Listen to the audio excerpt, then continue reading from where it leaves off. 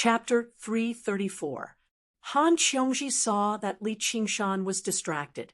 She smiled and waved her hand in front of his eyes. "What are you thinking about?" Li Qingshan said, "I'm thinking of a way to deal with this little brother Chu." Han Qiongji frowned. "Is there really a way?" "I might as well give it a try." Li Qingshan smiled. His bronze-colored face was brimming with sunshine confidence. Han Qiongji's heart rippled. The cup in her hand stopped. "Senior Sister Han, the commander has invited you back." Qian Rongji came to Bamboo Loft Qian and bowed with her head lowered. It was as if she had not heard anything. "Thank you for the wine." Han Qiongji put down the wine cup and left in a hurry as if she was escaping. Li Qingshan watched her leave. His gaze fell on Qian Rongji. His smile disappeared immediately. It was replaced by a cold winter day. "Qian Rongji, I was just about to look for you. Can you explain to me what happened in ancient Wind City?" Gu Yenying had issued a gag order regarding what Qian Rongji had done, which could be regarded as a form of protection for this nighthawk who had performed the most meritorious deed. As a result, not a lot of people knew about the inside story. Li Qingshan could only guess a thing or two based on his understanding of Qian Rongji. Qian Rongji made her way to the veranda and sat down diagonally. She picked up the cup of alcohol that Han Qiongji had left behind and drank by herself under Li Qingshan's gaze. Afterwards, she began to explain everything that had happened. After hearing everything, Li Qingshan could not help but sigh. During the few months he had been in secluded cultivation, her cultivation had not advanced by much, but she had not been idling around. She had been using her own methods to curry favor. "You won't be in any danger." "Little, and won't be in any danger either." "I have no right to remind you." "Are you sure there won't be any danger?" "No, but we can only blame ourselves for being too weak." "I can't leave the 100 schools of thought anymore." Qian Rongji drank cup after cup. Li Qingshan understood. No matter how heavily injured the White Lotus Mother was, killing her would be as easy as crushing a bug. As the greatest traitor of the White Lotus sect, she would have to live her days carefully from now onwards. Profit from betrayal. He would have to pay the price for his betrayal. Commander Gu promised me that if I could reach Foundation establishment, she would take me to the Rui Commandery. Li Qingshan said, "So she has already arranged a way out for you." "Escape route? Without the 100 schools of thought, how long will it take for me to reach the Foundation establishment stage? 10 years? 20 years? 50 years? The biggest possibility was that he wouldn't be able to reach Foundation establishment. Even if he managed to, would he be able to live in peace in the Rui Commandery? Qian Rongji smiled bitterly. Gu Yenying had given her a generous reward, but she was not little, and Chu Tian or even Li Qingshan. With her talent, it would already be a miracle if she could reach the 6th layer of artifact forging. She hated Gu Yenying uncontrollably. She hated how she manipulated her like a chess piece. She hated how she clearly saw through her hatred, yet she did not take it to heart. She hated how she did not even have the ability to bite back. Li Qingshan fell silent. There was no longer a place in the world that could shelter her now that she was hated by a golden core cultivator. This vicious woman who had made it to the 100 schools of thought with him might seem glorious, but she had actually reached a dead end. Qian Rongji suddenly stood up and fished out a pile of items from her 100 treasures pouch. There were a great number of pills and spiritual stones. There was even a virtue accumulation pill among them. There were also many mid and high-grade spiritual artifacts, as well as a supreme-grade spiritual artifact. The virtue accumulation pill and the supreme-grade spiritual artifact had all been given to her by Gu Yenying. To a Qi practitioner, They could basically be regarded as supreme treasures. Li Qingshan also suspected whether Qian Rongji was drunk or not, and even more drunk than Chu Danqing. I'm going to carry out a mission, so I'll leave these items with you, for now.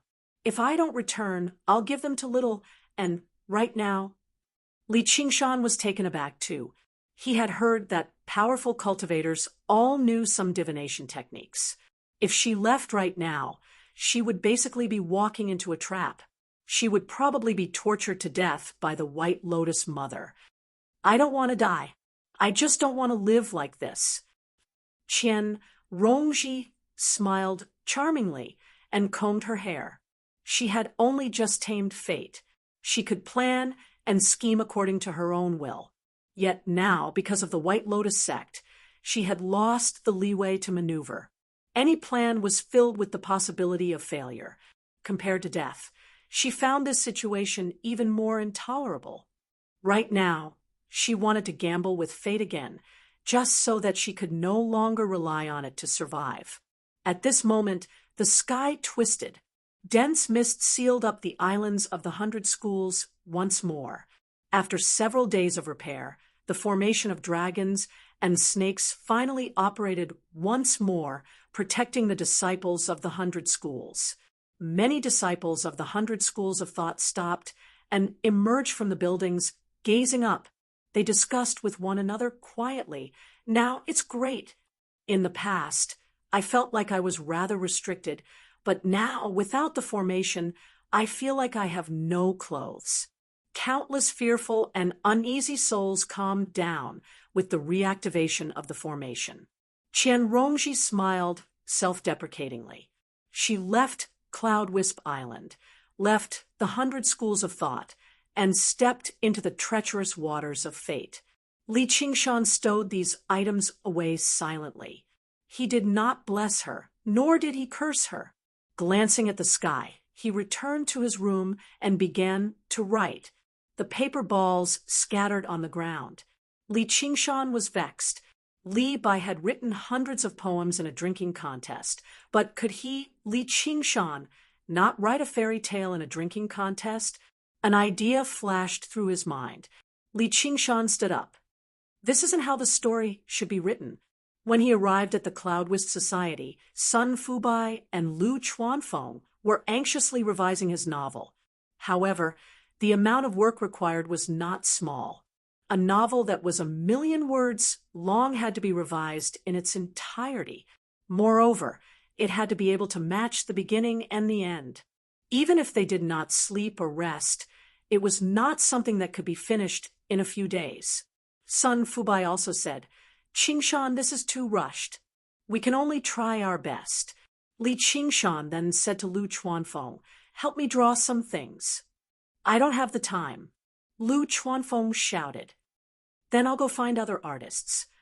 Li Qingshan remembered that the Cloud Wisp Society also had many artists who specialized in drawing illustrations for novels. Li Qingshan selected a young artist who could draw meticulously, then voiced his thoughts and asked them to draw. After Li Qingshan's visit, the members of the Cloud Wisp Society knew that he was one of the 3 masters. They did not dare to be negligent, and they hurriedly drew with all their might. Li Qingshan meditated. After a while, an artist handed over a sample drawing. Boss, what do you think? The other artist hurriedly sped up. Li Qingshan took a look. It was indeed lifelike and extraordinarily exquisite. The image of a poor youth was vividly painted on the paper. However, Li Qingshan shook his head. No, it's too well drawn. How could a good drawing not work? The 2 artists looked at each other in dismay. This is for the child.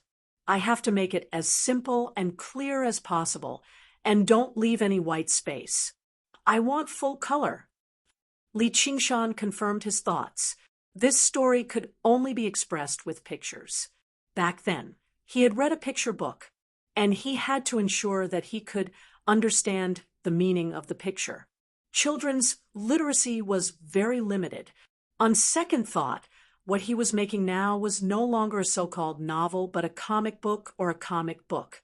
However, the original novelists had always been based on hearsay. They did not rigidly adhere to words, no matter what method was used. It was enough as long as people knew and believed it. He wanted to use the methods of artists to defeat artists. He stayed in the Cloud Whisk Society until nighttime and finally decided on the style of the drawing. However, no matter how simple it was, the drawing produced by the two artists was still much more exquisite than the picture book in his memory. Then, he immediately gathered all the artists who were skilled in meticulous drawing and began to imitate the drawing. The story was very simple, and there were less than 100 pages in total. In the end, Li Qingshan added a voiceover that was so simple it was almost childish at the bottom of the drawing, and it became a picture book. Li Qingshan weighed it in his hand. The original manuscript was crucial to summoning the characters in the book, as well as his trump card to defeat Chu Danqing the painter. In a small town 30 kilometers away from Clear River City, thump, thump, thump, thump, thump, thump, a peddler chewed on a rattle drum and carried a shoulder pole, making his way through the alleyway paved with limestone. In the alleyway, a door opened and a little head poked out. "Peddler uncle, do you have candy?" "Yes, sesame candy, maltose candy, sweet candy. We have everything," the peddler shouted at the top of his lungs, listing off a string of goods like he was singing. A group of children scurried over like little monkeys, surrounding the peddler as they held a few copper coins in their hands. "What's this?" A child saw a pile of brightly colored picture books on the goods. There were 4 words written on them, but he only recognized the word horse. The peddler said, "You're the sharp-eyed one. Take a look." The children held a book in each hand and flipped through it. Perhaps they didn't quite understand the contents of the book, but the beautiful drawings alone were enough to attract their attention. Their hearts suddenly wavered. Should they buy candy or books? "How much is this book?" "I'll buy it," said a chubby kid. He had a little more copper coins than his companions. "I'll buy it too," said the oldest child. He had learned how to read in the private school, so when he understood the words below, he was immediately drawn in by the story in the book. Even if he did not want to eat the candy, he would buy it. The peddler said, "It's free. It's a gift. 1 book per person. You're not allowed to take more." The children cheered. "Can I take it too?" A child said timidly, compared to his companions' cotton-padded jackets. His patched clothes seemed particularly thin. He did not have a single copper coin on him.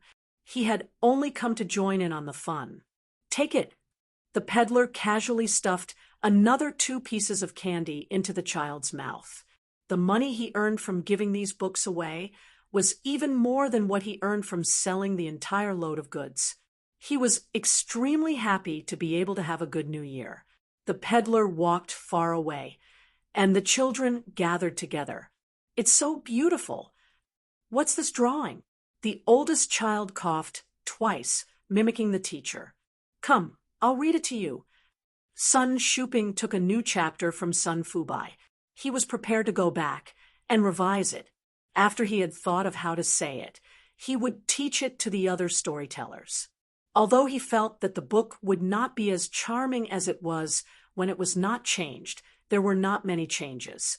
If he could explain some of the key points, well, it would be more interesting. Cutting off the bright peak with a single slash was quite interesting. The young owner looked young, but his writing skills were really impressive. He was much better than the second owner, the mistress of Moon Breeze. P.S. Treat Singles Day as if it doesn't exist. Yes, just ignore it. Women are not important. As long as you have the monthly votes, that's enough. He. Chapter 335. Although time was tight, Sun Shuping's footsteps were steady. His face was flushed, and his cloth clothes had been replaced with fur. He looked energetic, very different from the impoverished old scholar of the past. His current job was to train young scholars for the Cloudwist Society, and he earned quite a lot. Although he usually did not need to show his face in public, he often could not help but want to go on stage and win the applause of the audience. Firstly, he was itching to show his skills. Secondly, the money he earned from the stage belonged to him, and the Cloudwist Society did not take a single cent Sun Shuping, on the other hand, often felt embarrassed and advised his boss to think about the long term and withdraw some money. He now considered the Cloudwisp Club to be half his home. Naturally, he hoped that the Cloudwisp Club could have a long history and flourish so that lowly artists like him could walk with their backs straight. When he returned to his room, he saw his disciple, Stone, lying on his stomach and reading a picture book. He frowned and said, "Stone, what are you looking at instead of going on stage to study?" Sun Shuping had originally not planned on letting his disciple continue in this line of work, but after joining the Cloudwisp Society, he changed his mind. He wanted to nurture him properly. Stone raised his head. "Master, I want this book." Sun Shuping had read Li Qingshan's picture book once before. Although it was interesting, it was just a story to coax children. There were almost no words, and the length was too short. It was not suitable to be used as a book or song, so he did not think much of it. Now that he heard Stone say this, he felt that it was not a bad idea to make this story into a segment.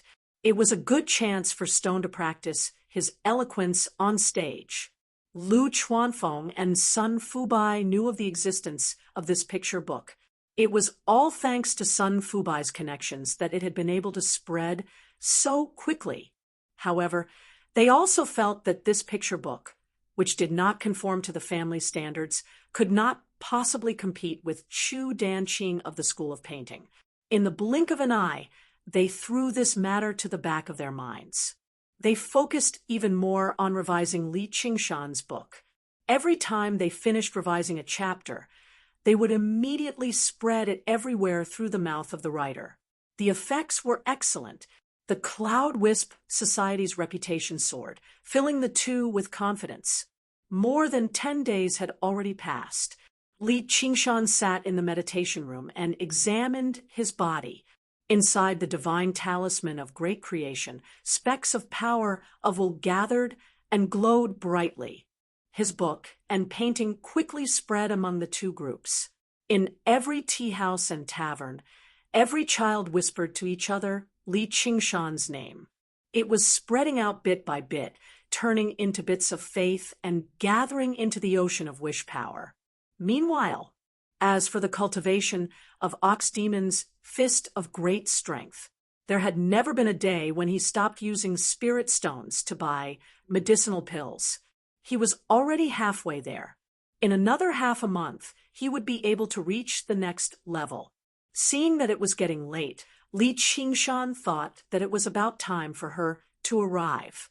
After waiting for another half an hour, and finally appeared outside the door, and threw herself into Li Qingshan's arms. She looked a little angry. "Who made us so angry?" Li Qingshan stroked her long hair with a smile.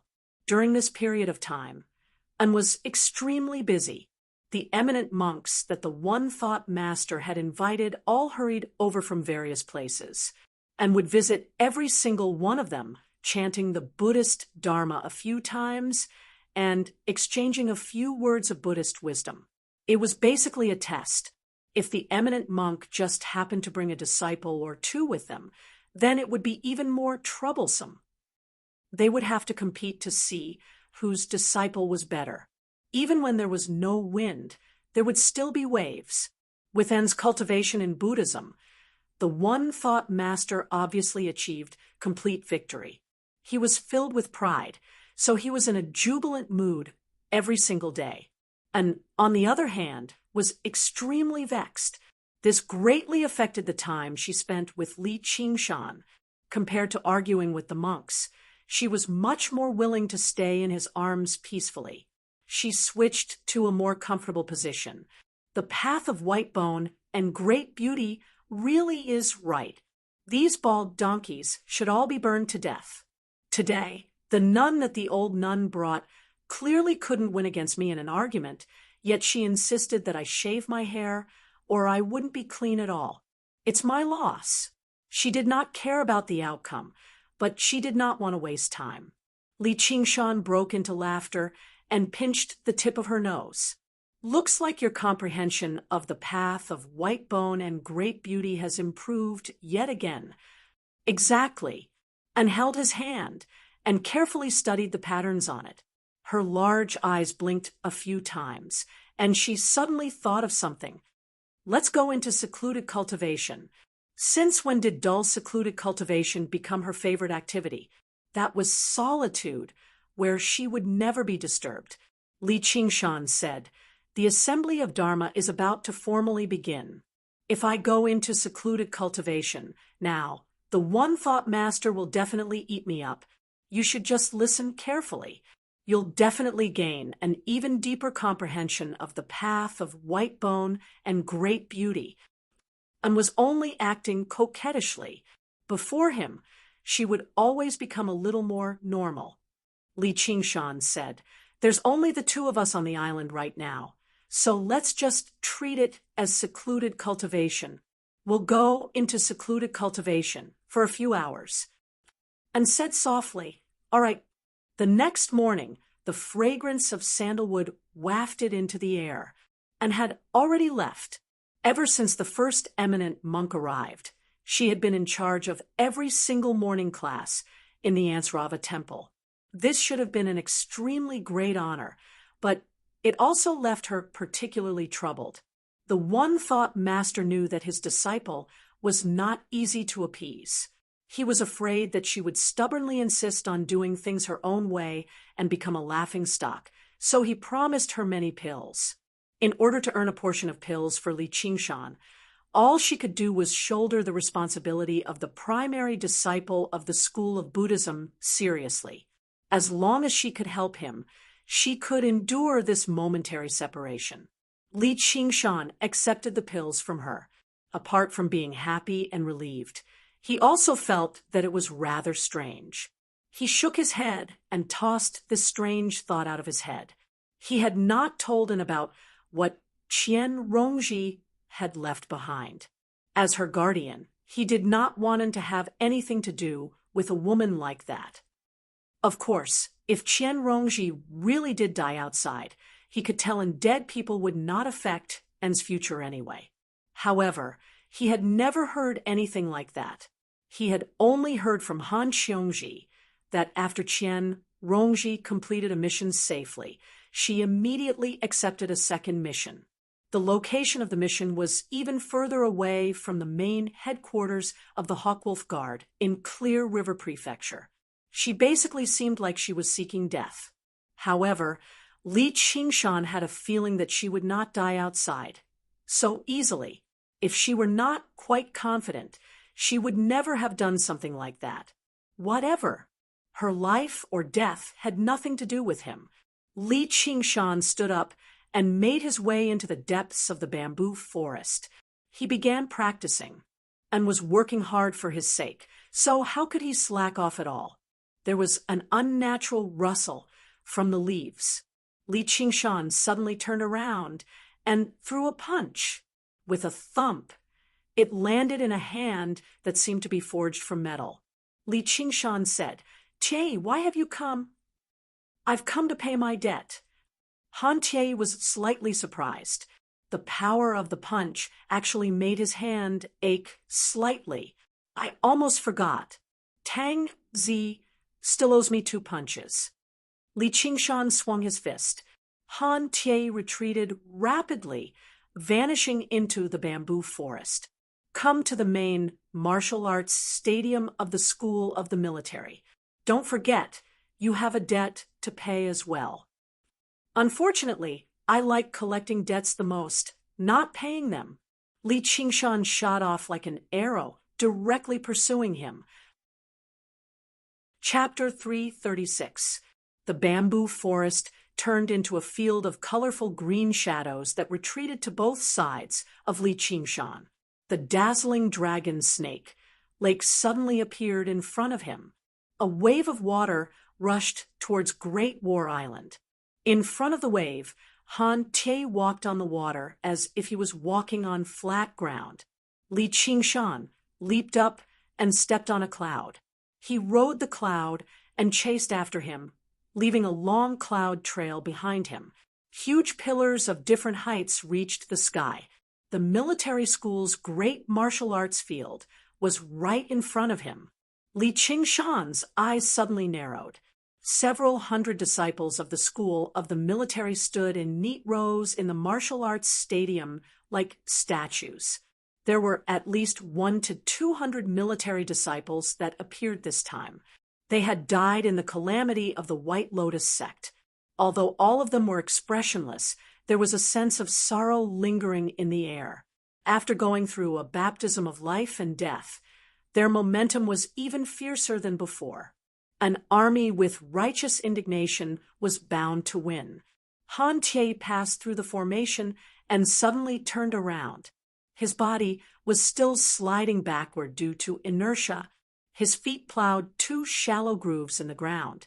He raised his arm high like a spear and pointed it at Li Qingshan. Revenge! Revenge! The roar was like a landslide and thunder. Li Qingshan jumped down from the cloud. He squatted down and landed heavily on the ground. He stood up and extended his right hand, as if inviting, "Come." This time, there were no spectators on the island, other than the military disciples. No other disciples were allowed to enter the island. The only 2 exceptions were Han Qiongji and Ru Xian. Han Qiongji stood together with the 10 military disciples. She was full of interest and fighting spirit. This time, Li Qingshan would definitely lose. He had not seen the true power of the military school. However, she felt that this man was extremely charming when he fought against so many without fear. Ru Xian stood on the other side of the great martial arts field on a pillar platform that was several meters tall. Looking down at the entire battlefield, her crimson lips parted and infused her voice with Jinqi. It was transmitted into Li Qingshan's ears. "Go harder." Li Qingshan turned a deaf ear. This time, he couldn't hold back even if he wanted to. He moved his feet and ran forward briskly. In the next second, he transformed into a black tiger and charged into the military formation. Several military disciples were sent flying by the collision. When he turned his head, his eyes were like a tiger's. His wolf-like eyes met hers. "Set up the formation," he roared. The military disciples surrounding Li Qingshan restrained themselves from attacking. They all retreated, revealing the strongest 12 people and slowly advancing. If it was a joint attack, none of the schools could defeat the militarists. Sure enough, that's more like a military strategist. Li Qingshan grinned. From weak to strong, it was better to give it his all, in the eyes of the military disciples. However, it was like a wanton mockery of the humiliation from the crushing defeat last time. The grief of losing a comrade instantly turned into the flames of anger. When they attacked at the same time, their Jinqi turned into swords, spears, ice, and fire. Last time, they didn't even use the joint attack until the end, but now they directly used it. Such a decision flashed in their minds. This time, I only need one move to make you fall. On the contrary, Li Qingshan's heart was as calm as still water. He used his 6th sense to sense everything in front of him. As expected, there wasn't a single flaw. Then he would create a flaw. Li Qingshan raised his arms. Wave-like blue Jinqi wrapped around his arms. However, he didn't attack any military disciple. Instead, he fiercely smashed his arms into the ground. Bang! The ground trembled, and a deep pit was formed. A ring-shaped shockwave spread in all directions. Every military disciple couldn't help but tremble. Having no flaws was perfection. Once perfection was destroyed, it would become full of flaws. Looking at Li Qingshan again, he had already used the rebounding force to leap into the air. The swords, spears, ice, and fire all passed under his feet. He was half a beat too slow. Li Qingshan looked down at the battlefield. He pushed his palms backward. His body was like a straight spear, piercing towards a large group of weaker military disciples. The world of cultivators was a world that pursued individual strength. The strong ruled everything. They weren't restricted by the weak. How could it be so easy to win by surrounding them? Seeing that the previous situation was about to repeat itself, Han Qiongji shook her head. Ru Xian squatted at the side of the pillar, without a care for her image. She smiled happily with her red lips and white teeth. It seemed like she wouldn't be able to get so much consultation fee this time. However, it was worth it to see him suffer. A huge snake opened its bloody mouth and tried to swallow Li Qingshan. The snake's head seemed solid, and the snake's neck seemed illusory. However, when it reached the snake's body, it became faint and merged with the 500 military disciples surrounding it. Unknowingly, they had formed a strange rotating formation. The strongest trump card of the military formation. Through strict training, everyone's spirit and willpower were merged into one. With the combined power of everyone, they formed a single attack. The coiling snake formation was specially set up to kill powerful cultivators. Vital energy surged out. Li Qingshan turned around and punched out. With a bang, Li Qingshan was sent flying. He crashed into a pillar and slid down. His body felt like it was about to break. The huge vital energy contained in the snake's head was probably only comparable to that of a Foundation establishment cultivator. "Hey, I'm fine." Li Qingshan raised his head and met Ru Xian's smiling eyes. He laughed loudly and said, "Interesting." The first time he defeated the military disciples was interesting. If he had the same experience again, even he would feel bored. Only a strong opponent was worth challenging. Han Qiongji clenched her fists tightly and revealed a worried expression. However, when she saw the eccentric woman from the medical school talking and laughing, a nameless fire immediately rose in her heart. She waved her fist and said, "Revenge!" Han Tie glanced at her and waved his hand. "Advance!" Li Qingshan supported his body with his knees. Seeing the army slowly approaching and a long snake spitting out its tongue in the sky, he smiled and moved forward. Boom! The snake's head bit down and smashed a large pit on the ground. Li Qingshan was already prepared and dodged. Relying on his superhuman speed, he lingered outside the military formation. He tried to attack a few times, but he didn't know where to attack. The weakest military disciple was the snake's tail, which was hidden in the middle of the formation. The snake's outer body was like an iron wall, blocking all damage. However, the disadvantage was also very obvious. Their movement speed was too slow. Even among the 12 experts, only 1 or 2 could keep up with Li Qingshan's speed. However, they didn't dare to approach him, afraid that he would kill them one by one. They could only let him move about freely. Han Tie shook his head slightly. This brat's reaction was too fast. Just now, when an ordinary person faced such a terrifying attack, they would definitely think of dodging. If they dodged, they would be completely forced into the formation and would only end up being strangled to death. However, he did the opposite and met force without hesitation. He also had the qualifications to meet force with force. If an ordinary 7th layer Qi practitioner dared to meet force with the snake's head, even if they didn't die, they would be heavily injured. However, he just stood up and patted his, but as if nothing had happened. Li Qingshan continued to move, leading the entire military formation. Suddenly, a smile appeared on his face. Finally, he saw the weak spot. With a leap, he charged into the military formation. After a while, in the great martial practice field, 500 military disciples were lying on the ground. However, as long as they were still conscious, they all cheered. Many of them shed tears of excitement. They had won. That monster-like Li Qingshan had finally fallen. The depression and humiliation that had been suppressed in their hearts for many days seemed to have been relieved at this moment. Li Qingshan charged into the coiling snake formation and quickly pulled the military formation apart. However, he immediately fell into a bitter battle. Because he had received that attack just now, he had suffered internal injuries. Finally, his true qi was exhausted, and his physical strength could not take it anymore. He collapsed. He lay on his back and looked at the clear sky. Suddenly, a figure blocked the sunlight. Han Tie stretched out his hand. Li Qingshan grasped that hand and stood up.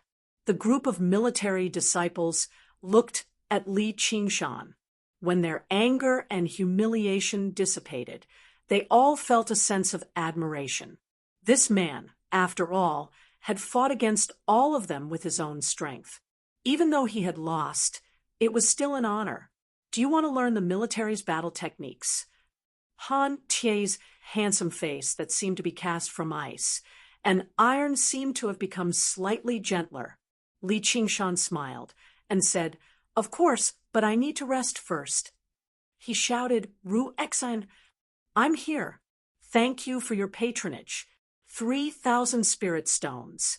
Ru Exine arrived on a green leaf and said with a smile, "I don't have a single spirit stone right now." Li Qingshan's words were not false. He had used all his spirit stones to buy medicinal pills. Naturally, he would not use the ones Qian Rongji gave him. It's okay. It's okay if you have spirit tools or talismans. Later, I'll choose my own. Sleep." Ru Exine waved her hand, and the green leaf scattered, lifting all the heavily injured military disciples up. "How can I sleep?" Li Qingshan said to Han Qiongji, who was beside him. "Senior Sister Han, help me keep an eye on her. Don't let this woman steal my things." He was exhausted and fell asleep, snoring everywhere. "Why me? Hey, don't sleep." Han Qiongji saw that Li Qingshan was heavily injured. She originally wanted to follow him, but in front of so many military disciples, she could not bring herself to do it. Everyone seemed to know what she was thinking. She was hesitating, but when she heard this, she was inexplicably happy. Han Tie said, "You go. I'll take care of the military disciples and help negotiate with the price. I get ripped off every time." Han Qiongji found an excuse. Whether it was the military disciples or her Han family, they did not lack the consultation fees. Although Ru Exine's mouth was unforgiving, the fees she charged were considered fair. On Benevolence Island, the military disciples who were waiting to be taken care of by the first miss were nowhere to be seen. Han Qiongji sat in front of the bed, holding her cheek and looking straight at Li Qingshan. She had never been so moved by a man in her life. Since she was young, Han Tie was often taught a lesson by the old man until he was covered in injuries and bedridden. She would also stand at the bedside and laugh loudly. "Knock, knock, knock. Have you seen enough?" Ru Exine knocked on the door and said with a smile. "When did you?" Han Qiongji jumped up. "I've been standing here for 2 hours. Didn't you see?" Ru Exine said in surprise. "What? Of course I saw it. That's why I'm asking if you've seen enough." "You're joking. I've only just arrived." "Ha ha ha." Han Qiongji could not resist her gaze. Her face flushed, and she said, "Don't touch his things. I'll go take a look at the others." Then she rushed out the door. Ru Exine walked to Li Qingshan's bed and saw the 100 treasures pouch on his waist. She reached out to grab it, but halfway through, she suddenly clenched her fist and punched Li Qingshan's lower abdomen. She said with a smile, "You're awake." Li Qingshan held his abdomen and propped himself up. "You're crazy," Ru Xian said. "Who told you to break the contract? I told you to be more heavy-handed. Victory and defeat are common in the military. I've already tried my best. Going easy on him isn't considered trying your best." Ru Xian suddenly pressed on Li Qingshan's shoulder. Her gentle face was inches away. She shook him lightly and breathed out. Chapter 337. I didn't go easy. Li Qingshan casually pushed her away. Ever since the misunderstanding was resolved, he no longer had any thoughts about Ru Xian. This woman's temperament was too twisted. She was always in a state of mischief. He did not want to be fooled by others for no reason. Ru Xian said, "You clearly could have won, but you lost. Isn't this considered going easy?" 500 people working together was not an easy task. It required an extremely high level of discipline. Maintaining the coiling snake formation was even more exhausting. As long as Li Qingshan dragged it out, it would not take long for the formation to collapse on its own. He could then use the same method he used last time to defeat them one by one. It would be even easier to defeat this group of military disciples who had lost a lot of their numbers and morale than last time. Don't you think it's boring to win like that? Li Qingshan, lay back down on the bed. It was not a life and death battle, so there was no need to waste so much effort. Winning or losing was not a big deal. The key was to gain enlightenment from it, train one's body, hone one's skills, and prepare for a day in the future. Of course I won't be boring when I have spirit stones to take. Women just like to haggle over every ounce. Don't you understand the principle of a small stream running for a long time? You look down on women. Ru Xian pinched Li Qingshan's shoulder. Your strength seems to have increased again. 1 spirit stone, 2 spirit stones. Ru Xian was stunned. Li Qingshan grabbed her slender white hand again. Right now, we are in a state of balance. Feel as much as you want. Although she was always mischievous, he felt much more relaxed when he was with her. You wish. Ru Xian laughed, but her face darkened. Ha ha ha. Li Qingshan, you have such a day. What are you two doing? Ru Xian, tell me what is going on. What's going on? Chu Tian rushed in like a whirlwind. He pointed at Li Qingshan and laughed, but when he saw the two of them, he could not accept it. Li Qingshan, you. Han Qiongji was about to stop Chu Tian when she saw this scene. Even Ru Xian rolled her eyes. What's wrong with us? It was as if he had been caught in the act. Li Qingshan returned to Great War Island. He found Han Tie. Han Anjuan was lecturing the military disciples while Han Tie stood beside him. When he saw Li Qingshan, Han Anjuan pouted angrily. Han Tie walked over and said to Li Qingshan, "Follow me." Li Qingshan followed Han Tie to an iron gate. Han Tie took out his waist token, opened the iron gate, and walked into the darkness. The gates opened one by one. More and more doors closed, and the two of them went deeper underground. Li Qingshan never thought that beneath Great War Island, it was a completely different world. He was even more curious about what kind of battle technique Han Tie would teach him. Finally, when they reached the lowest level, they saw a formation emitting a spiritual light, spitting out a huge spiritual light. It turned out that the school of the military's formation was built here. As expected of the school of the military, the security of the formation was definitely not something that the school of novels, which had casually built in the middle of a bamboo forest, could compare to. However, it was not the book collection vault that Zhang Xian had imagined.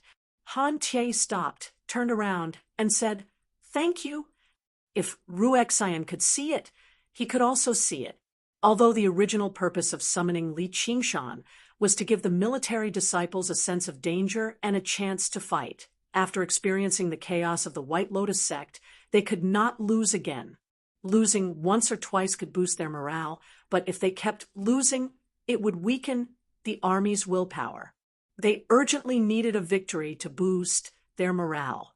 Li Qingshan said, "What's there to thank me for? I said I did my best." Defeating a military disciple did not bring him any practical benefits. Instead, he had lost a great opportunity for actual combat. After this battle, the effects of practicing the Ox Demon's Fist of Great Strength were much better than practicing boxing in the bamboo forest. Han Tie said, "You can punch me a second time." Li Qingshan said, "If I want to fight, I'll fight openly and not sneakily. I don't like punching bags, so you can fight back as much as you want in the future. Then don't even think about touching my face again." In the darkness, Han Tie's mouth seemed to curl up, but it was only for a moment. Li Qingshan said, "I usually do what I say. Less nonsense. Where are the battle techniques?" Han Tie took out a dozen or so jade scrolls from his 100 treasures pouch. "These are all battle techniques suitable for Gui Water True Qi. You didn't call me to such a secret place just to say those words, did you?" "So what if I did?" Li Qingshan didn't know whether to laugh or cry as he looked down. The so-called battle technique was a battle technique that combined qi and blood. It was similar to spells but different from spells. In a sense, it was a superior martial art.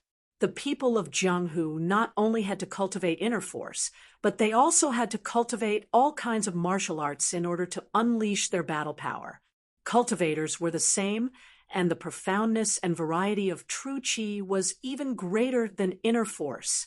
For Li Qingshan, who was good at close combat, it was a necessary skill. In a battle that could change in an instant, being a bit faster at a critical moment was the difference between life and death. Just like martial arts, there was also a difference in strength between battle skills. What Han Tie had brought out were all rare and powerful battle skills. Even if he was a military disciple, if he didn't have an outstanding performance, he wouldn't be taught. Although the 100 clans could communicate with each other, the core things couldn't be taught to outsiders. Not to mention, there were battle techniques that the Han clan had collected themselves, and they were only taught to Han clan disciples. Without Han Anjuan's permission, Han Tie didn't have the right to take them out. This was no longer just for the sake of training Li Qingshan for the military. That day in ancient Wind City, Li Qingshan let Han Qiongji leave first, and then he personally opened a path for her to escape. Han Anjuan saw it with his own eyes. Although he didn't say it, he had his own plans. Li Qingshan also felt something about this. His gaze suddenly froze on a jade scroll, and he let out a soft sound of surprise. This battle technique had an extremely majestic name. Ocean Wielding, the introduction said. Absorb the power of 100 rivers, wield the vastness of the ocean, and achieve boundless merit. 5 words immediately popped up in Li Qingshan's mind. Boundless ocean technique. And this wasn't the first time Li Qingshan heard this. In order to help Li Qingshan make the right choice, Han Tie also said, "You have a good eye. This is the strongest battle technique out of all, but it needs a specialized cultivation method to activate it. Although your true qi is pure, it's still a bit lacking. You should change to another one." This further confirmed Li Qingshan's guess. This ocean wielding was most likely a battle technique derived from the boundless ocean technique. A sect naturally couldn't be supported by just one cultivation method. After the fall of the vast sea sect, various cultivation methods were scattered, and ocean wielding fell into the hands of the Han clan. Li Qingshan hurriedly said, "Do you know where I can find the cultivation method to activate this battle technique?" Chapter 338. Han Tie's Answer. However, disappointed Li Qingshan. He didn't know the current whereabouts of this technique, so he recommended a set of ice-bone shattering fist to Li Qingshan, which could transform one's Gui water qi into the power of extreme ice. It was very destructive, and it could also condense ice battle armor around one's body, combining attack and defense. Li Qingshan had already read through all of these jade slips. Gui water true qi was not proficient in destruction, so most of these battle skills followed a gentle path, focusing on using softness to overcome toughness. The ice bone shattering fist could be regarded as the one with the greatest offensive power, but it paled in comparison to ocean wielding's ferocity and brutality. This combat skill of the ocean sect completely reversed the saying that Gui water qi was not good at attacking. Once it was used, it was like a huge wave and a tsunami, and it was continuous. Li Qingshan thought for a moment and opened his eyes. I choose this. He put ocean wielding into his bag. Li Qingshan wasn't trying to gamble on luck. If Qi couldn't use this combat skill, then what about demonic Qi? His demonic Qi was also of the water attribute. Needless to say, it was fierce and overbearing. It would definitely not be a problem to use this combat skill. The way of the demons was his foundation. In a flash, he naturally made a choice. Moreover, he might be able to find the second volume of Arts of the Boundless Ocean. Han Tie didn't say much. He put away the other jade slips and returned to the ground with Li Qingshan.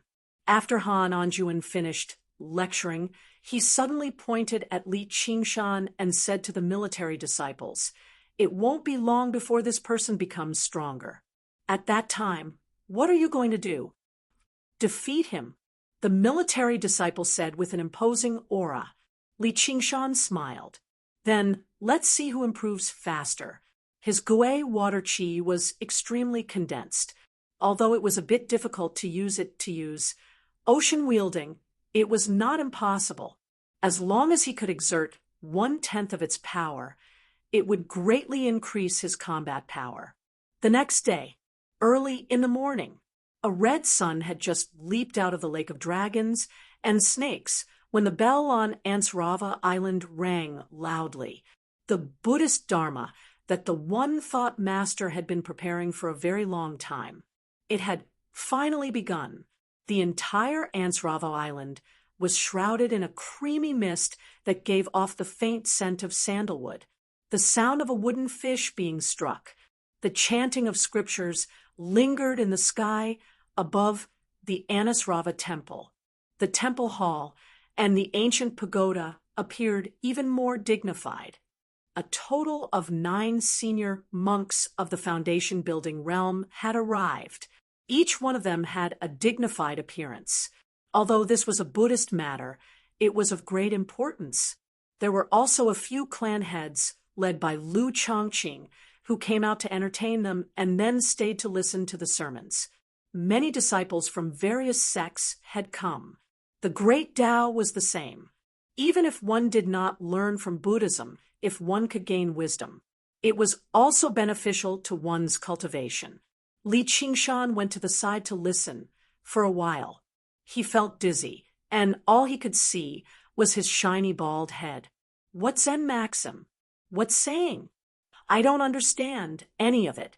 All he saw was little and in a set of bluish-white Kasaya robes. His long, dark hair that resembled seaweed draped over his shoulders. He sat in the temple hall, sometimes in thought, sometimes nodding, and sometimes retorting. He dealt with everything calmly. As a result, Li Qingshan stopped worrying and backed out silently, returning to Cloudwisp Island to cultivate diligently. When he gave the sermons, little and rarely spoke, but once he did, the monks would often be rendered speechless. They would need to think for quite a while before they could answer. The path of white bone and great beauty was not just an ability or cultivation method. It also recorded the wisdom and comprehension of a great Buddhist cultivator, little and needed to comprehend its essence. Every single question revolved around this ability, and he would always be able to hit the nail on the head. This allowed the monks to feel refreshed and enlightened. They would often need to think before they could answer. The monks were all well-versed in Buddhist studies. After some thought, they would most likely be able to come up with an answer. However, these answers would often be different, leading to a new round of debate. When the monks looked at Little, and again, their gazes were completely different. They suspected that she was also a reincarnated celestial, and the reincarnation of a sect leader at that. If she did not possess some lingering wisdom, how could a child ask such profound questions? There were some questions that even they felt were not intelligent enough to answer. Obviously, they could not answer all of Little Anne's questions. Otherwise, her cultivation would not have remained at foundation establishment. However, during this process, Little Anne's comprehension of the path of white bone and great beauty deepened by another level. After comprehending it, she could relax her control over her chi refinement. On the third day after the Dharma assembly began, her chi refinement cultivation reached the 9th layer. Clearly, she was not far from that final step. It left the eminent monks completely dumbfounded. Never had they seen someone practice chi like he was drinking water. If this continued, foundation establishment would be as easy as pie. This allowed the one-thought master to balance out slightly, but his original plan had fallen through. Right now, it did not seem like the monks were guiding Little, and instead, it seemed like Little and was guiding the monks. However, it gave rise to another problem. These eminent monks who were indifferent to fame and fortune all became greedy. They felt like studying in the school of Buddhism could not be regarded as truly taking the one-thought master as their master. At most, it was like the relationship between a child and a teacher in a private school. With Little Anne's talent, she completely deserved a formal master and more support. The school of Buddhism was generally referred to as Buddha, but there were hundreds or even thousands of sects under it. They constantly contended with one another. Who didn't want a disciple like that to pass on their legacy and spread their teachings? It was already too late for the one-thought master to feel regret. From the day the Dharma assembly began, he refused to let Little and leave his side at all. He even secretly wrote a letter to her.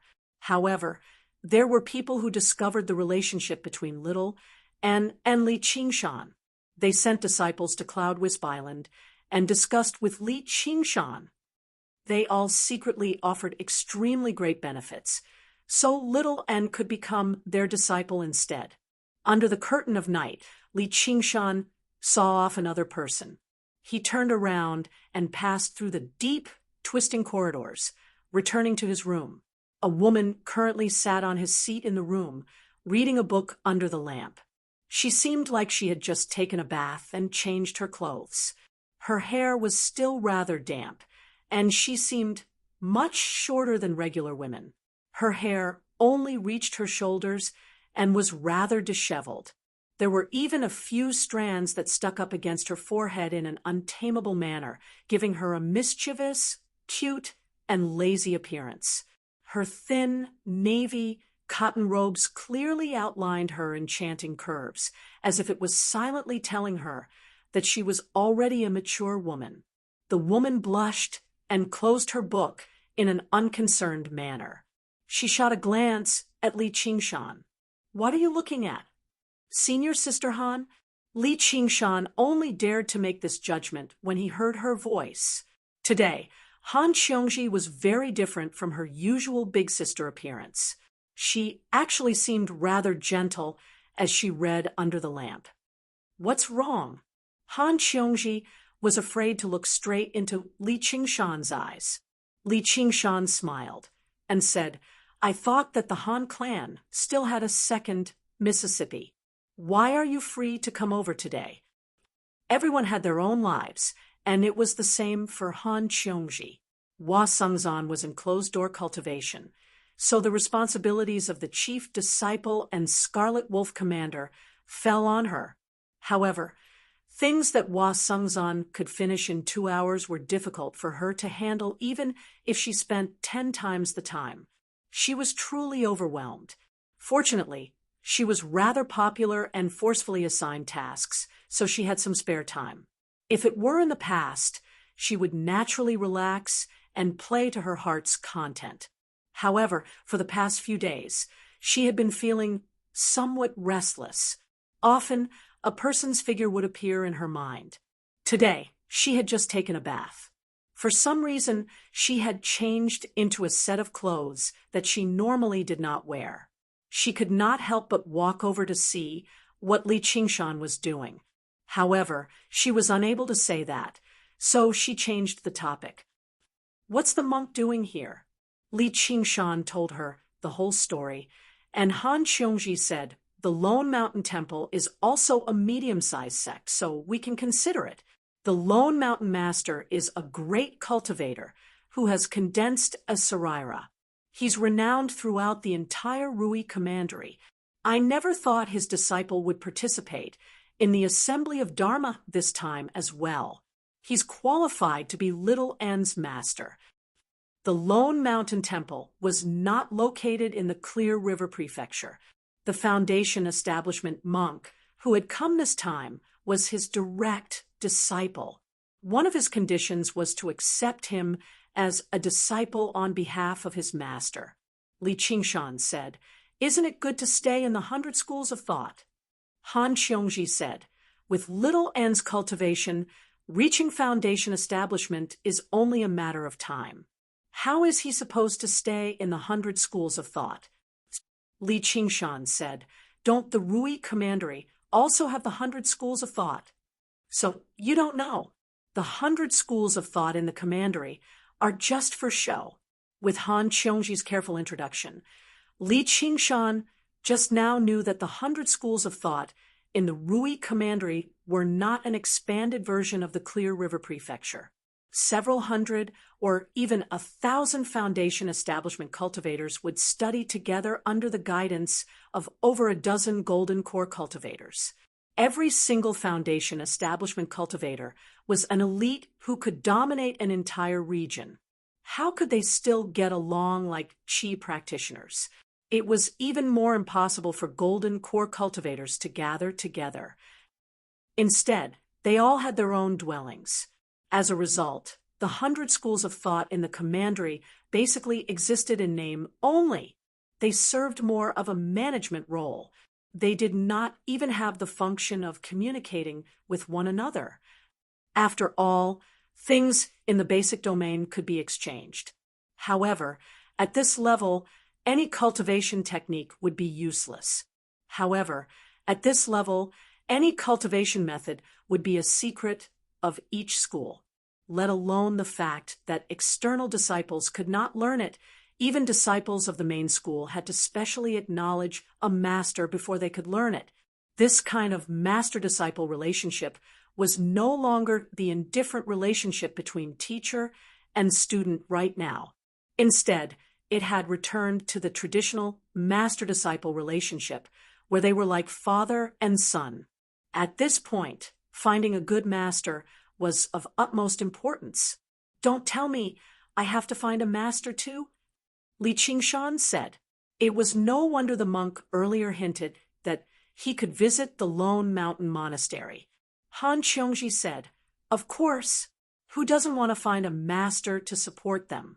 Unless their talent is lacking or they're too old, so they can't find a master who's willing to accept them." Li Qingshan was obviously not one of them. It was possible to say that anyone who could emerge as a Foundation establishment cultivator under the strange fee system of the 100 schools of thought would definitely be young prodigies. They would not have to worry about finding a master. This was the special method of inheritance of the 100 schools. It was different from cultivation sects, but it was also similar. Li Qingshan laid out his hands. Does the School of Novels have Golden Core cultivators? Or, in other words, Golden Talisman cultivators? The school of novels primarily cultivated the divine talisman of great creation. After the second heavenly tribulation, their color would turn golden. Actually, apart from foundation establishment, all the cultivators in the world were the same. Further up, due to the different cultivation methods, they would be referred to differently. The school of Buddhism called them sarairas. The school of novels called them golden talismans, sword embryos for sword cultivators, and golden core cultivators. This was still a habit passed down from ancient times. Han Qiongji lowered her head. You might be a disciple of the school of novels, but you don't necessarily have to find a master from the school of novels. For example, I might be a disciple of legalism, but if I can reach foundation establishment, I'll definitely acknowledge my uncle as my master. Han Qiongji's uncle was obviously one of the 3 pillars of the Rui Commandery, Great General Han Anghua. Chapter 339. Li Qingshan was taken aback. Although he was a disciple of the school of novels, his primary cultivation was still the path of the school of the military that combined body and qi. He probably could not find a better master than Han Anghua in the entire Rui Commandery. The effects of a good master were obvious. For example, the 2nd volume of The Arts of the Boundless Ocean could be found with a single order from him. Cultivation could only be converted into power and influence through the accumulation of time. From this perspective, Gu Yenying might be even better. As the daughter of the hawk god, her future prospects were limitless.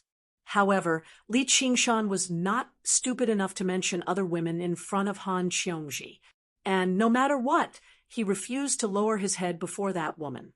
When other people liked a woman, they would have to bend their knees and compromise, but he just had to straighten his back for that woman to see. Han Qiongji's words seemed unintentional, but there was actually a great deal of meaning behind them.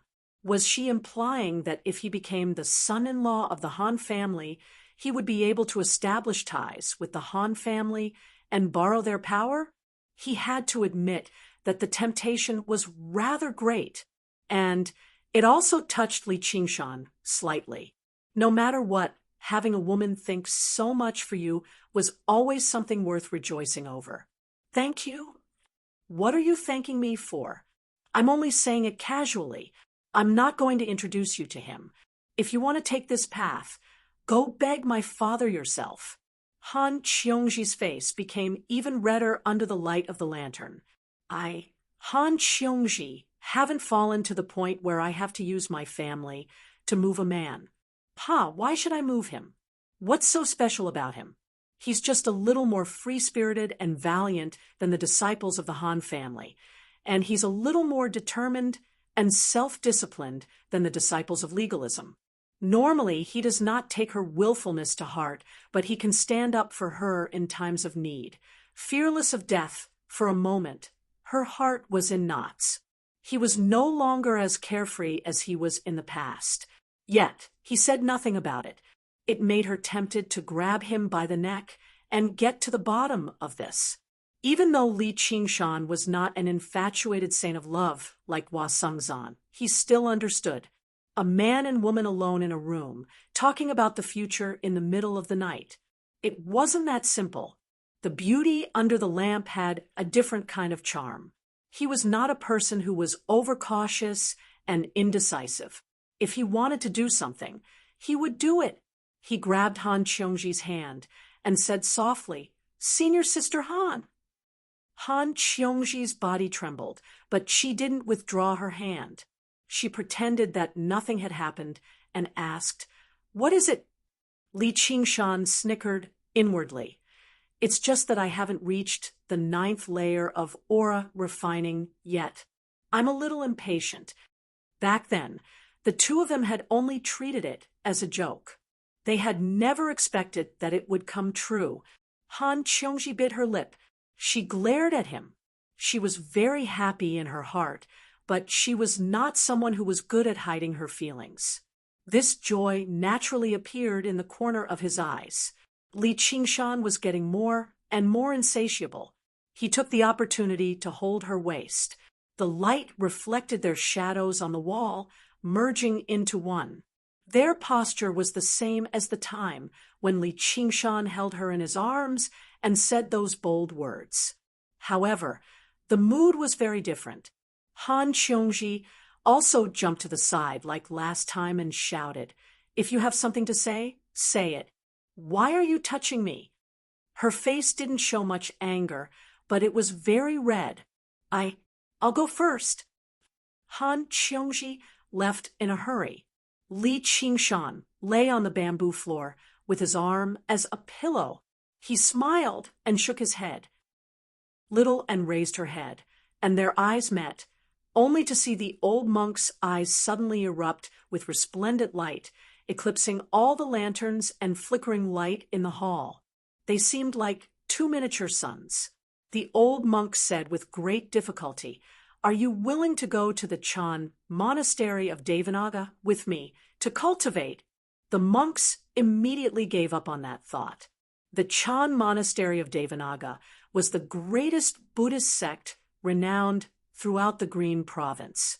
As the head monk of the Bodhi courtyard, who could contend against the Annihilum Light Chan master, and who could turn down his invitation, they never thought the one-thought monk would be so resolute as soon as he struck. As a matter of fact, even the one-thought master himself had never expected to be able to invite his master from the Chan monastery of Devanaga. He had no other choice either. Originally, he planned on taking Little Anne to the Chan monastery of Devanaga to see his master after she reached foundation establishment. Even more unexpectedly, his master directly granted Little Anne the highest recognition as soon as he saw her without any questions or tests, allowing her to enter the Chan monastery of Devanaga to cultivate. The hall, or even the entire Ansrava temple, fell completely silent. They were all waiting for that reply. The result was without any suspense. The Chan sect had obtained another supreme prodigy.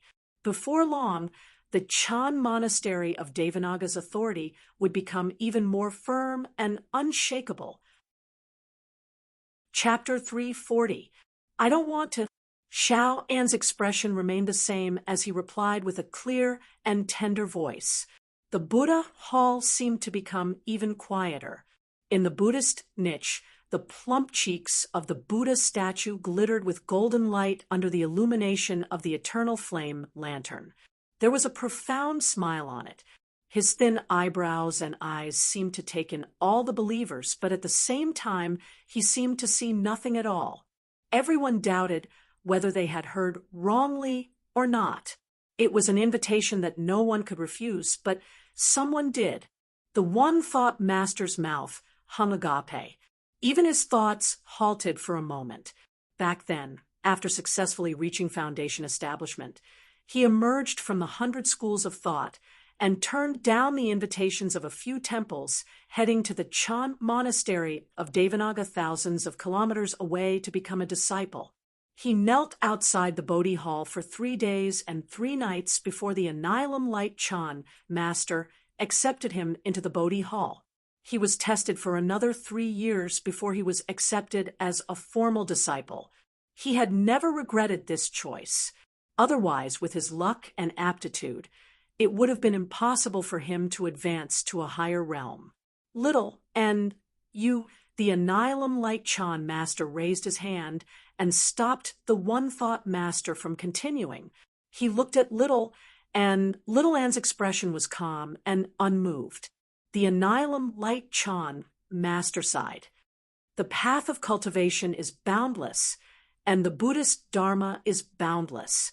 Why must you stubbornly persist? Little Anne bowed and said, "Thank you, Shurzuan, for bestowing me with this Dharma name." If not wanting to separate from him meant stubbornness, then she would rather use this as her Dharma name and never change it. The Annihilum Light Chan master smiled at first, rejoicing over the cleverness of his thoughts. Then he sighed, lamenting over how stubborn he was. Then, without confirming or denying it, he floated away. The One Thought Master went up with a mixed expression and bowed. Junior Sister One will, little, and returned the gesture. Senior Brother Yi Mian, although there was no ceremony. But for the Zen sect, which paid particular attention to direct one's heart and see one's nature to become a Buddha, these superficial courtesies were insignificant. Buddha pinched a flower. Mahakassapa smiled. Master and disciple got along well. In just a few words, their status had already been decided. All the monks got up and bade farewell. The Dharma assembly came to an end. The number one genius in the 100 schools of thought in 100 years. He was also the first to find his future destination, which was the holy land of Buddhist cultivators that spanned 15,000 kilometers across the Green Province, the Chan Monastery of Devanaga. After little and sent all the monks away, he also took his leave from Senior Brother One Thought. The One Thought Master obviously knew where she wanted to go. He waved his hand, helplessly. Go. Even his master could not do anything about it. He silently allowed her to use One Will as her Dharma name. How could he care about it? On Cloud Wisp Island, after hearing about what had happened, Li Qingshan fell silent for a while. He rubbed Little Anne's head and smiled. If you want to go cultivate in the Chan Monastery of Devanaga in the future, I'll become a monk with you. However, I'll only be a monk who drinks and eats meat, plus a perverted monk. Little Anne shook his head. No, I'll stay with you. I don't want you to be a monk who eats meat and drinks wine. Li Qingshan said, I see. When the time comes, I'll pay a visit to the Chan Monastery of Devanaga with you and get some benefits from the Annihilum Light Chan Master. You can just come out and work alone. I'll also go find a master to learn a thing or two. By then, I'll build a dwelling, and you can build a temple on the side. How's that? It'll be the best of both worlds. Little Anne said softly, All right. This was their future. There was nothing worth worrying about. It was already late at night. The two of them laid on their backs, staring at the ceiling. They listened to the rustling snow outside together. They both felt extremely peaceful inside. Oh, right. What do you think of that, Big Sister Han? Li Qingshan turned around and laid on his side.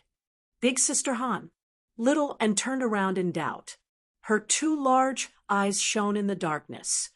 She's Han Qiongji. She's worth 100 regular people, Little Anne said indifferently. I'm not telling you to eat her. Forget it, child. You won't understand, even if I tell you. Li Qingshan was speechless. He lay back down. Little Anne climbed onto him and stared at him. All right, I'll tell you.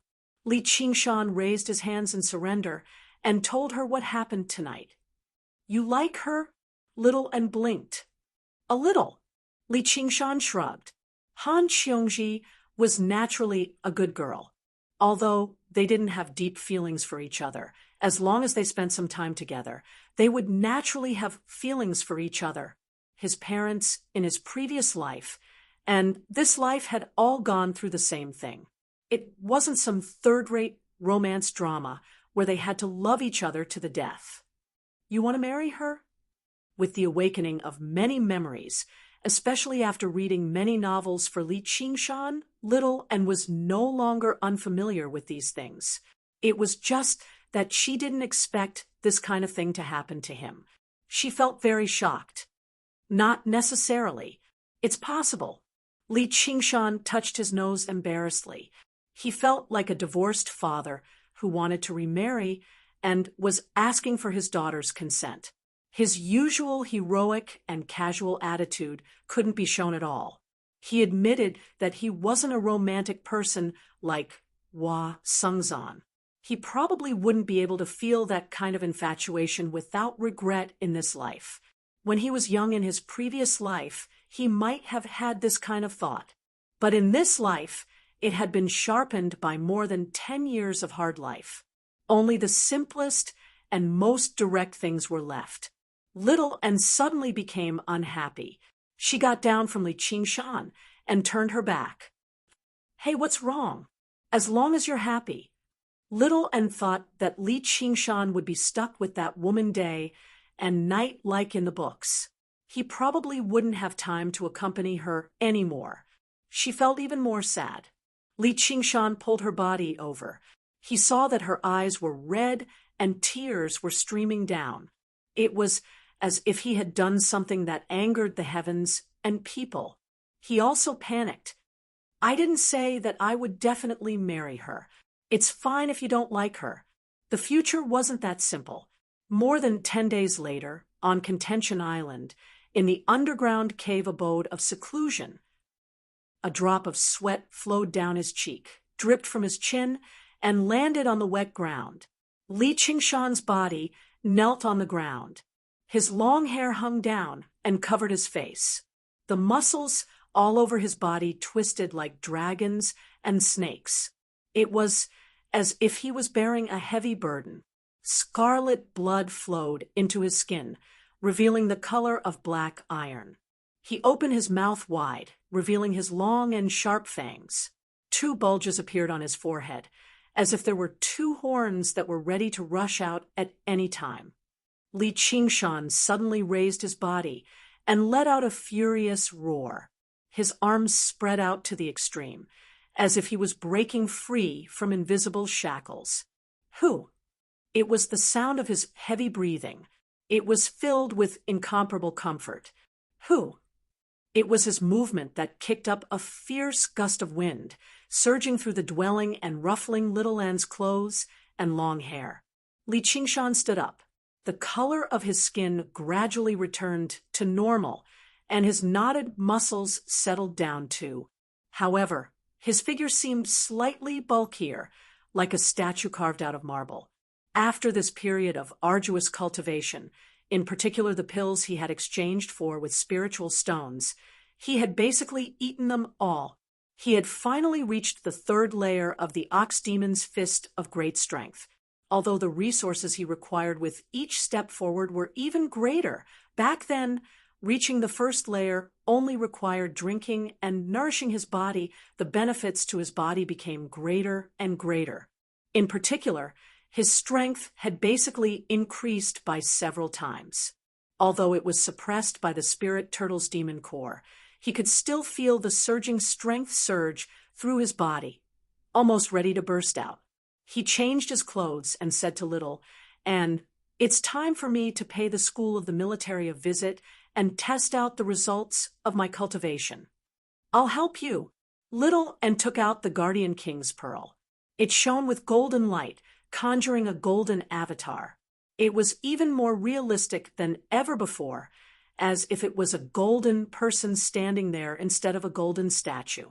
During this period of time, she had comprehended and summarized what she had learned from the Assembly of Dharma. Because she had been by the One Thought Master's side, she had only ingested 2 or 3 of the black lotus pods. Now that she had this opportunity, she could finally use it to cultivate. She ingested another 7 or 8, and her cultivation advanced drastically. The golden sash drifted about, and the Guardian King's avatar arrived before Li Qingshan in the blink of an eye. It swung down with the huge Vajra sword. Fair enough. Li Qingshan caught the huge sword between his palms. Apart from the short period of time just now, where he was afraid of the demon chi leaking out, there was actually no need for him to enter secluded cultivation. He had only done it to make her happy, basically making up for the hardships she had gone through when she was trapped in the Assembly of Dharma. He could tell that she was still rather reluctant to leave, so he would stay a little longer. He could also use this opportunity to practice the ocean wielding that he had never had the time to study. The 2 of them cultivated separately, stopping from time to spar and joke around. Time passed by bit. Originally, Li Qingshan planned on spending another half a month in secluded cultivation, but as soon as he began practicing this battle skill, he could not help but delve into it. He was shocked by the exquisite combination of qi and the body, submerging himself into it involuntarily. Speaking of which, it was quite strange. His ability to comprehend various cultivation methods had always been very average, but he felt like a genius when it came to his comprehension of battle skills. Little and benefited quite a lot, too. He ingested the black lotus seeds in the lotus pods one by one, turning them into flames and merging with his bones, condensing another skull prayer bead. In the blink of an eye, another month passed. The door to the dwelling opened slowly. Li Qingshan walked out and yawned, gazing down. This time, their secluded cultivation was not at the lowest level of the dwelling, which had been occupied by Hua Sengzan. After such a long time, he wondered how his cultivation was progressing. "Let's go." Li Qingshan hugged Little and stepped into the hollow in front of him. This time, there were no clouds condensing. Instead, a wave-like blue light appeared under his feet. As if he was stepping on a spring, he soared into the sky, ocean-wielding. The wave-treading stance condensed water into shape. Using the force of the water, one's speed was several times faster than cloud treading. Furthermore, one's agility was greatly increased, as if one could walk in the sky. After emerging from the underground, the sky was blue and the sun was dazzling. The snow had melted, and the spring scenery was brilliant. Li Qingshan took another step back and shot toward Cloud Wisp Island in the distance. During this period of time, the willpower accumulated in the divine talisman of great creation had reached a peak. Although he could not see it with his own eyes, the effect of the book and the painting was obviously very good.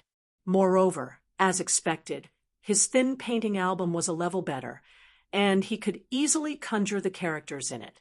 However, it was still not enough. He needed to become stronger to have a chance. It was time to go out and use the paintings in his hands to do some publicity, so that the illusory could become real. P.S. Failed to wake up. I almost had insomnia last night. I'd better write in the morning. Chapter 341. Remember, Li Qingshan's figure whistled through the air, attracting the attention of quite a few people. Dash, slash, dash. Slash, a group of disciples of the School of Agriculture, were currently working in the fields. They raised their heads and pointed at the sky. "Look, what's that?" "That looks like Li Qingshan." The disciples of the School of Agriculture all sighed in amazement. Their eyes were filled with indescribable envy. Before they knew it, Li Qingshan had already become an influential figure in the academy. The people he was usually on good terms with, and his enemies were all renowned figures too. Recently, there had even been rumors that the leader of the School of Military, Han Anjuan, intended to take Li Qingshan in as a son-in-law, marrying the second senior sister of the School of Legalism to him. In just a year, he had gone from being the most embarrassing disciple of the School of Novels to where he was. He was basically a legend to cultivators who were also commoners. "Oi, Li Long, isn't that your fellow villager?" Li Long stood barefooted in a paddy field. The green seedlings were arranged neatly. This was not Longevity Island, but the island where the School of Agriculture grew crops. He had received a piece of land for himself when he distributed it to the new disciples. He raised his head and watched as the faint blue streak vanished into the sky. He remembered his master saying that he would definitely become an impressive figure, but even his master probably did not expect him to make it to where he was right now. He lowered his head and smiled. "Yeah, he's a great hero of our Crouching Ox village. During the spring test last year, his wood affinity had reached B-, so he passed the School of Agriculture's test and became a disciple. Back then, the village head had sent him to the Iron Fist School to learn martial arts so that his son would no longer need to work in the fields. He never thought that he would still have to return to the land in the end. The School of Agriculture was indeed very suitable for a disciple with average talent and no background like him. The crops with intelligence they grew could replace pills and improve a person's constitution bit by bit. they could eat what they grew, and they could also trade with other seniors and juniors. They could also be sold for spiritual stones. Compared to other families, the life of the School of Agriculture was monotonous and boring. They would clear away the weeds repeatedly and use their true chi to nurture each seedling. Many people felt bored and often called for companions. He went to Clear River City to have some fun. The young sect master of the Iron Fist had also come to invite Li Long a few times. Even Li Long had refused. He still had to return the 100 spirit stones to Li Qingshan, as well as the next year's worth of spirit stones. He also had to work hard on his cultivation, so as to avoid doubling the tuition fee. He could not afford to slack off in the slightest. Gradually, the young sect master stopped coming. He worked from morning to night. Other than listening to the lecture, all he could do was lie on the ground with his face covered in dust. He would fall asleep as soon as his head hit the pillow, and he would be suffocated by the heavy pressure. When he was young, there was a drought in the year when he followed his father to fetch water. The water they brought back was poured into the ground, and it dried up in the blink of an eye. That situation was truly despairing. After a day, their hands and feet were full of bloody blisters. Grandpa sighed. Farming was a struggle against the heavens. Yes, fighting for one's life with the heavens wasn't just a privilege of cultivators. Perhaps it was because his ancestors had been farmers for generations, so the blood of farmers flowed through his body. He gradually experienced unprecedented joy from this primitive labor. He watched as the seedlings grew healthily day by day. When he nurtured them with his true chi, they seemed to nurture him as well. Before he knew it, his cultivation as a chi practitioner had broken through the natural barrier of regular people of the Jianghu, surpassing Protector Yin and reaching the third layer. That day, he lay on the ground and cried in joy. As his tears fell on the ground, he thought of the time when the drought ended. It rained heavily, and he rolled around in the rain happily.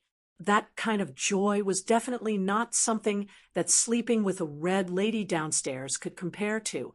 From that day onwards, his heart settled down. He did not go and watch the free public performances of the School of Music. He did not go and watch the spectacle of Li Qingshan challenging the military disciples either. Only today did he suddenly discover that he was no longer jealous of Li Qingshan. A disciple of the School of Agriculture said, "The test is about to begin. I heard he's skilled in the spiritual rain technique, so why don't you get him to water the ground for you?" The School of Agriculture had its own competition as well, which was to see whose crops were taken care of better. The winner would be rewarded. Li Long patted the dirt off his hands and smiled. "I'll go ask him and see if he's free or not." Over the past year, he had never gone looking for Li Qingshan even once. He felt slightly inferior, so he did not want others to think that he was trying to curry favor with him. Now, he no longer felt jealous, so he naturally did not feel inferior. Moreover, he could finally repay some of the kindness he had shown him in the past. When he saw this fellow villager again, Li Qingshan was almost unable to recognize him. His face was tanned, his hands were rough, and he gave off a rustic aura. He no longer resembled the high-spirited prodigy of Crouching Ox Village. His gentle eyes gave off a completely different aura from before. When Li Long looked at Li Qingshan again, he felt the same way. He was composed and confident, and he looked around proudly. The name Qingshan had been mocked by the village for many years. Only now did he understand what the name meant. Li Long took out a bag of spiritual rice. "I planted this myself. Try it. I still don't have enough spiritual stones on hand. If you're not in a hurry, you can wait for another year or so." There's no hurry. It's fine to wait another 3 or 5 years. It's not like you can run away anyway. Li Qingshan opened the bag of rice. Every grain was the size of a peanut, and they gave off a fragrant spiritual qi. He praised, "Good rice. I think this rice is worth 50 spiritual stones. If you can take out 3 more bags, we'll be even. Next year, I'll either eat or sell the rest." Li Long nodded gratefully. It was not because of the spiritual stones, but out of respect. He glanced past the bamboo forest on Cloud Wisp Island. It's quite a pity about this land and these bamboo shoots. The land allocated to each disciple of the School of Agriculture was limited. Among the 100 schools, the School of Novels had the highest land per capita. As one of the main islands, Cloud Wisp Island was an excellent spiritual land. Naturally, it was much better than the island where Li Long grew rice. If it was used to grow crops, it did not need to be so meticulous. With a little care, there would be a good harvest every year. The bamboo shoots that broke out of the ground were also rich in spiritual qi. Li Qingshan became more and more aware that Cloud Wisp Island was a truly treasured land. He definitely could not give it to others. If you like it, you can cultivate it. You can pick as many bamboo shoots as you want. I don't have time to take care of them anyway. Although the spiritual bamboo shoots could be used as a substitute for pills, their effects were limited. It was not worth it for him. He might as well learn alchemy from Ru Xian. Li Long felt rather regretful that he had not visited Cloud Wisp Island earlier, but he was unwilling to take advantage of the situation for nothing. In the end, he made an agreement with Li Qingshan. He would provide the labor, and Li Qingshan would share half of the crops and bamboo shoots he harvested. Li Qingshan was happy to be able to help his fellow countrymen and obtain many things for free. Even if he did not eat these things, it would be good for Millipede to recover his vitality. Speaking of which, that guy's hibernation should be over by now. Just as he was thinking this, he felt the bug sac at his waist tremble. He agreed to Li Long's request to water the plants. "I still have some matters to attend to. You go back first. I'll be there in a bit." After Li Long left, Li Qingshan let out Millipede and fed him a pouch of spiritual rice. "Don't be in such a hurry. There'll be bamboo shoots soon. Just bear with it a little longer. I'll take you underground very soon." After pacifying Millipede back into the bug sack, he went to help Li Long cast the spiritual rain technique a few times.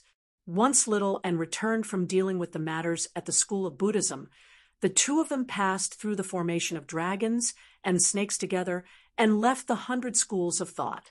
They arrived in the prefectural city of Clear River first. Li Qingshan wanted to take the paintings Chu Danqing had given him on a tour around the city.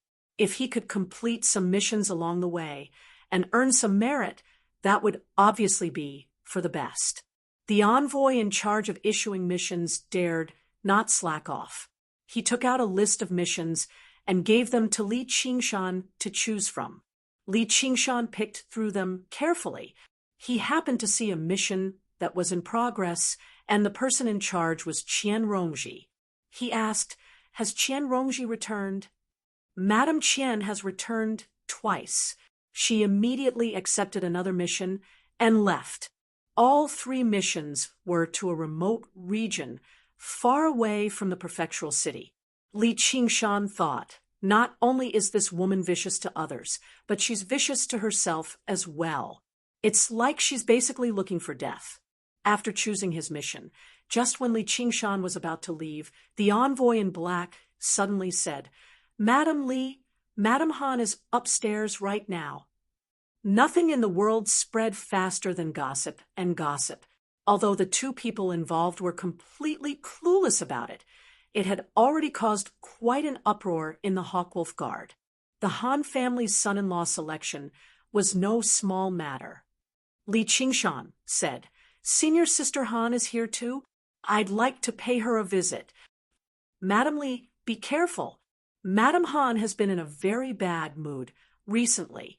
Li Qingshan knew this was probably related to him, so he felt Rather guilty, he had to give her an explanation.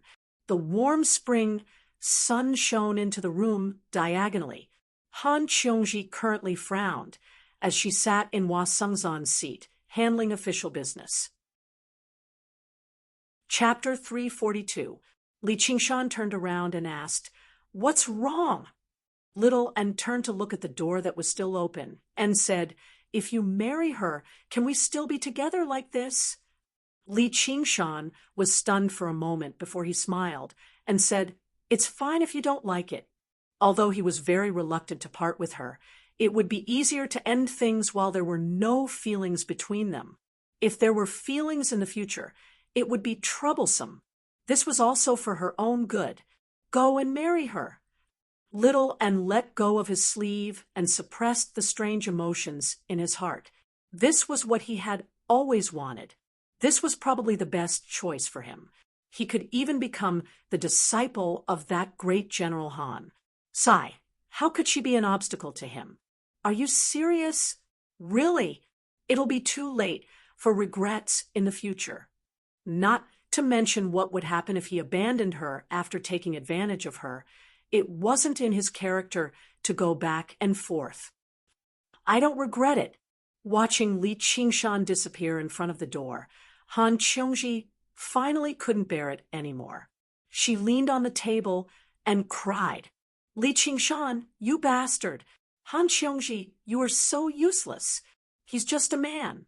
Suddenly, she felt a warmth on her head. She looked up and met Li Qingshan's eyes. Even though Li Qingshan had a heart of stone, he couldn't help but feel touched. This arrogant and domineering woman also had such a weak side, but it was for him. If he missed this chance, wouldn't it be a regret for the rest of his life? He reached out, wanting to wipe away her tears. "Why did you come back?" Han Qiongji pushed Li Qingshan's hand away and wiped away the tears on her face. "Sorry." As soon as Li Qingshan finished speaking, Han Qiongji grabbed his wrist. "You." It was as if she was afraid that he would disappear again. She let go of his hand and felt that she was pitifully weak when the two of them were together. But it was also very pitiful.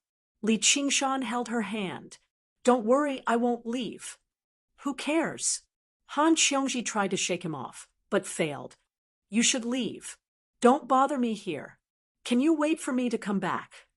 "Wait for you? For what?" "It's a beautiful spring day. It's a good day to go sightseeing," Li Qingshan said with a smile. Tossing aside the last layer of worry in his heart, he was in an extremely good mood and immediately took the initiative.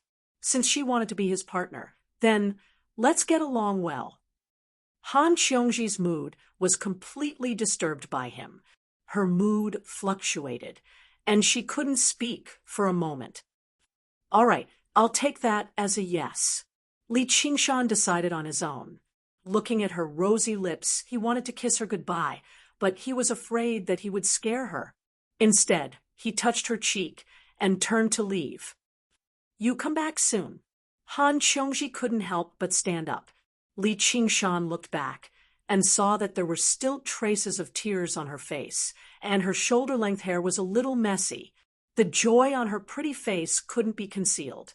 Although she was shy, she still looked straight at him with undisguised sincerity.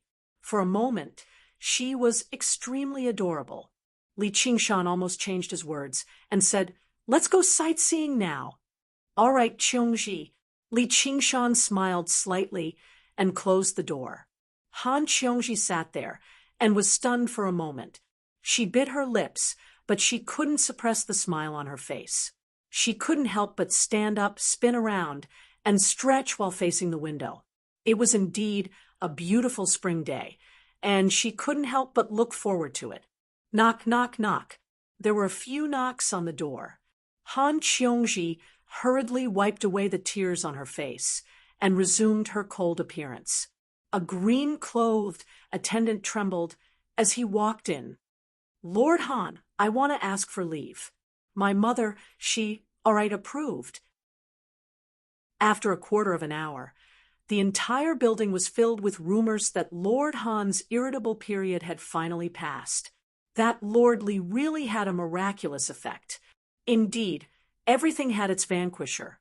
The attendant who managed the mission book was even awarded as a meritorious service. In the sky, above the clouds, Little and looked at the smiling Li Qingshan and pouted. Humph, do you really have to be so happy? As if he could hear her thoughts, Li Qingshan pinched her cheek. You'll understand when you grow up, Little and asked rather curiously and eagerly, when I grow up, will you marry me too? Li Qingshan said, forget it. I don't want to be hunted down by the monks of the Chan monastery of Devanaga. That's a place as renowned as the Sword Collection Palace.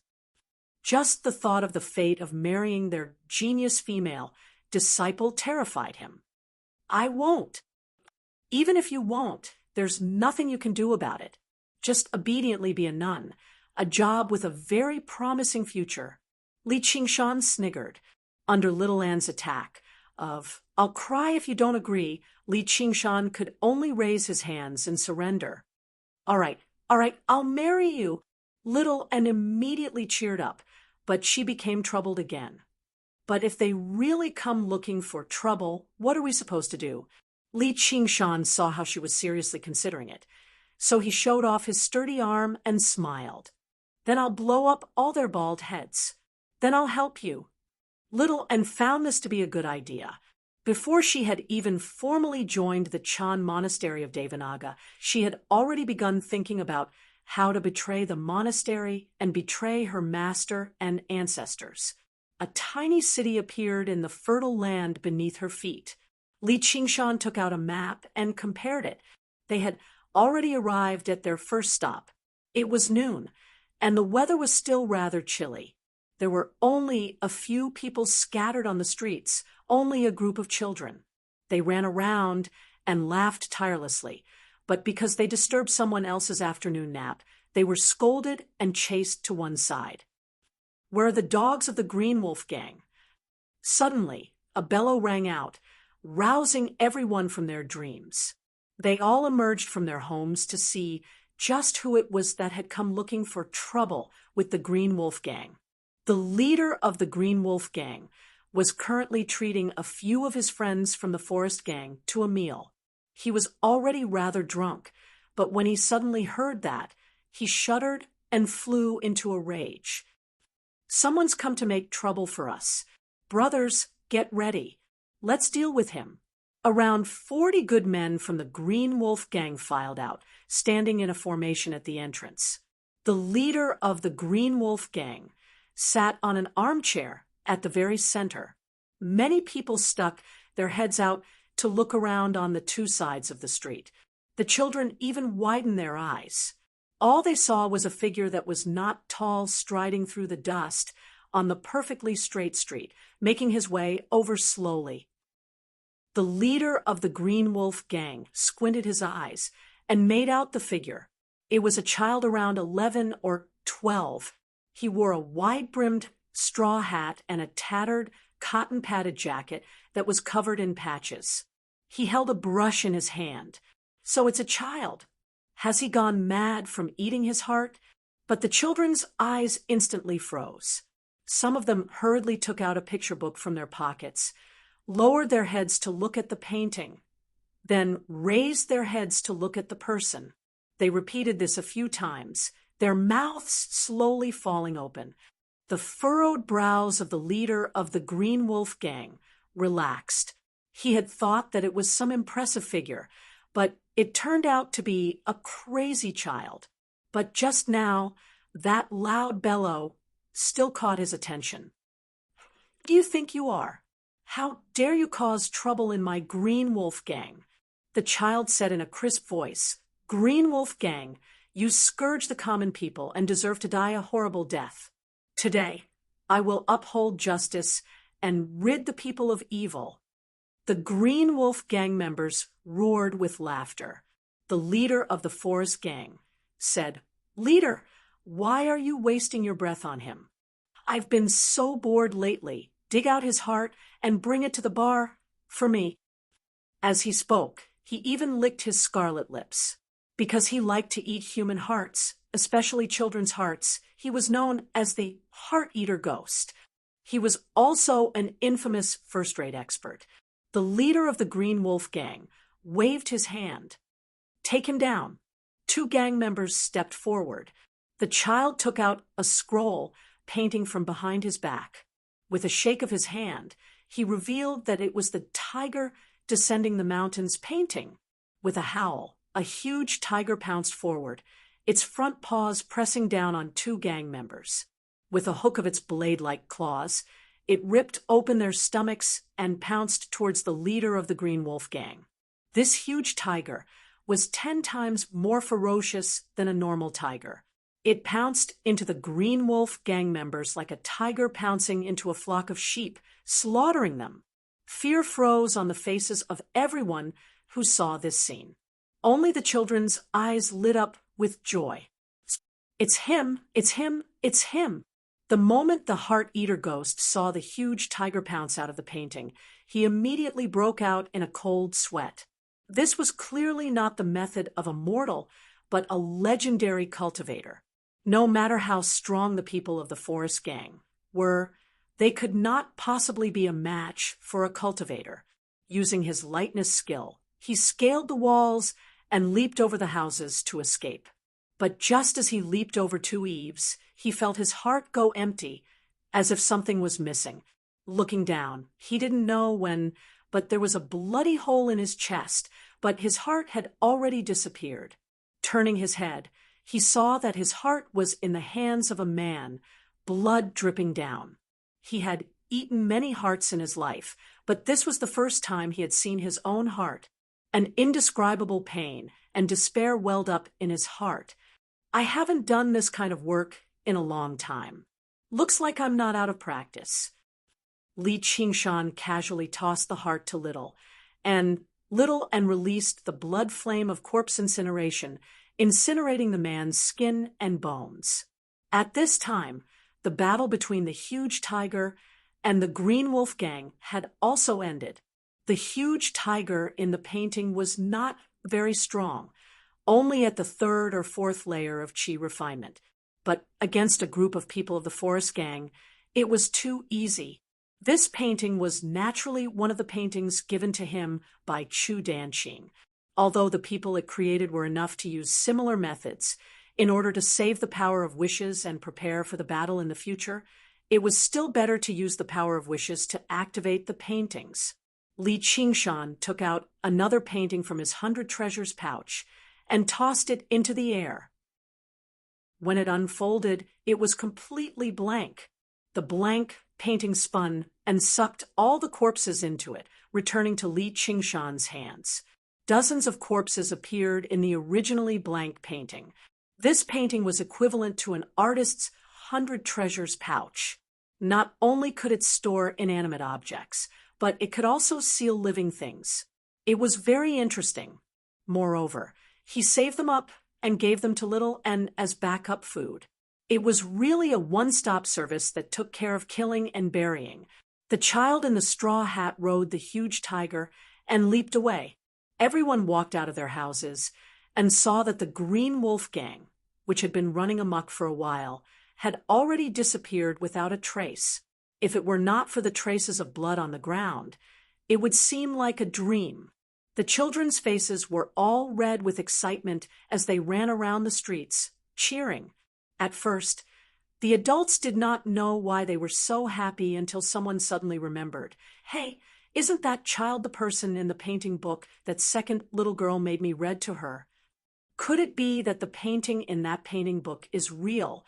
P.S. The latest record for rope skipping is 70. Chapter 343. In the sky, Li Qingshan sat cross-legged on a cloud. He could feel that the divine talisman of great creation was gathering the power of belief much faster now. If belief was a form of power, then the people in the city below were gradually beginning to believe in an illusory existence. Let's go to the next stop. Li Qingshan patrolled the land. All the missions were carefully selected by him. There were many missions and they covered a wide range. However, they were also extremely simple. Basically, their main goal was to defeat the people of the Jianghu. It was not that he could not complete the more difficult missions. He believed that there were few people at the level of Qi practitioners that he and could not defeat. However, the key was to make the characters he wrote stand out. Moreover, once Qi practitioners were involved, there would be all sorts of trouble, and it would be beyond the understanding of mortals.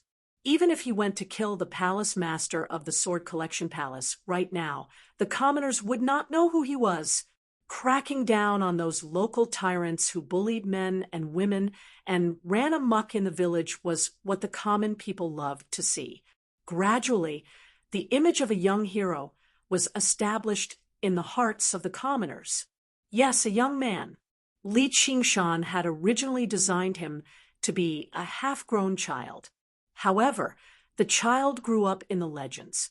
Every time he appeared, he would be different. He would appear in the world in an image that was more in line with the expectations of the people.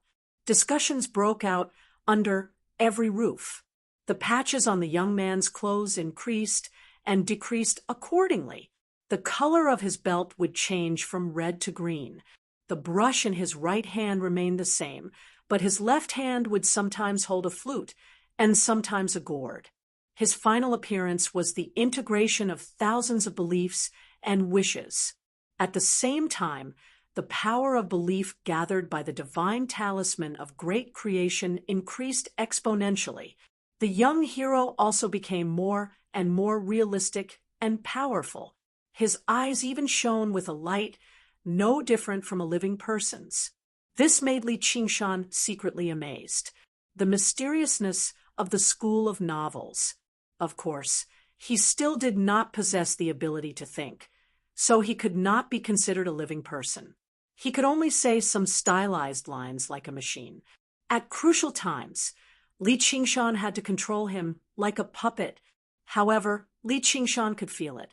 What restricted him was no longer the amount of power of belief, but the level of the divine talisman of great creation. The level of the divine talisman of great creation was restricted by the level of Qi refinement. Only by transcending the heavenly tribulation and converting his true Qi into spiritual Qi could he reconstruct the divine talisman of great creation and bestow it with greater power. At that time, he might really be able to communicate with people like a living child.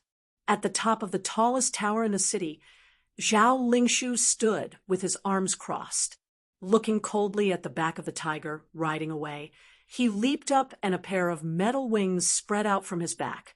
Gliding across the sky, he chased after them. With a whooshing sound, a strong gust of wind blew. It descended from the sky and landed in front of the youth. "Who are you? Why are you blocking my way?" The youth said with an exaggerated expression as if he was acting in a play.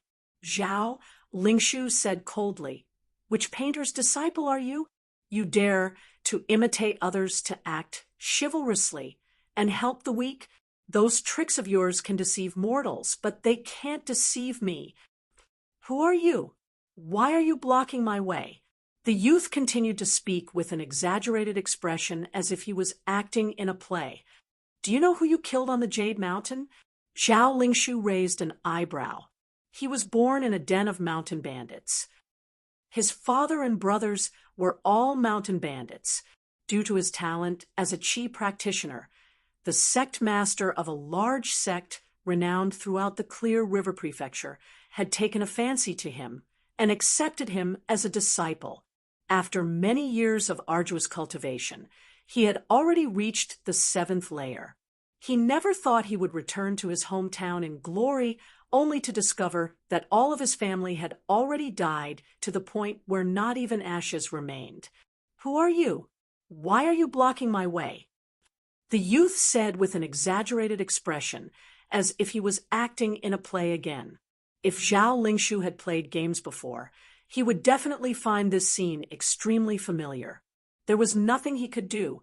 Although the youth seemed no different from a real person, even able to use many powerful techniques, he was not human at the end of the day. It was exactly because he had never played games before that Zhao Lingshu flew into a rage. All of the people you killed were my family. I want you dead. Swish!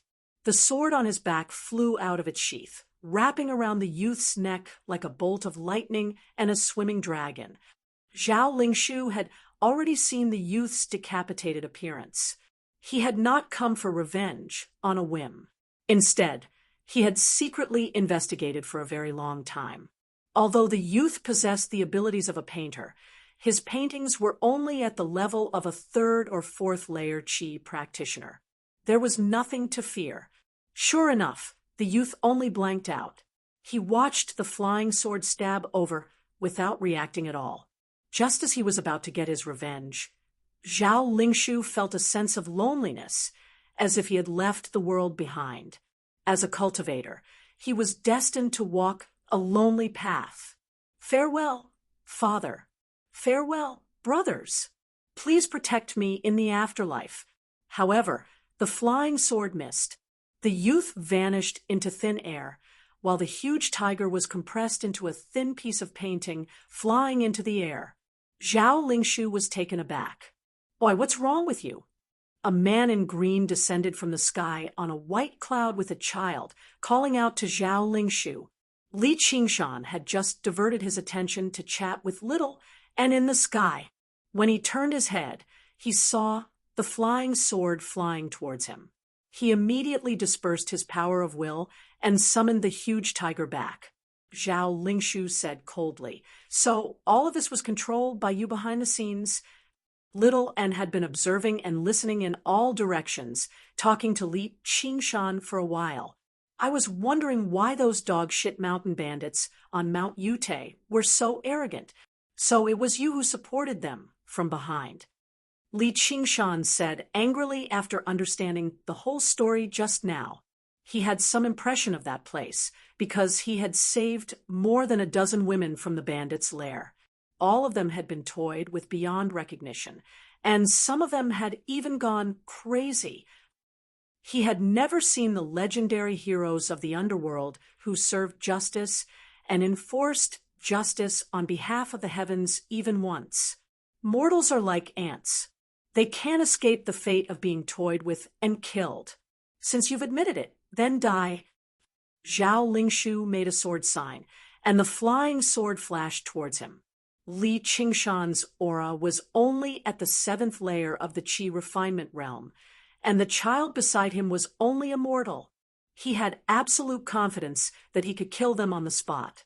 Although things were a little unexpected, everything was under his control. Seeing Li Qingshan use his hand to catch his flying sword, he sneered. "Break." Li Qingshan casually caught the flying sword.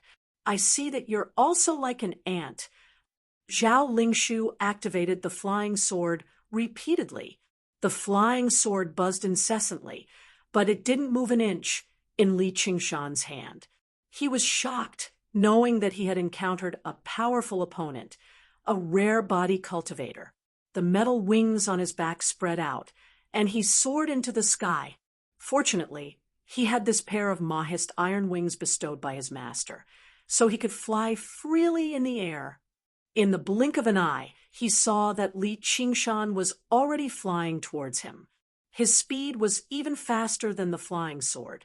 Zhao Lingshu hurriedly retreated as he said, "Why do we have to fight and kill each other for mortals? I've already thought it through. Ever since I stepped onto the path of cultivation, I should cut off these worldly feelings and have nothing to do with them. I still have to thank you for cutting them off for me. I'm Zhao Lingshu. May I know your name?" "Die, Ant."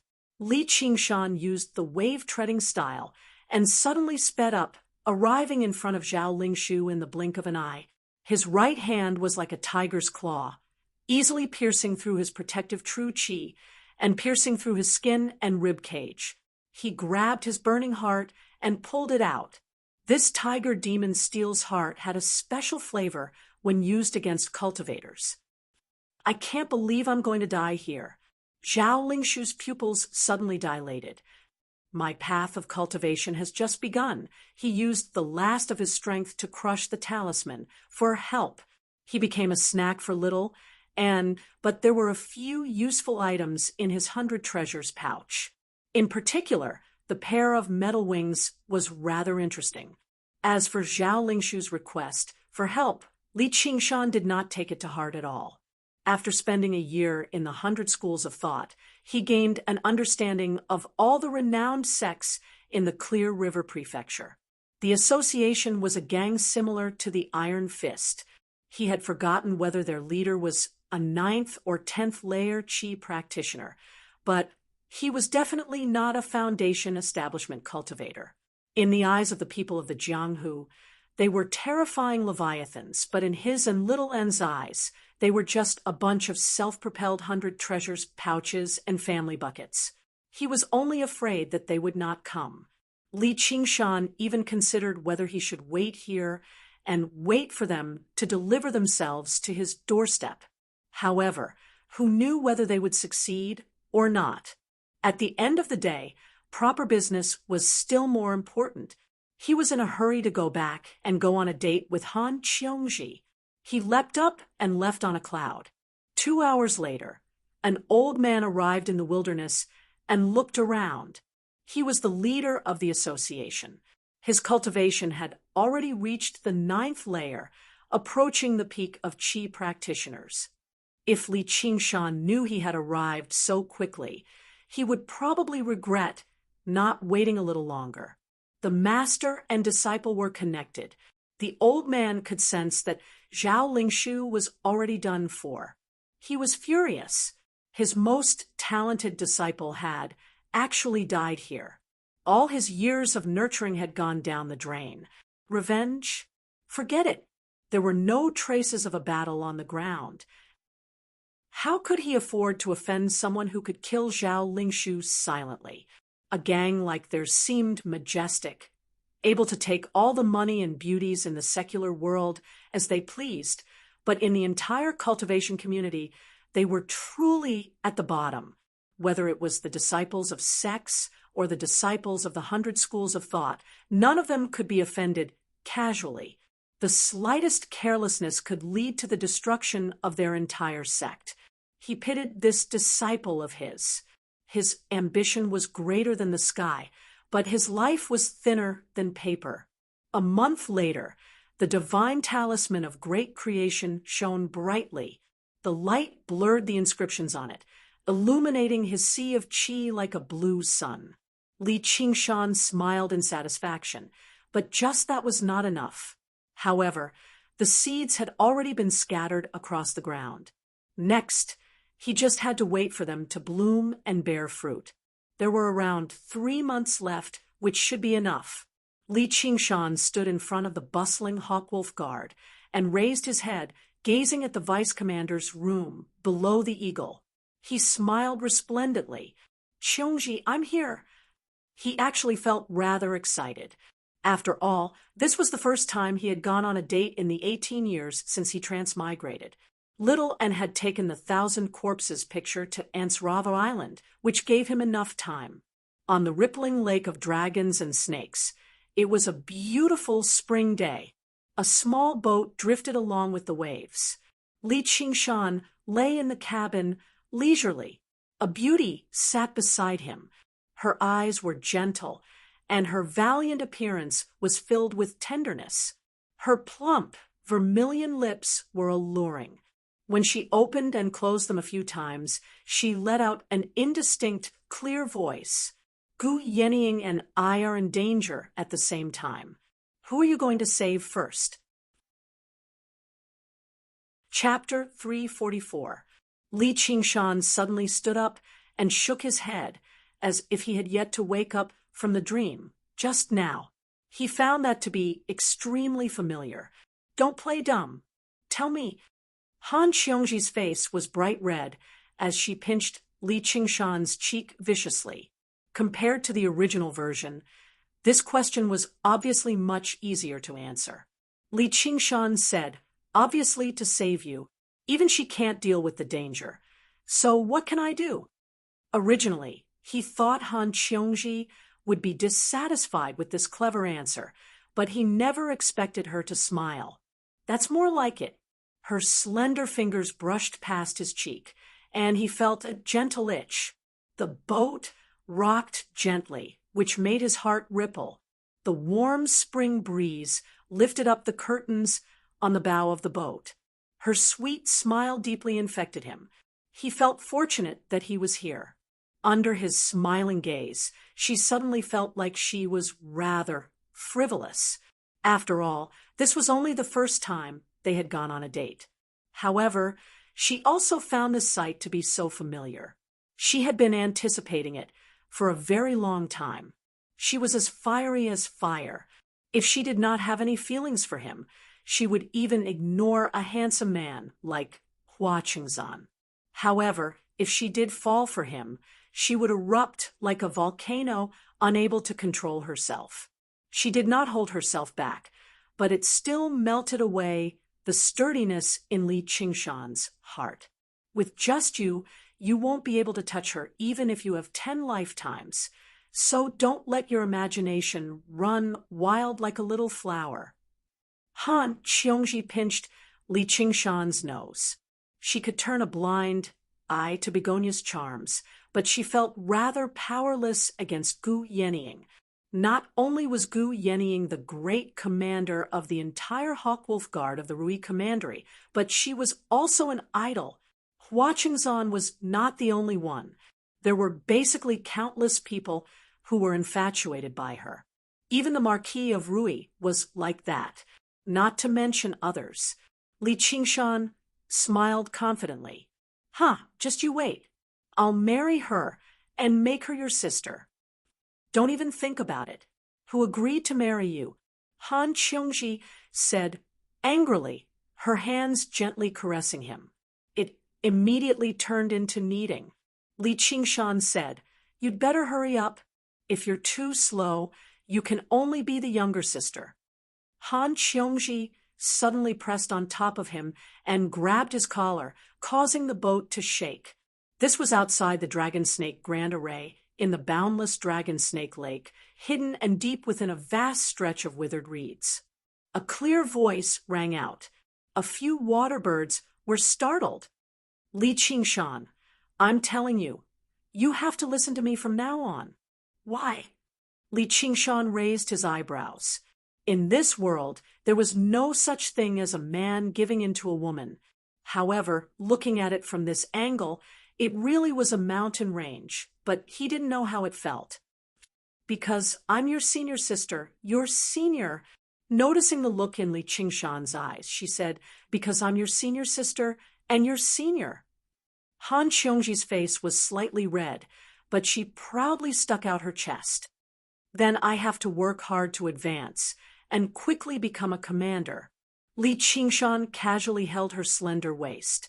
Under the thin spring shirt, it was tight and smooth to the touch. Han Qiongji trembled slightly. She let his hand stop there, leaned down, and threatened fiercely, "From now on, you're only allowed to touch me. If you dare to be fickle with me, you'll what? I'll cut you up." Han Qiongji also couldn't help but laugh. "Sai, it's still new. You should at least use it." Li Qingshan's hand conveniently slid down to her perky buttocks. Han Qiongji jumped up. Her face was red at first, but she suddenly laughed out loud. She touched Li Qingshan's head and said, "So you're still? How pitiful. If you perform well, I'll take pity on you in the future and let you have a taste of being a woman." He had to accompany Little and cultivate and learn alchemy. Even if he had 3,000 cups of water, he did not have the time to drink it. Could it be that he would waste all his precious time in the land of tenderness? The things he wanted to do. There was still a lot more. Han Qiongji's eyes became misty, and her heart was filled with boundless joy. So this was what it felt like when two people were in love with each other. Just a word was enough to make one's heart bloom with joy. She, who had once been dismissive of this kind of lingering love, now deeply experienced the beauty of it. She raised her head and said, Remember what you said? I said it. It's getting late. I'm going to learn alchemy. You should also return to the school of legalism to handle your affairs. With absolute willpower, Li Qingshan let go of her waist and took a step back, leaving her warm and moving body. Are you going to find Ru Xian? Han Qiongji could not help but imagine the way they interacted with each other. Was it the way they were just now? Plus, there was a reluctance to part. She immediately felt strange. Yes, learning alchemy and trusting your own man is a woman's duty. Li Qingshan ruffled her hair. Although he wanted to be intimate with her here for a day, he was afraid that it would lower Han Anjuan's evaluation of him. Since he wanted to be with her, this was the thought of his future father-in-law. He had no choice but to consider it. After listening to his explanation, Han Qiongji felt a wave of warmth and peace in her heart. She bit her lip and tacitly agreed with his words about men and women. She was not a fussy woman in the first place. It was just that this was her first time in love. She had lost her sense of normality. Okay, you go. I'll go to Cloudwisp Island tonight to find you. A man and a woman alone together at night. That's not very good. Li Qingshan understood that the views of this world tended to lean towards the conservative side at the end of the day. If they were both commoners and married privately, no one would say anything. However, Han Qiongji was the young miss of an aristocratic clan, after all. Although she was usually carefree, she still cared about her reputation. What's not good about it? It's settled then, Han Qiongji said, and stepped onto the bow of the boat. She took a step ahead of Li Qingshan and soared into the sky. The boat rocked for a while. Only then did Li Qingshan understand. She was afraid that he and Ru Xian, a man and a woman, would be together at night. It was rare that she could come up with this kind of scheme. As expected, palace dramas were not a lie. If he really had 3 wives and 4 concubines, it would probably cause him to worry to death. What was the scheme called? Feeding the tiger with one's own body? Li Qingshan couldn't help but look forward to it. He put the exquisite boat into his 100 treasures pouch and soared into the sky. Benevolence Island, in Ru Xian's alchemy room, a huge alchemy cauldron was located in the center. It was shaped like 3 celestial cranes with their wings spread out to embrace each other. It was called the 3 Cranes Cauldron. It was snow white in color and looked elegant and delicate, just like her. Ru Xian was dressed in white and sat in front of the cauldron. Her beautiful temples hung high, and a few strands of fine black hair hung down. She looked simple and elegant, bringing out the best in this alchemy cauldron. As soon as she saw Li Qingshan, she revealed her usual gentle smile. Your face is full of spring, and the stars of the red phoenix are moving. Qingshan, are you pregnant? Li Qingshan sat down on the praying mat next to her and said with a serious expression, That's right. Ru Xian, from now on, don't tease me anymore. It's impossible for us to be together. Just focus on teaching me alchemy. Ru Xian let out a meow sound. She was mimicking a cat in love. She tilted her head to her shoulder and looked at Li Qingshan from the corner of her eyes. Her eyes were like silk, and it was enough to captivate his soul. She was simply maliciously destroying the elegant image that she had created normally. However, it was filled with a different kind of allure. Don't even think about it. Li Qingshan rolled his eyes.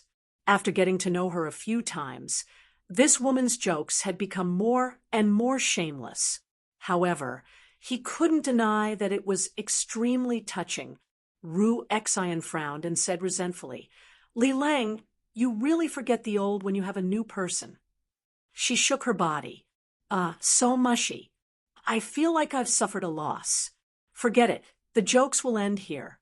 Today, I'll talk about alchemy using civil and martial fire. The effects of the spiritual herbs, the control of the pill cauldron, and the control of the time passed through her vermilion lips. It allowed Li Qingshan to understand that alchemy was actually so particular. Sometimes the effects of a pill would be worlds apart just by a moment or two. During this period, there was no lack of jesting. The biggest advantage of learning from her was that he would never feel bored.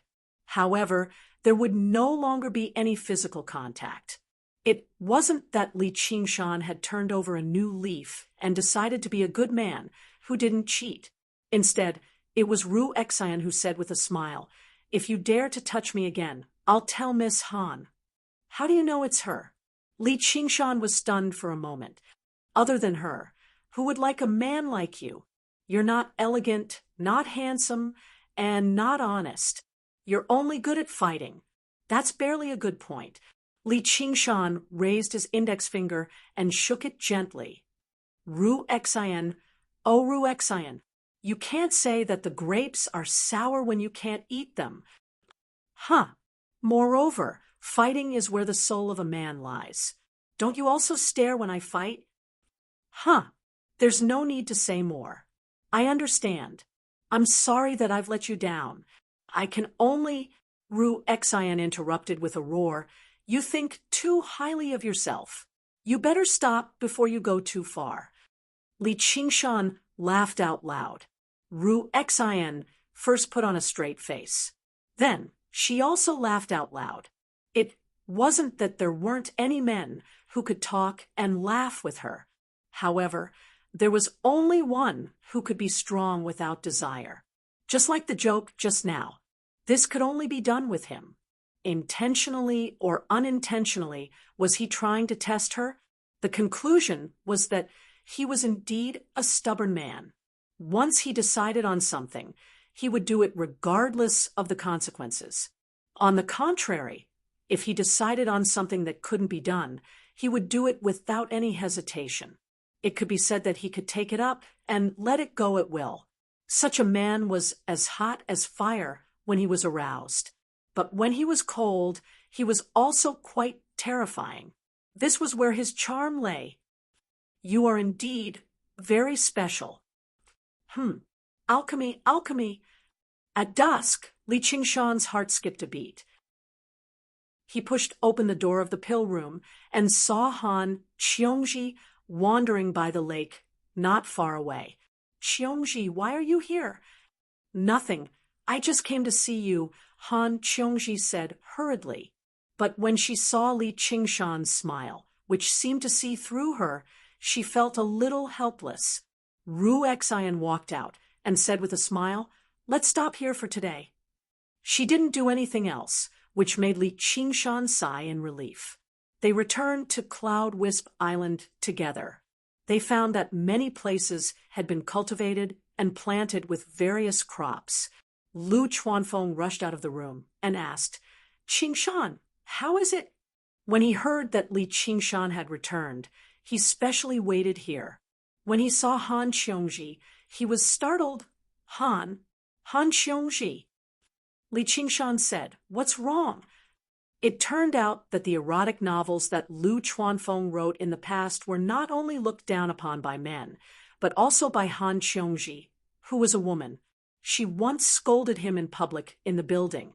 Since then, Lu Chuanfeng would avoid her whenever he saw her. Now, enemies often crossed each other's path. "Patriarch Lu, long time no see." Han Qiongji casually bowed to him. In any case, she had to give Li Qingshan some face. Yes, yes. Lu Chuanfeng looked back and forth between the two of them. He suddenly pulled Li Qingshan to the side. "You two?" He clenched his fists and wagged his thumbs. Li Qingshan nodded. "Yes." Lu Chuanfeng patted Li Qingshan's shoulder, showing a look of admiration. He originally thought that it was just a rumor, but he didn't expect it to be true. This Han Qiongji's appearance, figure, cultivation, and family background were all impeccable. However, her temperament was too. When she got angry, she would always be unscrupulous. Ordinary people couldn't stand it. There were also many people who thought that as long as they could get on the Han family's ship, it wouldn't be a problem. However, they all failed and humiliated themselves. There were even rumors that she had a special interest in women. Actually, it was spread after Lu Chuanfeng was scolded. No one expected that she would actually fall in love with Li Qingshan. Li Qingshan asked, "What are you back for?" Lu Chuanfeng said, "I'm worried about you. In another 2 or 3 months, it'll be time for you to compete against Chu Danqing, yet you're still in the mood to carry out missions. How's the collection of the power of belief?" "It's all right." Li Qingshan glanced at the divine talisman of great creation again. In just a single day, it had grown by almost 1/10. This was the benefit of the divine talisman. Just by sitting at home, it could constantly grow stronger. As the saying went, 1 spreads to 10, and 10 to 100. The effects of publicity had multiplied. The seeds he had planted had already begun to sprout. Of course, there would definitely be a limit to this growth. It was restricted by the region of the Clear River Prefecture, but the benefits were long-lasting. It would not stop for the next century, at the very least. "Are you confident you can definitely win?" "I can't say I'm certain, but I never fight a battle unprepared." "I don't have to worry, if you put it that way. We definitely can't hand Cloud Wisp Island to outsiders." "Oh, right. Did you get that disciple of the School of Agriculture called Li Long to use our land?" Li Qingshan said, "Yeah, that's fine. Don't worry, you'll get a share of the benefits." It's fine. As long as you can win this battle, it's fine even if you chop down all the bamboo on the island."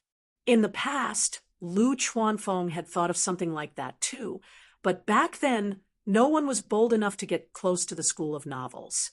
A few disciples of the School of Agriculture had thought about it in the past, but Earth Elder Huang told them off indifferently when they returned. Just plant your own piece of land first. Ever since then, none of the disciples of the School of Agriculture were bold enough to mention this. Only a new disciple like Li Long had no idea what was going on. Perhaps it was because the reputation of the School of Novels had changed greatly, or perhaps it was because of Li Long's hard work, but he had gained Earth Elder Huang's approval and was certain that he had already planted his own piece of land. Thus, he did not encounter any obstructions. He asked for the help of his fellow disciples he was familiar with, and very quickly the land was planted. "Is there anything else?" Li Qingshan said impatiently. A world of 2, with a vulgar middle-aged man. What was he thinking?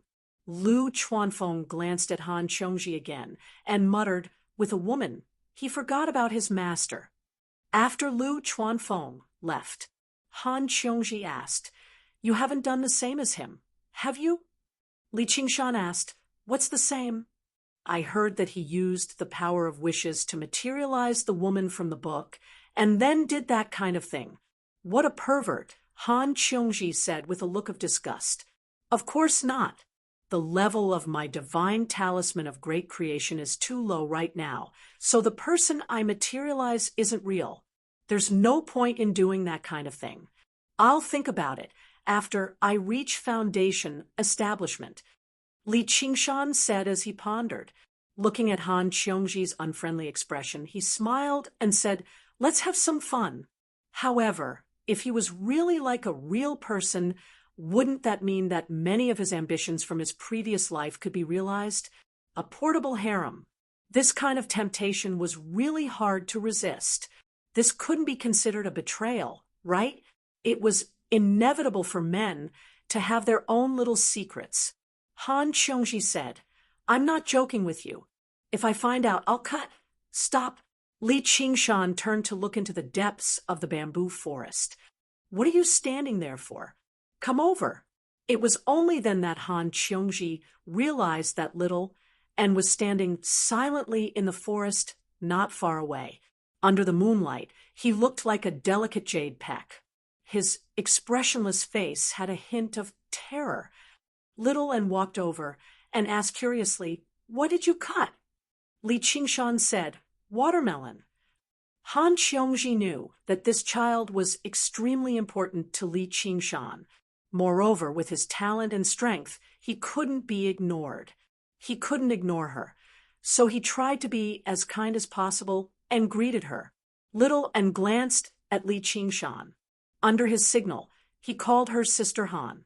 Li Qingshan didn't think much of the two-person world becoming a three-person world.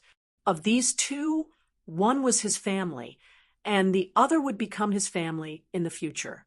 It wasn't a bad thing to get close to each other. Han Qiongji, on the other hand, felt very uncomfortable. This child was really too strange.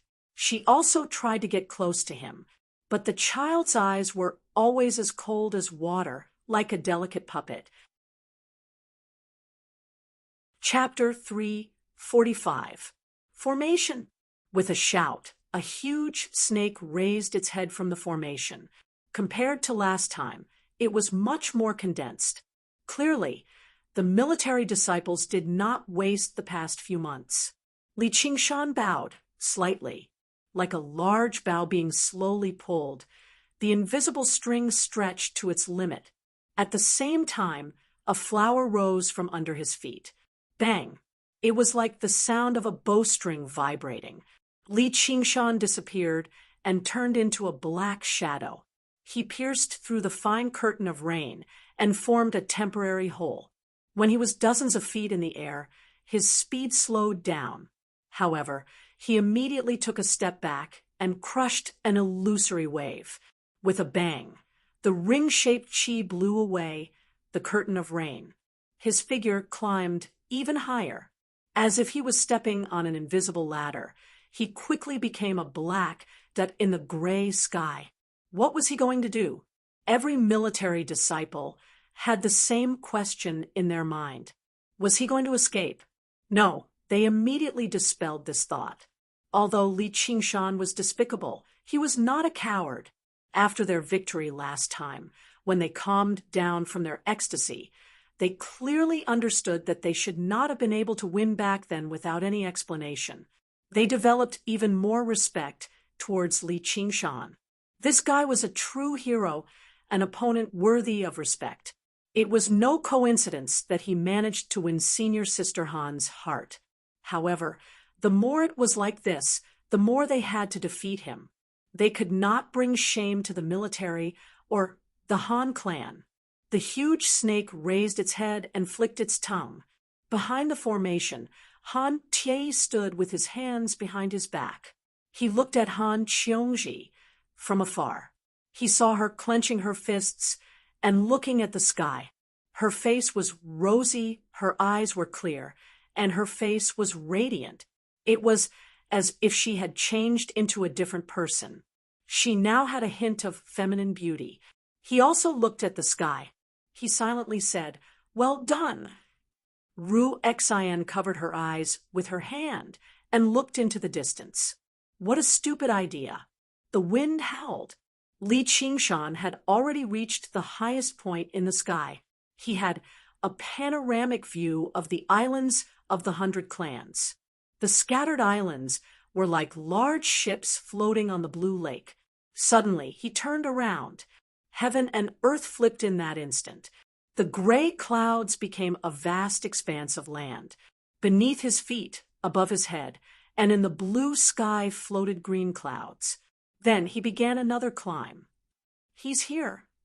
It was unknown who shouted, but the crowd raised their heads. With the gray clouds as the background, the small black dot was rapidly growing larger and clearer. It was a blue ball of light, a rapidly spinning ball of water. It tightly wrapped around Li Qingshan, its surface rippling with ripples of turbulence. It formed a suction force that attracted all the drizzle in the air, and the water ball quickly grew larger. Ocean wielding. Vortex formness was the only defensive move in ocean wielding. Its defensive method differed from the spirit turtle's profound shell. It did not create an indestructible structure. Instead, it was like a vortex deflecting and nullifying the enemy's attacks. Water, no matter if it wanted to attack or defend, had to move as fast as possible. This move was the same as the wave treading form. It had an extremely high demand on true qi, but it did not place too much emphasis on the quantity of true qi, which was why Li Qingshan was able to use it. With the help of the wave-treading stance, he continued to accelerate. He was like a blue meteor falling to the ground, falling precisely in the direction of the snake's head. The whistling and rumbling filled everyone's ears. The water ball became extremely large, and its bearing as it fell from the sky was shocking. All the military disciples were fearless. They circulated their true qi as hard as they could and let out a united roar. The snake's head and the water ball collided in an instant, and the water ball collapsed, revealing Li Qingshan in the center. Blue swirls of true qi revolved around him. The snake's head was completely unscathed. It only dimmed slightly and moved away slightly. The true collision occurred in the next moment. Li Qingshan was like a drill, plunging deeply into the snake's head and piercing through it as he spun. Boom! The ground shook and waves of earth swept out in all directions. The huge snake that had been pierced slowly dispersed. Li Qingshan finally smashed into the ground as he wished. However, he felt like he had hit the grayish-yellow sky above his head, making him dizzy. If not for the protection of the true qi whirlpool and the cultivation of the ox demon's third layer, which strengthened his physique to a whole new level, he would have been severely injured by this attack. Li Qingshan stood up shakily and discovered that he was standing in a huge pit. The true qi in his body had been completely depleted, and he had to use his body to face the enemy again. He walked out of the pit and discovered that all the military disciples had fainted. And none of them could stand up. It turned out that the huge snake formed by the military formation was the fusion of their true qi and wills. The result of being defeated in a direct confrontation was a backlash. The ground shook and waves of earth rose up. All of them fainted. Ru Xian clapped her hands gently. Business is here. Regardless of whether it was the backlash of true qi or the backlash of mental energy, with her medical skills, she would be able to take care of everything smoothly. Li Qingshan stood at the edge of the pit and laughed loudly. Only by defeating all of you like this can it be considered satisfying. Han Qiongji flew over from the high platform and gave Li Qingshan a hug. After spending more than a month together, the two of them had become very close. Li Qingshan, who was dry firewood, was quickly set ablaze by Han Qiongji's fire. This caused the eyes of the 9 seats disciples standing beside Han Tie to turn red. They wished that they could attack right now and challenge Li Qingshan. However, no one was confident that they could win. This guy was simply too strong, unreasonably strong. If Li Qingshan had torn apart the military formation, it would have been easier for them to accept it. However, he had broken through it head-on like this. It was simply unimaginable. Could he still be considered a 7th-layer qi practitioner? His inconceivably strong physique and inconceivably pure true qi were combined with his peerlessly exquisite battle skills. Using his innate talent for battle, he had achieved this amazing result. Under the watchful eyes of the crowd, no matter how bold Han Qiongji was, she felt her face burning hot. Just now, she was really infatuated with him. She could not help but let go of Li Qingshan. However, she did not expect Li Qingshan to wrap his arms around her slender waist. She could not help but stick to him again. She wanted to resist, but when she saw his bright smile, her heart went numb and she let him do this. Li Qingshan looked around. Wasn't the great wish of the past being fulfilled little by little now? Han Tie said to the 10 seats disciples beside him, "Next time, prepare to fight." Time flew, and in the blink of an eye, it was midsummer. Li Qingshan sat cross-legged in the alchemy room. In front of him was a bronze alchemy furnace. The handle of the furnace was cast in the shape of a dragon and a tiger. This was the most common dragon-tiger furnace among alchemy furnaces. It imitated the shape of a real dragon-tiger furnace and belonged to the standard. This was naturally one of Li Qingshan's many underground collections. Although it was only a middle-grade spirit weapon, its grade was already the highest. The most difficult to forge was the alchemy furnace, followed by the crafting cauldron. If one was forging a flying sword, the speed of the sword was a little slower, a little faster, a little longer, a little shorter, and there was a certain amount of error. However, for alchemy furnaces, the slightest bit of instability and inaccuracy could possibly destroy a furnace of pills. In serious cases, there was even the danger of the furnace exploding. It was an absolute test for a refiner. A good cauldron could greatly increase the success rate of a cultivator who was good at it.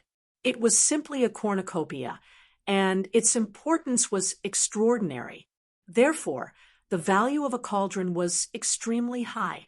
The value of a middle-grade spirit weapon cauldron was not inferior to a normal top-grade spirit weapon. It could be said that Li Qingshan was very lucky to be able to find a mid-grade spiritual artifact cauldron among over 1,100 treasures pouches. A few days ago, when he was just about to formally begin refining pills, he had seen a high-grade spiritual artifact cauldron in the School of Miscellany. Its price of 5 digits was truly a sight to behold. It would have been fine in the past, but now he had exchanged all his spiritual stones for pills. Even if he converted all his contribution to the Hawkwolf Guard into spiritual stones, he would only be able to reach 3 digits. 4 digits was out of the question. Don't let your thoughts run wild. Look at the cauldron. Ru Xian called out. Li Qingshan dismissed his thoughts in a hurry. He had already refined the cauldron of qi amassing pills for 3 days and 3 nights. If he failed at the very last moment, then it would be a waste. And the spiritual herbs used for refining pills had all come from the 100 schools of thought. He had to use this cauldron of pills to turn in the mission. If he failed, then his 3 digits worth of spiritual stones would shrink to 2 digits. If it were not for the fact that a master alchemist like Ru Xian had agreed to keep an eye on him, he would have never been bold enough to accept such a difficult mission. Li Qingshan raised his head in some confusion again. Didn't you say that the outcome is basically set now that we've reached this step? All we need to do is wait for the cauldron to open? Ru Xian smiled. Yeah, I just wanted to scold you a little. Li Qingshan wanted to grab her neck again. He had always been a person who did things when he wanted to. He spread his fingers and reached towards her ankle viciously. There was nothing he could do. He was sitting while she was standing. He still had to keep an eye on the cauldron, so he could not grab the top. Ru Xian said, "Don't you dare." Li Qingshan thought for a moment, then retracted his hand. If he grabbed her, this woman would really dare to complain to Qiongji. She was good at everything, but once her jealousy flared up, there would be no reason to reason with her. A while ago, when he went to the School of Miscellany, he was also warmly received by female cultivators. He joked with them a little. Fine. He admitted that there were a few things he said that were a little out of line. As a result, she almost exploded and spent a lot of effort to coax him. If Ru Xian reported him again, then it would really be like a volcano erupting. Actually, even if you grabbed me, I wouldn't tell her. I'm not that bad. Come, do you want to try? Ru Xian deliberately lifted the hem of her skirt, revealing her slender feet. She took a step towards Li Qingshan. Don't. Li Qingshan glanced at it, unfazed. Ru Xian softly patted Li Qingshan's head. Good boy. Li Qingshan curled his lips and let her be. They were already very good friends. Otherwise, she wouldn't have accompanied him to look after the cauldron for 3 days. although she asked for 1,000 spirit stones as soon as she opened her mouth. After some joking, she still did it for free. There were a few times when he would have almost failed if she hadn't reminded him in time. After waiting for another 15 minutes, the cauldron flashed, and the lid slowly opened. White steam screeched and drowned the two of them. It filled the alchemy room and contained an intoxicating medicinal fragrance. Without waiting for the steam to dissipate, Li Qingshan impatiently walked in front of the cauldron. He saw that all of the medicinal herbs had fused into a white paste at the bottom of the cauldron. There wasn't a single impurity in it, and it was as pure as thick fog. The pill was done. Chapter 346. Li Qingshan put his hand on it, and it glowed with a blue light. The white ointment began to twist and turn, finally forming perfectly round pills that fit the specifications. He still couldn't be considered to know how to refine artifacts, but simply changing the shape of an object wasn't a problem for him. Ru Xian personally divided the refined pills into 2 portions, one with 60 pills. She smiled and said, "This is for the mission. Give me your hand." Then she picked up a qi-gathering pill and placed it in Li Qingshan's hand. "This is yours." Li Qingshan looked at the fruits of his labor after not sleeping for 3 days and 3 nights, then raised his head to look at the smiling Ru Xian. He felt a deep malice. She just wanted to see him in a bad mood. The pill refining mission didn't have any additional rewards. It purely depended on the person's pill refining skills. As a pill refining novice, the fact that he didn't lose anything was already thanks to the middle-grade spiritual artifact furnace and Ru Xian. Ru Xian admired Li Qingshan's expression with satisfaction. She felt that these 3 days of hard work had finally paid off. Then she said, "Your skill at separating the ingredients is too poor." He placed his hand on the 60 qi gathering pills, and a white light appeared. Some of the white ointment was extracted, and 3 more qi gathering pills were condensed. The remaining pills were exactly the same size, and they met the requirements of the mission, not one bit more. Li Qingshan casually said, "Thanks." He lowered his head and put the 60 pills into the brocade box. As for the 4 qi gathering pills, he directly threw them into his mouth. Ru Xian had already grown accustomed to this. In a few days' time, it'll be the competition with the School of Painting. School of Miscellany has already set up a bet, so tell me some inside information. Do you think it's better for me to bet on you losing or on you winning? Li Qingshan rolled his eyes at her. Up to you. All right then, I'll bet on you winning. However, if I lose, you'll have to pay for it. However, if I lose, you have to compensate me for my losses. In your dreams. Li Qingshan pushed open the door and got up. In the west, the red glow of the setting sun seemed to be burning as it was reflected in the lake. It was extremely beautiful. Sure enough, Han Qiongji was standing in front of the curtain of multicolored light. She was like an exquisite and beautiful silhouette. When she turned around and saw Li Qingshan, she smiled brightly and quickly walked forward. Before Li Qingshan could open his mouth, Ru Xian smiled and said, "Junior Marshal Sister Han, your man just tried to touch my foot. Watch him closely." Han Qiongji stopped and shot a vicious glance at Li Qingshan. She said in exasperation, "Got it." Li Qingshan's gaze once again fell on Ru Xian's fair and slender neck. He became very serious. Ru Xian raised her hand to protect her neck, pretending to be afraid, but the smile on her face did not change. The boat floated freely on the lake.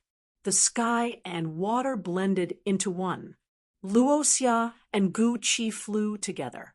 Han Qiongji sat at the bow of the boat and watched silently. The midsummer night wind fluttered her clothes. Li Qingshan broke the silence. "Don't listen to her nonsense. You know she loves to talk nonsense." Han Qiongji turned around. "You dare say you didn't..." Absolutely not. Li Qingshan said seriously. Han Qiongji smiled. I'm not angry. Why are you so nervous? Li Qingshan frowned. Who are you? What did you do to Qiongji? Han Qiongji was stunned. She grabbed his ear and said angrily, Am I that petty? Li Qingshan smiled and pulled her into his arms. Yes, my Qiongji is very broad-minded. His other hand had already landed on her proud breasts. Separated by the thin summer dress, they seemed to tremble in his hand. Don't move. Han Qiongji grabbed his hand, but let him put it on top of her. After several months of being together, this level of intimacy had already become normal. In her words, she was taking advantage of him because she pitied him. I'm just curious. Li Qingshan found it strange. No matter how he looked at it, Ru Xian was much more charming than that female cultivator from the school of miscellany a few days ago. Han Qiongji said, Senior Sister Ru Xian is a very proud person. The female disciples of the school of miscellany were all mediocre in talent. Their minds were filled with utilitarianism, and they wanted to find a powerful man to rely on. They weren't worthy of being called cultivators. Ru Xian was different. She was a true cultivator. Li Qingshan said, Proud? I don't really feel anything. Because you're even prouder. Han Qiongji propped herself up and wrapped her arms around his neck. She deeply gazed at the man she loved. The closer she got to him, the more she was attracted by his charm. She found it strange that she hadn't noticed this the first time they met. Among them, the thing that enchanted her the most was the deep pride hidden in his heart. It was as if no matter how steep the peak, he would always have the determination to climb it. No matter how powerful the enemy, he would always have the courage to challenge them. I don't feel anything about that. Li Qingshan's hands held her waist. The curves of her body suddenly tightened, delicate and straight. His gaze couldn't help but be attracted by her plump red lips. Even the snow-white ravine that occasionally appeared on her clothes couldn't divert his attention. He couldn't help but raise his head. Han Qiongji tilted her head to avoid him. She tightly hugged him and deeply kissed his ear. She said apologetically, Not here yet. Although they were already so intimate in many places that it wasn't forbidden, she still refused to accept the more ordinary kisses. Li Qingshan already regarded the woman in his arms as his beloved. Naturally, he could only protect this little hobby of hers. I want to wait until when we get married. If I let you kiss me now, I'm afraid I won't be able to hold myself back. I'll give you everything. Han Qiongji was extremely shy as she stuttered. She didn't really care about the matters between a man and a woman. Wasn't it just taking off their clothes and hugging each other to do that? In the past, she carried out missions alone. Out of curiosity, she even climbed over walls and secretly looked around. Other than blushing a little at the beginning, she quickly felt bored. What was the point of moaning and laughing? As a cultivator, she could never be like mortals who indulged in pleasure. Her will that was as tough as steel couldn't be shaken by this. Otherwise, she wouldn't have been able to endure the pain of being sliced into pieces in the Black Lotus Altar Master's formation. Only when it happened to her did she realize it wasn't that simple. Every movement of body contact began to be filled with a different meaning. It made people feel pleasure or tremble because their hearts moved. What else could Li Qingshan say? He hugged her alluring body tightly. Why don't I just go and ask for your hand in marriage tomorrow? Your father has a good impression of me. It wasn't a melodramatic story of a poor scholar abducting a rich family's young lady, so there wouldn't be too many obstacles. He believed that no one could find fault with the talent, strength, and ambition that he had displayed. This was the reason why he had always chosen to be high profile. If he continued to pretend to be low-key, not only would father-in-law Han not be satisfied, even the 100 schools of thought would be full of criticism. Now, who would dare to say that he wasn't good enough for her? Not so fast. Wait a little longer. Han Cheongji suddenly changed the topic. Little Blossom hasn't come out yet. Li Qingshan said, "No, why did you mention him all of a sudden?" Han Cheongji smiled, just thinking about something from the past.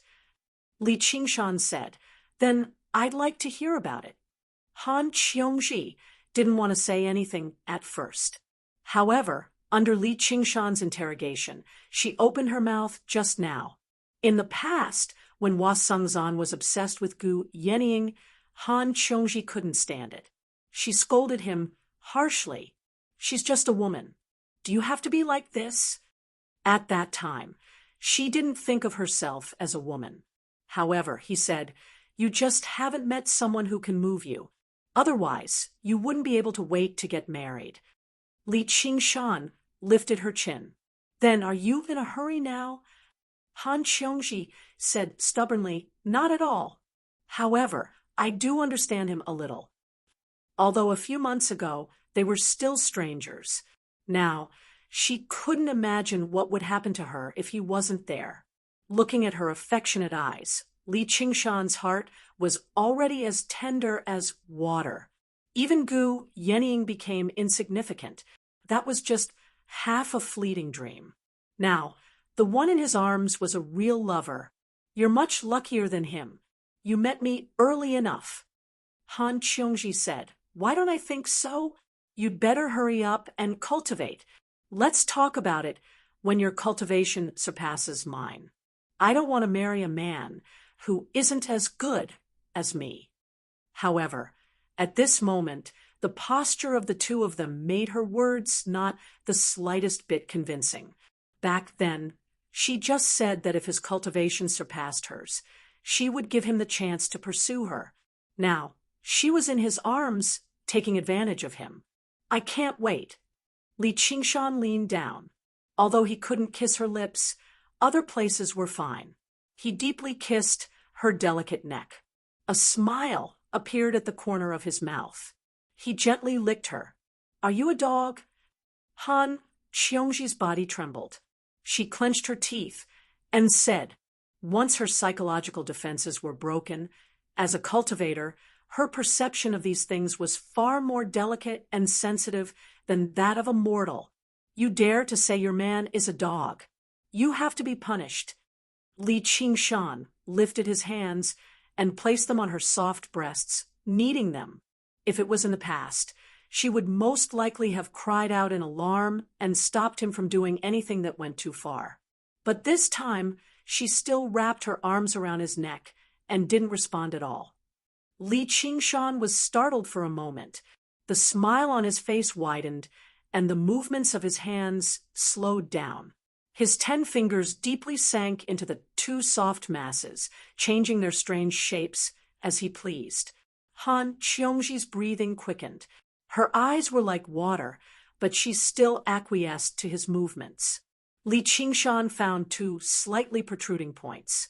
He gently pinched them between his fingers and kneaded them. Han Cheongji suddenly hugged him tightly. Li Qingshan stopped moving and gently kissed her neck and stroked her back. After a while, she finally let go of him, allowing him to continue enjoying this wonderful body that no one had ever touched before. It wasn't until Li Qingshan completely imprinted the shape and size in his mind that he reluctantly let go. Before he knew it, the sky had already darkened and stars filled the sky. Han Cheongji's face was flushed red as she coquettishly said, "Are you satisfied now?" She already knew that he wouldn't give up on this place, so she might as well let him have his way this time. "I'm not satisfied." As he spoke, Li Qingshan's hand had already reached under her clothes and touched her delicate skin. Han Cheongji hurriedly grabbed his hand and pointed at his forehead, reprimanding him, "Don't be in such a hurry." At this moment, she seemed like the older one. Actually, Even if she gave it to him, it didn't matter. Love between a man and a woman was normal. She didn't care about her chastity like a mortal woman, but she was afraid that if she gave it too easily, he wouldn't cherish it. This little man, she had to stay by her side. In any case, you'll be mine sooner or later. Li Qingshan wasn't in such a hurry. Now you are and always will be. A few days passed by carelessly. In the blink of an eye, it was time for the competition with the painter, Chu Danqing. Chapter 347. In the dark studio, a pillar of light shone down from the skylight. Dust floated within, and the floor was vaguely covered in drawing paper. There were many different shapes and sizes of evil spirits drawn on them. A single glance was enough to make one feel a ferocious aura. However, none of these drawings were complete. It was as if the painter had lost interest in them halfway through. Chu Danqing lay on the drawing paper, his limbs stretched out. His face was pale, and he had lost a lot of weight. His eyes were wide open, filled with fear that had yet to dissipate. "Danqing, are you ready?" An old voice came from outside the door. It was Chu Sherdao. "Yes, master," Chu Danqing said weakly. He pushed himself up from the floor and walked to the drawing table. It was the only tidy place in the room. All the brushes had been cleaned, and the paint had been arranged neatly. The smell of blood permeated the air. There was a drawing in the middle. Chu Danqing lowered his eyelids, trying his best not to look at the drawing. He rolled up the framed drawing bit by bit before heaving a sigh of relief. It was as if this was not a drawing he had drawn himself, but a beast that would bite. The door was split in half, and dazzling sunlight poured in wildly. Chu Danqing covered his eyes with his hands and gradually saw a blurry figure. He hurriedly bowed and said, "Master." Chu Sherdao felt a pang of pity when he saw his disciple's appearance. The emerald blood of painting had given him incredible talent, allowing him to draw paintings that far exceeded his cultivation level. However, he had to pay a huge price for it. It could be said that he had truly poured his heart and soul into it. "Let's go." Where to? Chu Danqing was somewhat at a loss. He was so immersed in the world of the drawing that he had almost forgotten about the competition. Cloudwisp Island. Chu Danqing suddenly came to his senses. He recalled how he had been drunk by Li Qingshan a few months ago. His face flushed unnaturally. It was after that day. He began painting in seclusion and did not step out of the studio for nearly 6 months. His shameful behavior after drinking must have been spread far and wide. After all, they were enemies. It was inevitable. He hated himself for being too careless. He gripped the scroll in his hand tightly. His anger, humiliation, and depression all merged into the painting. He must teach Li Qingshan a harsh lesson. So embarrassing. After such a long time, I hope everyone has already forgotten about it. Li Qingshan, I will never forgive you. Chu Danqing followed Chu Sherdao anxiously. They arrived outside Cloudwisp Island and saw that many bamboo forests had been cut down. It had become a field or an orchard, and a few agricultural school disciples were currently working on it. What a waste! Chu Sherdao snorted. This serene and elegant atmosphere. It was originally suitable for painting, but unfortunately it fell into the hands of a layman like Lu Chuanfeng. Passing through the bamboo forest, when they arrived at the bamboo loft, Lu Changqing sat on the veranda, sipping tea. He raised his cup and nodded with a smile. Lu Chuanfeng and Sun Fubai sat beside him. However, none of these people managed to attract Chu Danqing's attention, as that wretched Li Qingshan strode over. His face brimmed with a radiant, confident smile as he bowed calmly. "Master Chu, fellow Chu, you've finally come." Chu Sherdao nodded and said to Lu Changqing, "Fellow Lu, This isn't the place for the competition. Why did you bring us here? This was the School of Painting's island. He didn't want to see it destroyed. Lu Changqing said, "The competition will be held in the school of the military's great martial arts field. However, the School of Novels has some objections to this wager, so we've invited both parties here to discuss it." Chu Danqing glared at Li Qingshan. "What, you want to run away?" "Of course not." Li Qingshan smiled and looked back at Lu Chuanfeng. After obtaining the nominal approval of the School of Novels head, he just now said, "I just feel that this competition is very unfair." Chu Danqing said, "You were the one who personally agreed to it. How is it unfair?" Li Qingshan said frankly, "Cloudwisp Island is the foundation of our School of Novels. If we lose, we'll naturally be left with nothing. If we win, we'll just be defending something that belongs to us in the first place. Grandmaster Chu, do you think this is fair?" "We only agreed because we had no other choice.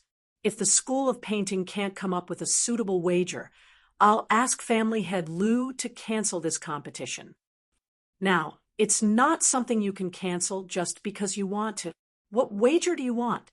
Let's hear it." Chu Sherdao stared at Li Qingshan with sparkling eyes. It was true that he had never thought about the wager. In his opinion, the School of Novels was bound to lose. There was no need to set up such a wager at all. Right now, this brat clearly knew that he was going to lose, so he was bluffing and trying to run away. If he insisted on refusing, Lu Changqing naturally wouldn't help him cancel the competition. He was just afraid that this brat would refuse to participate and say that the School of Painting was forcing him. "Since you want a wager, I'll give you one." "What's wrong with that?" Li Qingshan said, "I don't know what I have that can match the value of Cloudwisp Island. Please tell me, Grandmaster Chu." "I'm a poor painter. I don't have anything valuable, just a few small paintings. This painting is my final work. If you find it suitable, then that's fine. If you find it unsuitable, then you can directly admit defeat." Chu Sherdao casually took out a painting and said proudly. Lu Changqing blurted out, "Don't tell me it's the heavenly maiden scatters the blossoms?" Throughout his life, Chu Sherdao was most skilled at painting beauties. Not only were the beauties he painted lifelike, but their emotions were no different from a real person's as well. However, they did not possess the various flaws of a real person. The beauty in the painting had already surpassed the beauty of the secular world. As a result, there was a saying, "Even if you have 3,000 beauties, it's still not as good as a painting from Sherdao." It was renowned throughout the 9 prefectures of the Rui Commandery. The Heavenly Maiden Scatters the Blossoms was his final work. It was rumored that before he painted it, his hair was already gray, but after he finished painting it, his hair turned white overnight. The Marquis of Rui fell in love with it the moment he saw it. He was willing to pay a great price to purchase it, but he said, "This is my disciple's wife. I can't give it to anyone else." If someone else said that, they would probably treat it as an excuse, but Chu Sherdao had spent his entire life taking a painting as his wife. Moreover, Li Qingshan was only trying to maximize his benefits. If Chu Sherdao was really stingy, he would not have given up on the competition. He was already satisfied with this result. Lu Changqing said, "All right, then let's sign the contract. No one is allowed to go back on their word." On the Great War Island of the militarists, the spectator stands with huge pillars of varying heights were already packed with people. Seeing the arrival of a group of people, discussions immediately broke out. Qingshan, Han Xiongji, who had been waiting for a long time, quickly walked up to him. She wanted to give him a hug, but after looking around, she bit her lip and was too shy to do so. Li Qingshan's eyes lit up. Today, she wore a large red palace dress, and the corners of her dress were embroidered with magnificent peonies. If an ordinary woman wore this dress, it would probably seem too gaudy. Only she had such a confident and flamboyant disposition, and such a moving bearing. She seemed like a ball of blazing flames, and her beauty was beyond compare. The noble bearing of a woman from an aristocratic family, which was originally hidden behind her bold and unrestrained habits, was gradually revealed and extremely moving. It seemed that after the date, she had become more and more adept at dressing. Her black hair, which originally only reached her shoulders, had unknowingly draped down her back. Chapter 348. Lu Chuanfeng was surprised. Was this still Han Qiongji? Why don't I remember her being so beautiful? I'm even more impressed by Li Qingshan. And Sun Fubai tugged at his sleeve, and Lu Chuanfeng returned to his senses. He walked away in a hurry. Chu Danqing glanced at her and didn't dare to look again. With his sharp eyes as a painter, he recognized her at a glance. This was the woman who had shouted that she wanted to drink with him after he was drunk that day. Having been seen in such an ugly state by such a beautiful woman, Chu Danqing almost covered his face and walked away, afraid that she would recognize him. However, in Han Qiongji's eyes, there was no one else around right now. Li Qingshan held Han Qiongji's hand and smiled. Once I win, let's go sightseeing in the Clear River Prefecture. Although it was easier to take advantage of rowing a boat, a bustling, noisy place suited her personality better. Han Qiongji blushed slightly. If you win, I'll give you a present as a reward. Li Qingshan could not help but study her. Her waist was tied up by the embroidered belt, her perky breasts that seemed like they were about to burst out of her clothes, and her perky bottom that propped up her dress was even more captivating. Don't tell me the present is... Han Qiongji scolded. Don't think too much. It's just a present. Then let's go sightseeing. Li Qingshan whispered into her ear. If he did not hold her in his arms and caress her willfully, it would be a complete waste of a heavenly gift. Don't even think about it. Han Qiongji shot a glance at him and pushed him away. Go. The disciples of the academy on the terrace saw this. Li Qingshan and Han Qiongji had become a couple. It had already been a secret for a long time. However, when they saw it in person, they could not help but sigh in amazement. Senior sister has basically become a different person recently. She can even wear clothes like this. Just what has that kid, Li Qingshan, done to deserve this? A legalist disciple sighed. In the past, Han Qiongji had never cared about what she wore. Don't be jealous. At least we can feast our eyes now. He used to be really fierce. How was it before?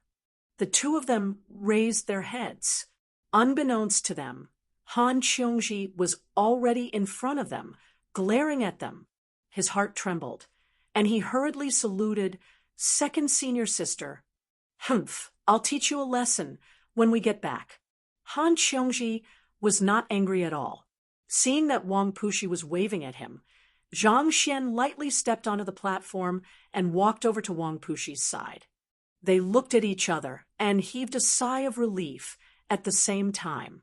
Second senior sister's temper had been very good recently. At this time, Li Qingshan stepped into the arena and was welcomed by a wave of cheers. Li Qingshan, who was born in an ordinary family, was welcomed by the crowd. He had the air of a civilian hero. 2 long tables were placed at the 2 ends of the grand martial arena. Li Qingshan and Chu Danqing stood behind the long tables. Far away, they looked at each other. Their gazes connected. Sparks flew everywhere. Lu Chongqing read out the rules of the competition and stated the stakes that both sides had agreed on. Lead disciples, please prepare yourselves. The heavenly maiden scattering petals painting. Han Qiongji frowned. What's that? Wang Puxi asked curiously. Although his cultivation was much higher than Han Qiongji's, he was not as familiar with these interesting historical stories as the disciples of aristocratic families. Moreover, Han Qiongji had done a special investigation on Chu Shidao because of Li Qingshan, so she was naturally familiar with this famous painting. After hearing Han Qiongji's explanation, Wang Puxi smiled and said, "Looks like that brat is going to win a love rival. Qiongji, you have to be careful." Han Qiongji said, "Even you have to make fun of me, Commander." "I don't believe that I can't beat a painting." Wang Puxi laughed. "That's not necessarily true. If you keep this up, I won't be standing here anymore." Han Qiongji stomped her foot. She had also heard that many cultivators paid a great price to Chu Shidao for a painting of a beautiful woman to hang in their cave abodes. They could come and go as they pleased and would not cause any trouble. All right. Look, it's starting." There wasn't a single person who wasn't curious about this painting duel. How exactly would the two of them decide the victor? Chu Danqing had already unfurled the painting on the long table and said loudly, "Li Qingshan, this painting is called the Hell's Cape Rhapsody. I spent 3 months to conceive and 3 months to complete it. It's extremely terrifying. If I had any choice, I wouldn't want to paint such a painting.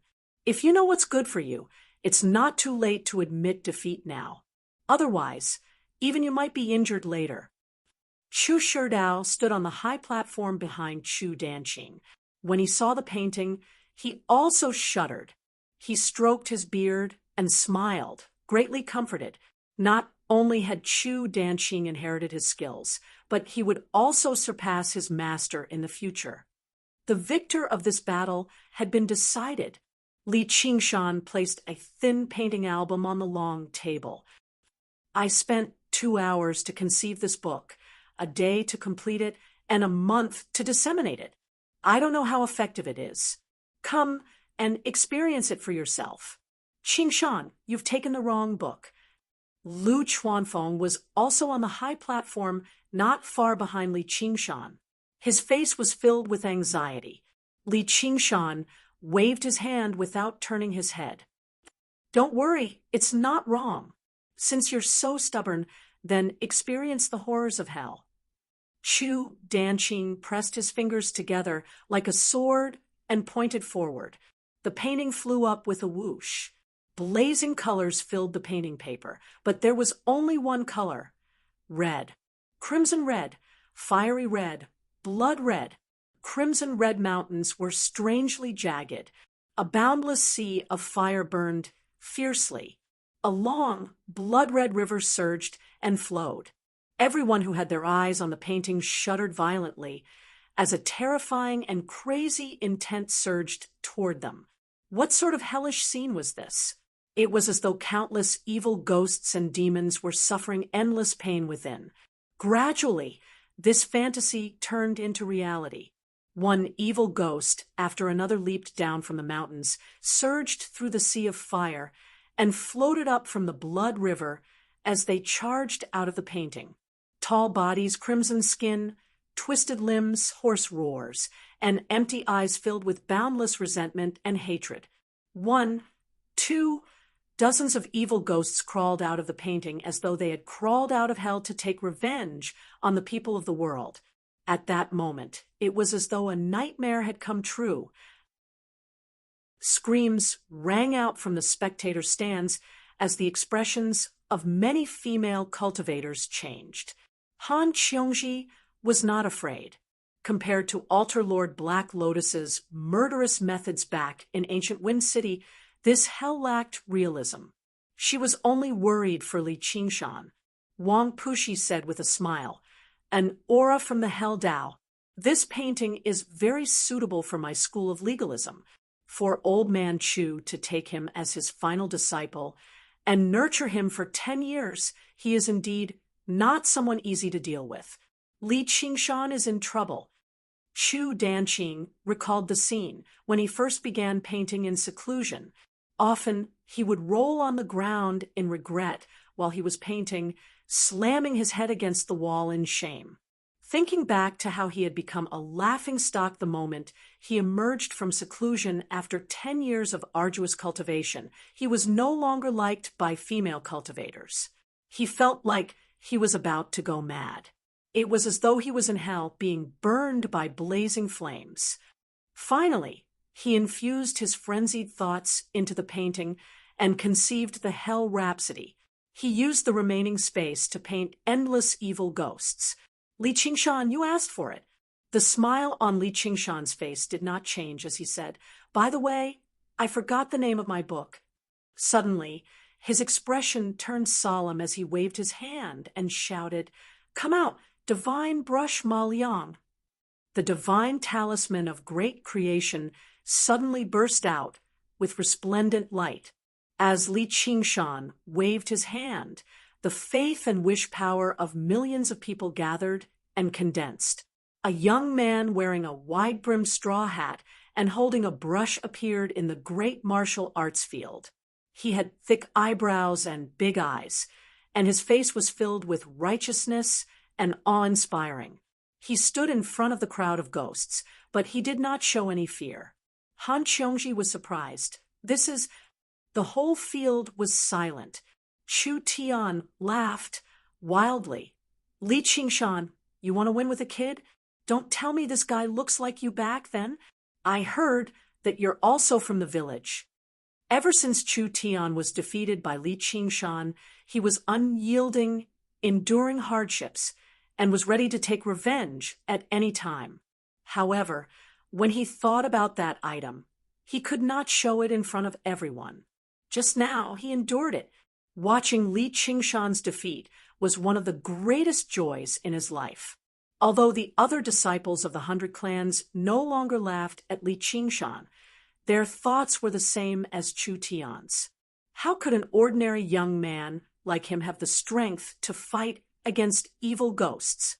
Compared to the terror of the Hellfire Rhapsody, this so-called divine brush Ma Liang was indeed like a joke. "Aya, we're done for." Lu Chuanfeng paced around anxiously. Sun Fubai said calmly, "Junior Marshal Brother, don't worry. Qingshan knows what he's doing. I've heard a rumor recently. It was about the divine brush Ma Liang. Li Qingshan, you're despicable." Chu Danqing looked at the impoverished teenager Ma Liang and felt as if he was looking at himself in the past. He really could not bear to order the evil ghosts to kill him. Despicable.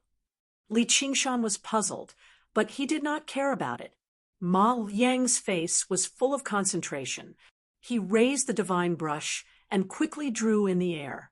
The divine talisman of great creation's willpower was continuously converted into his strength. Under the astonished gazes of the crowd, a golden boot stepped onto the great martial arts field with a bang.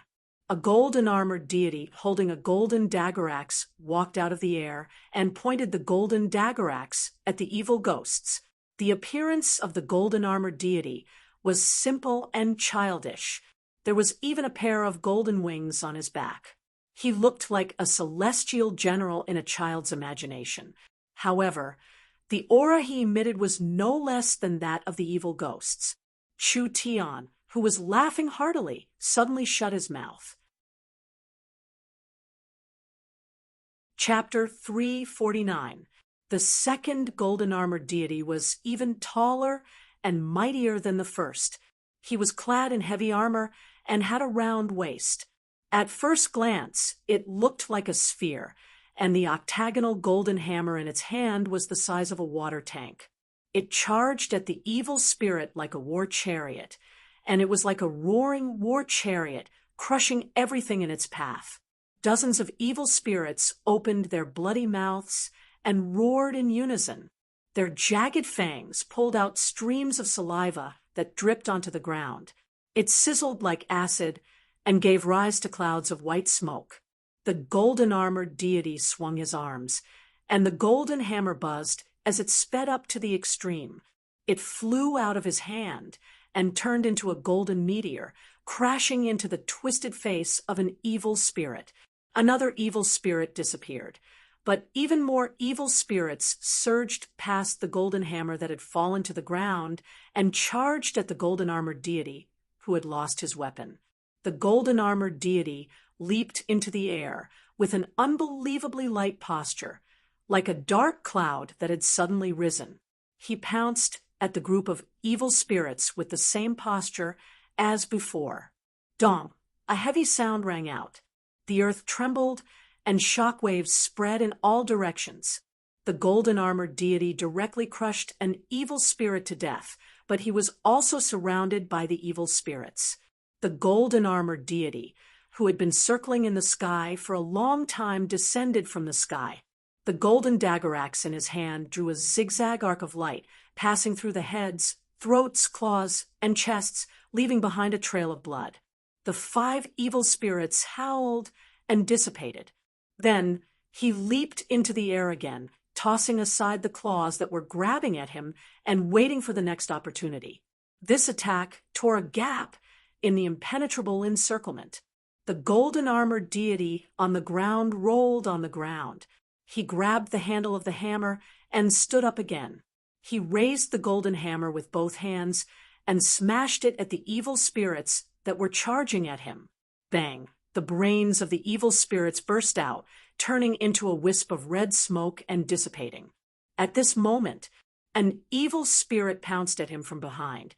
Its mouth split open all the way to its ears. Its lower jaw was open to an unbelievable extent, and its sword-like sharp teeth bit down on the golden-armored deity's neck armor.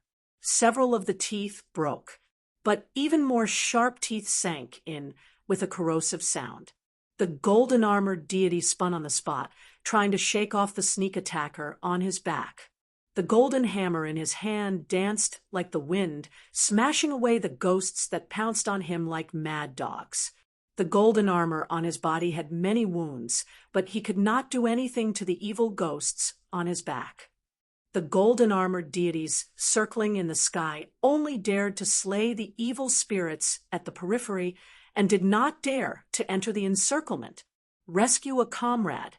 Otherwise, he would be grabbed by countless claws and torn apart the thin golden armor on his body. At this time, a golden arrow the size of a spear spun and pierced through the evil spirit's eyes. It left behind a golden trail and a fleeting spiral hole in the air. At the end of the hole, and the trajectory, was the 3rd golden-armored deity. He was tall and had a quiver on his back. The bowstring of the golden bow in his hand was still trembling. The stands were filled with cheers. The shouts stopped as they stared dumbfoundedly at the group of giants fighting each other. Who would have thought that the school of novels that they had ridiculed, the painter who only liked to draw beauties, actually had such terrifying strength? Every single one of these evil ghosts had the power to kill an 8th, or even 9th-layer chi practitioner. Even Han Tie frowned slightly at their frenzied auras.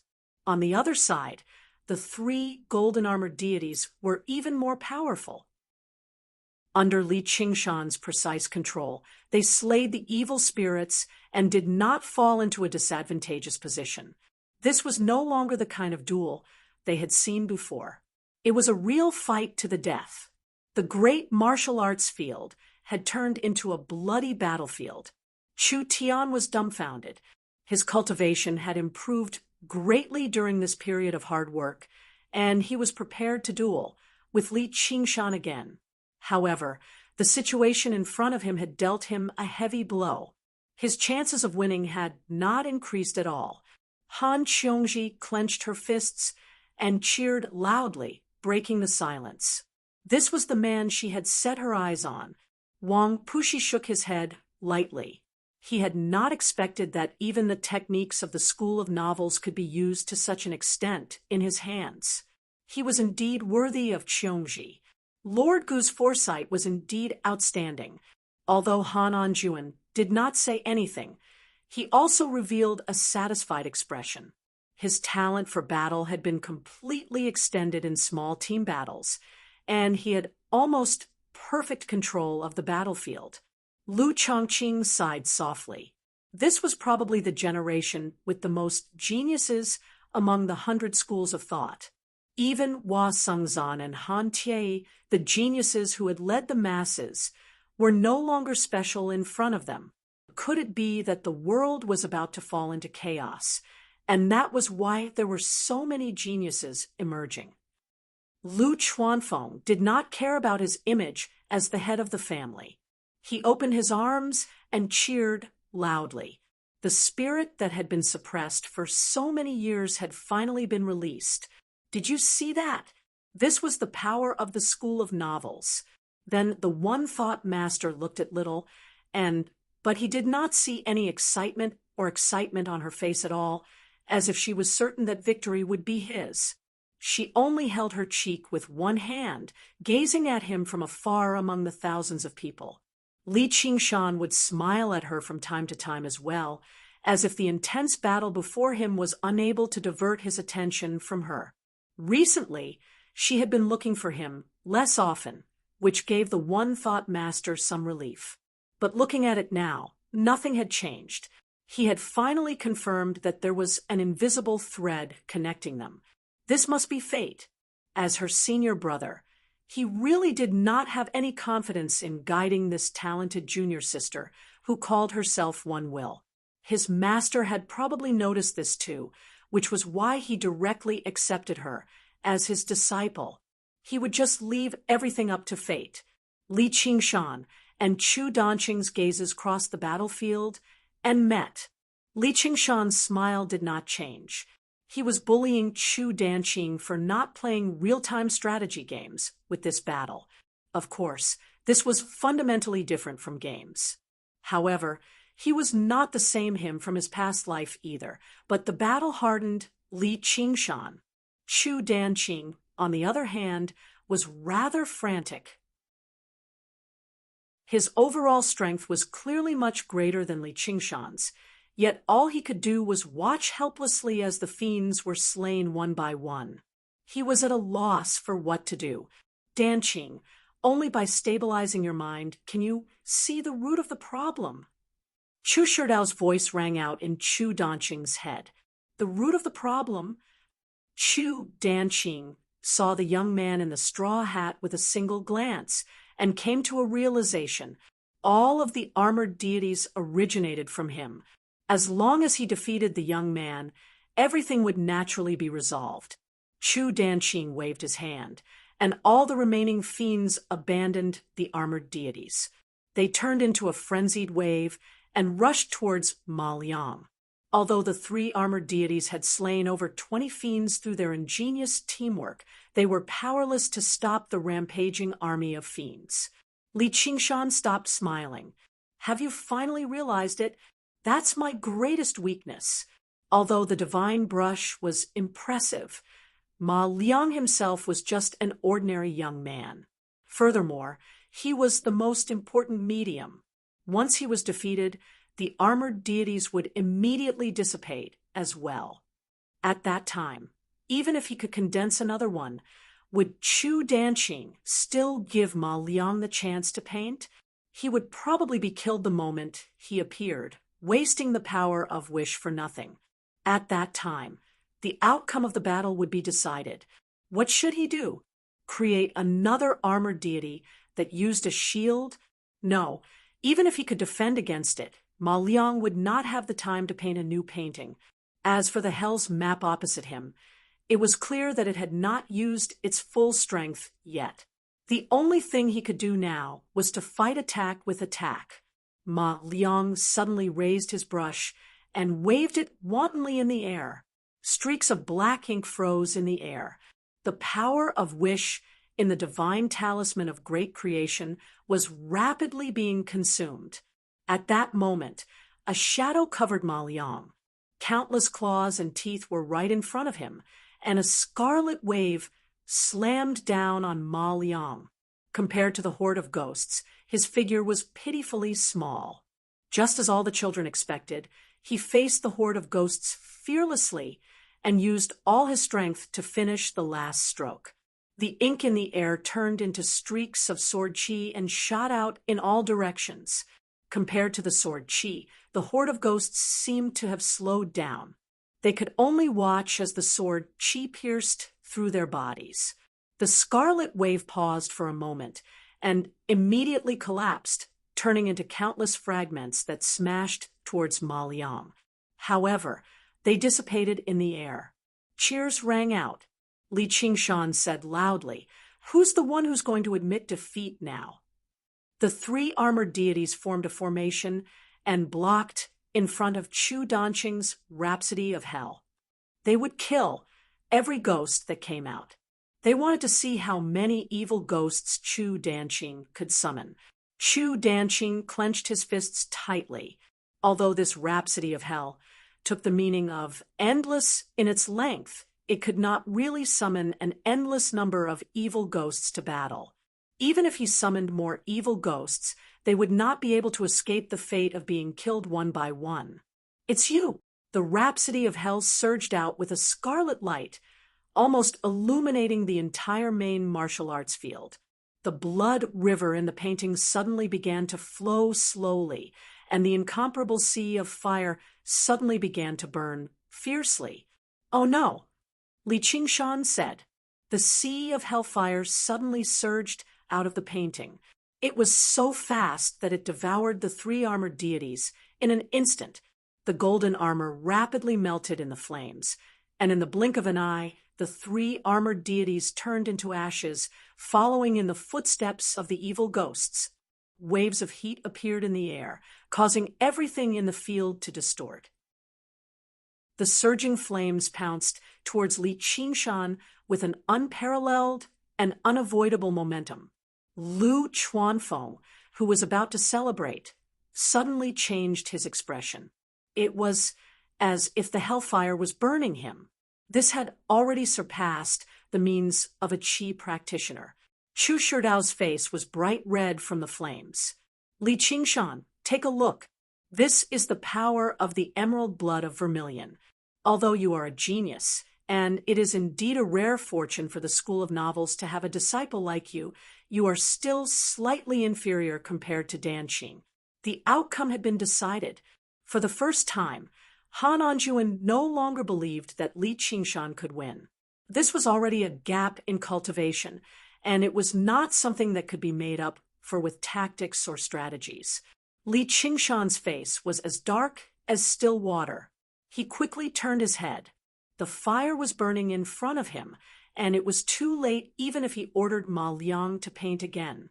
Furthermore, what kind of painting could block this boundless fire?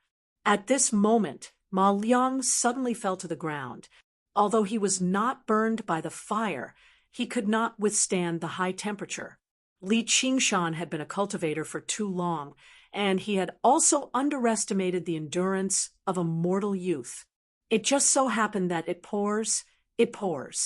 Could it be that the outcome had been decided? Chapter 350. Suddenly, Li Qingshan pointed at the picture album on the table.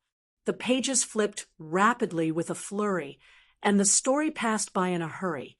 Suddenly, he stopped at the last picture. Dash. Slash. Dash. Slash. He could only try this. He did not want to use Ma Liang as a medium. He wanted to use his power of will to summon this picture. That would be the end of this fairy tale. Ma Liang was captured and brought to the palace. The emperor wanted him to draw a money tree.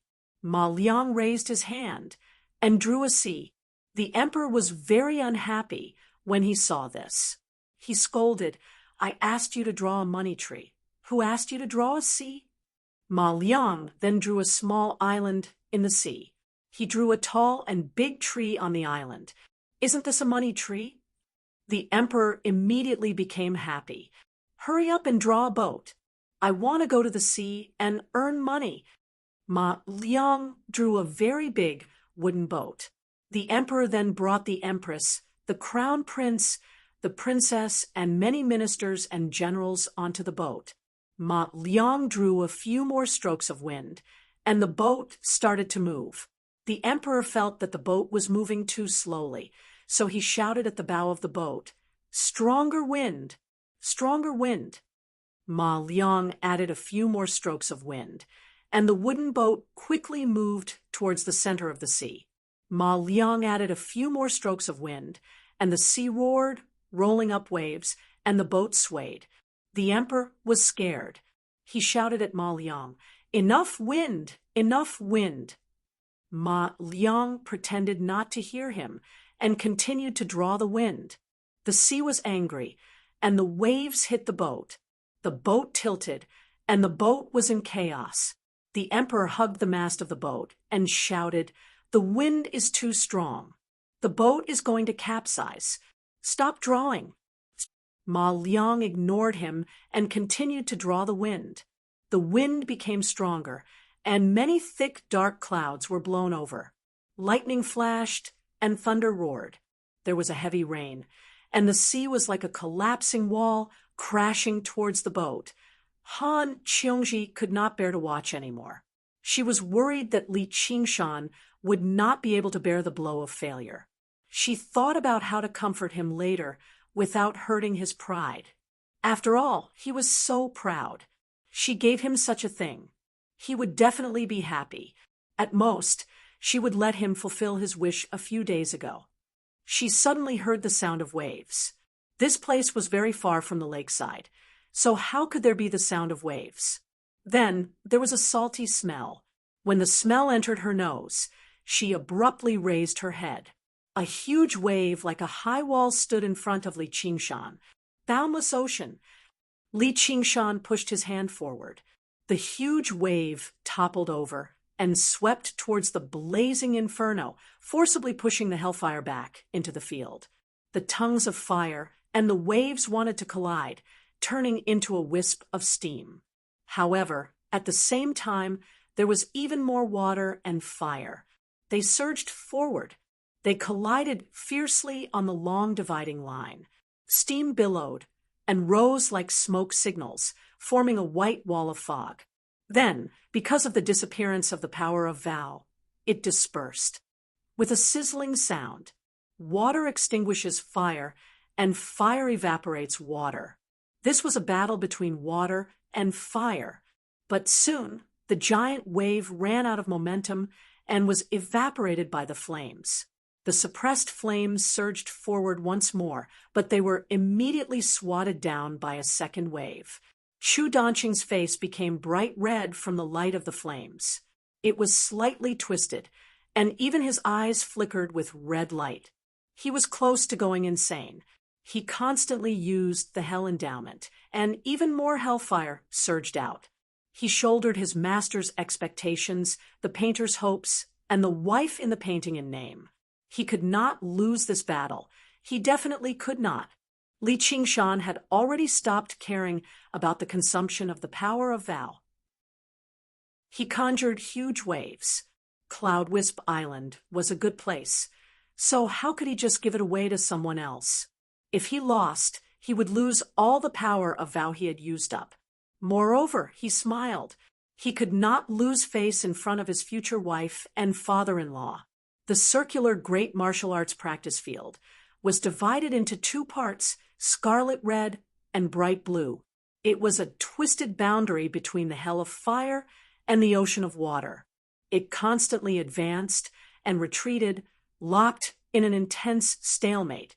The crackling of fire and the roaring of water were deafening. Everyone was stunned by this earth-shaking confrontation of techniques. Originally, they thought that they would no longer be surprised by a battle between Qi practitioners after witnessing the battle between Li Qingshan and Chu Tian. When Chu Tian and Li Qingshan fought, they only occasionally displayed the abilities of Foundation establishment cultivators. Now, Li Qingshan and Chu Danqing's abilities had completely surpassed the level of Qi practitioners. They basically seemed no different from Foundation establishment cultivators. So be it the painter, but what Li Qingshan displayed was truly the power of the school of novels that they had been mocking for a very long time. Meanwhile, Li Qingshan was only at the 7th layer of Qi practitioner. Had they underestimated the school of novels all this time? Chu Sherdao furrowed his brows as he stared at Chu Danqing's back worriedly. He had never thought that Li Qingshan would actually possess such strength. He had some understanding of the abilities of the School of Novels as well. They should have been restricted by the divine talisman of great creation. Under these circumstances, it was clearly because there were many people who firmly believed in his books. How was it possible for them to achieve this in just half a year? Lu Chuanfeng stopped cheering. He stood on the platform with his mouth wide open and his hands raised high. He seemed like a frozen statue. His entire body tensed up as if he was the one pushing the giant waves. Sun Fubai watched this scene greedily. His face was filled with both joy and sorrow. Yes, this was the power of the School of Novels that his master had described to them. He had doubted it in the past as well, but now Li Qingshan had proven it to them. He had proven it to everyone. The School of Novels was not trash. The heavens had given this child to the School of Novels. Han Qiongji clenched her fists and stared at Li Qingshan in an infatuated manner. She was tempted to tell everyone that this was her man. Of course, in reality, everyone already knew. Wang Puxi shook his head. This kid sure was full of surprises. It had only been a year since he joined the 100 schools. If he had time to develop, just how far could he go? The Han family had found a good son-in-law.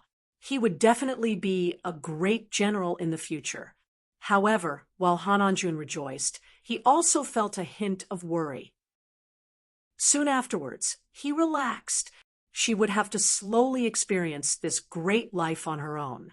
Juchenzi looked at the slovenly Taoist priest who was pouring wine into his mouth. He smiled. "Master, you're regretting it again." The slovenly Taoist priest roared. "Who's regretting it? Who's regretting it?"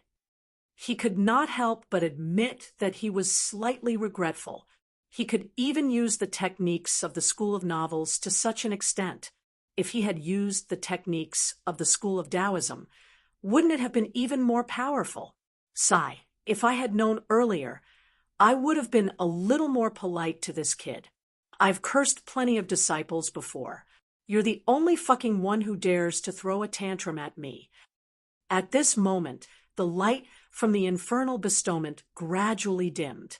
No matter how much painstaking effort he poured into a painting, its power would not be endless.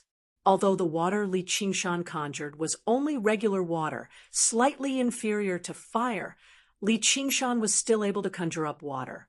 However, the 5 elements countered one another. It was extremely easy for water to put out fire, but it would take a tremendous amount of energy for fire to evaporate someone. Li Qingshan suddenly stirred up an even greater wave. "I'll give up on the power of belief I've accumulated over half a year. Let's see just how long you can last." Chu Danqing's eyes almost popped out of their sockets. He continued to use the infernal bestowment, and a thin crack appeared on the painting. However, he did not care. Even if he destroyed the painting, he had to last. "Danqing, let's stop here." Chu Shidao's voice rang out in Chu Danqing's head. "But, Master, if we keep fighting, both sides will end up injured." Chu Shidao was someone who loved paintings. How could he bear to see the infernal bestowment that he had worked on for 6 months be destroyed just like that? On the other hand, Li Qingshan showed no signs of running out of power of belief. His chances of victory were close to 0. Chu Danqing could not disobey his master's orders. He kicked over the table before him and put away the infernal bestowment reluctantly. Li Qingshan immediately stopped using the divine talisman of great creation as well. It was not easy to accumulate power of belief. Every bit counted. In a single moment, the water and fire vanished. Everyone felt that it was unreal. If it were not for the clear traces of the 2 pieces of painting that had been burnt by fire and washed away by water, they basically would have suspected that everything just now was a dream. The entire place fell silent. They looked at each other. Just who had won? However, the patriarchs all saw it clearly. Lu Chongqing cast a questioning gaze at Chu Shidao. Chu Sherdao raised his hand and walked over to Chu Danqing's side. He patted his shoulder comfortingly and said to Li Qingshan, "You won." Li Qingshan clasped his hands. "Thank you for going easy." However, Chu Danqing's eyes were red and his lips trembled. He seemed like he was about to cry. "Why do I feel like I've become a great villain who bullies naive youths? It's just a competition.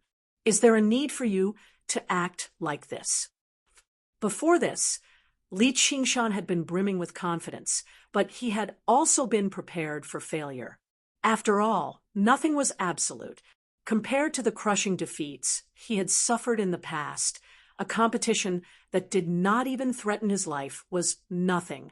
At worst, he would just have to move to another island to develop on. The School of Novels did not rely on land very much. As long as he had a train of thought, was there any need to worry about not being able to develop? Li Qingshan had climbed up from the very bottom. How could he understand this?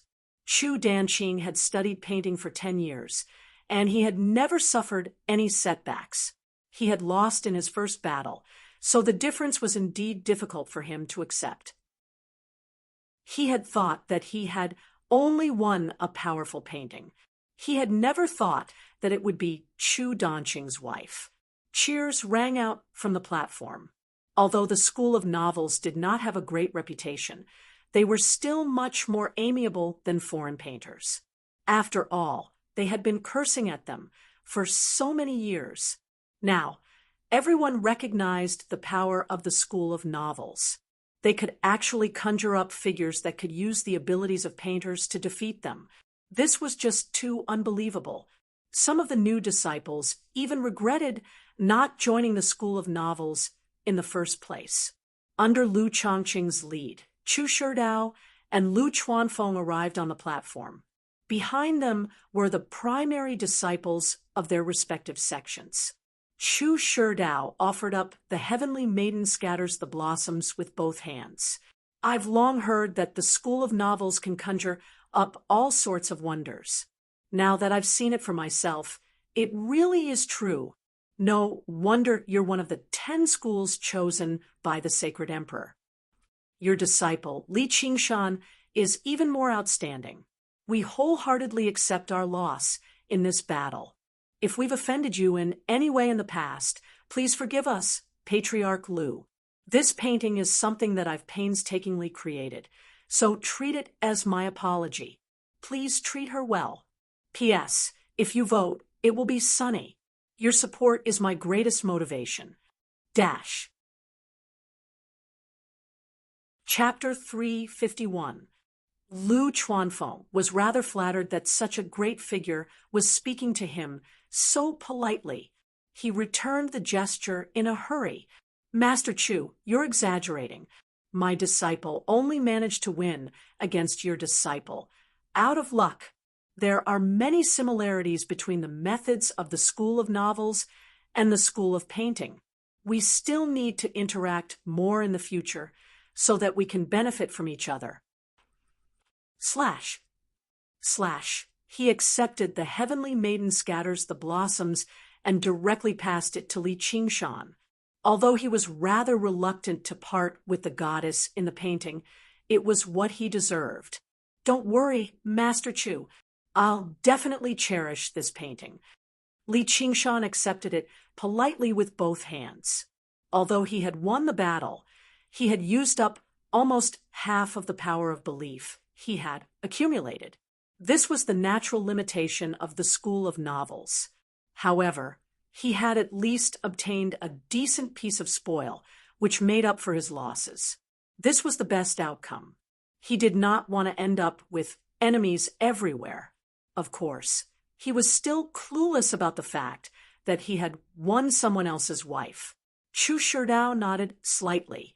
"Danqing, you need to ask senior brother Li for guidance in the future." Even though Chu Danqing was extremely reluctant, he could only reply, "Yes, I wouldn't dare call myself senior brother. Back on Cloud Wisp Island, Danqing and I hit it off as soon as we met. We even drank together. Back then, We treated each other as friends and brothers. I don't know why, but I actually stopped coming back. Li Qingshan's first impression of Chu Danqing was quite good. He felt like there was a rare aura of naivety about him. You're still bold enough to say that. If you hadn't gotten me drunk, why would I have said something like that? Chu Danqing glared at him. He felt ashamed again. Something like that. Li Qingshan was stunned by Chu Danqing's resentment towards him. He was very confused. Although they were opponents, there was no great enmity between them, right? Only after thinking about it did he understand what Chu Danqing meant. He had no idea whether to laugh or cry. Why was this guy as fragile as an adolescent boy? No, he was an elementary school student. They were both geniuses, but compared to Chu Tian, that bitch who never knew what shame was, he was different.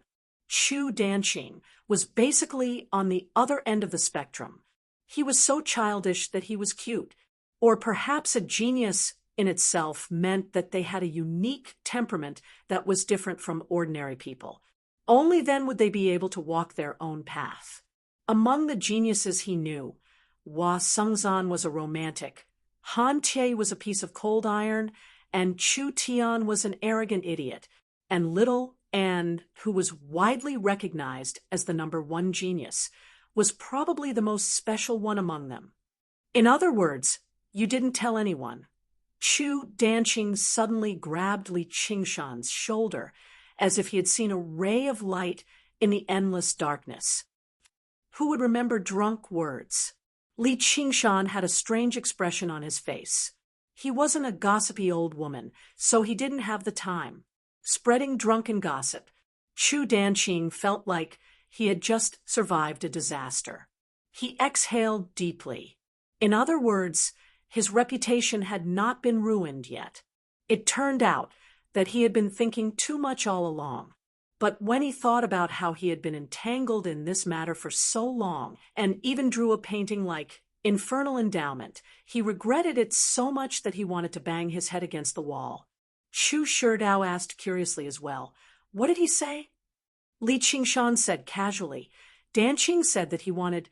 Chu Danqing covered Li Qingshan's mouth. "Master, it's just drunken nonsense. It won't reach your ears." Chu Shidao smiled and clasped his hands. "Schoolmaster Lu, please take us to the School of Painting." "Please come with me." Lu Chongqing waved his hand. When the competition had just been decided, construction had begun on a desolate island to the southwest of Contention Island. They planted trees and designed gardens. Originally, he planned on giving it to the School of Novels as compensation, but he never thought that it would end up like this. He had already received the benefits anyway, so the School of Painting could no longer say anything. With a disciple like Li Qingshan, the School of Novels should not have declined. After this battle, the School of Novels would become famous. During the next entrance examination, there would probably be quite a few people who would fill in the 3-word School of Novels. Chu Shidao's group arrived at the School of Painting's island that was still under construction. The buildings on the island were close to completion, although they were not as dense as the spiritual qi on Cloud Wisp Island. They were extremely exquisite. They gave off a thriving atmosphere. Lu Chongqing did not want to offend the School of Novels too much, so he had asked the master of the School of Moism to personally take care of the buildings on the island. The pavilions, terraces, and cornices were all elegant and generous. After sending off Lu Chongqing, Chu Shidao made his way to the entrance with his cane. He gently rubbed the pillars that still gave off the smell of pine, wood, and smiled in relief. "Master, why did you have to be so polite to Lu Chuanfeng?" Chu Danqing supported him carefully from one side. Foundation establishment cultivators and qi practitioners were people of completely different worlds. Moreover, Chu Shidao was no regular foundation establishment cultivator. If I can turn an enemy into a friend just by being a little more polite, what's the point of my dignity? Master, it's all because of me. Chu Danqing blamed himself. I even made Master lose that painting. I really deserve to die. No, if you had won, I would have been even more polite. The school of novels can't be underestimated. Li Qingshan can't be underestimated. Even if we can't become friends, we can't become enemies.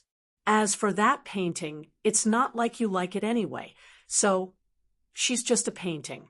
I really am getting old. I worry too much. I believe you'll definitely be able to draw a painting 10 times, 100 times better than that. You'll be able to draw the woman you love.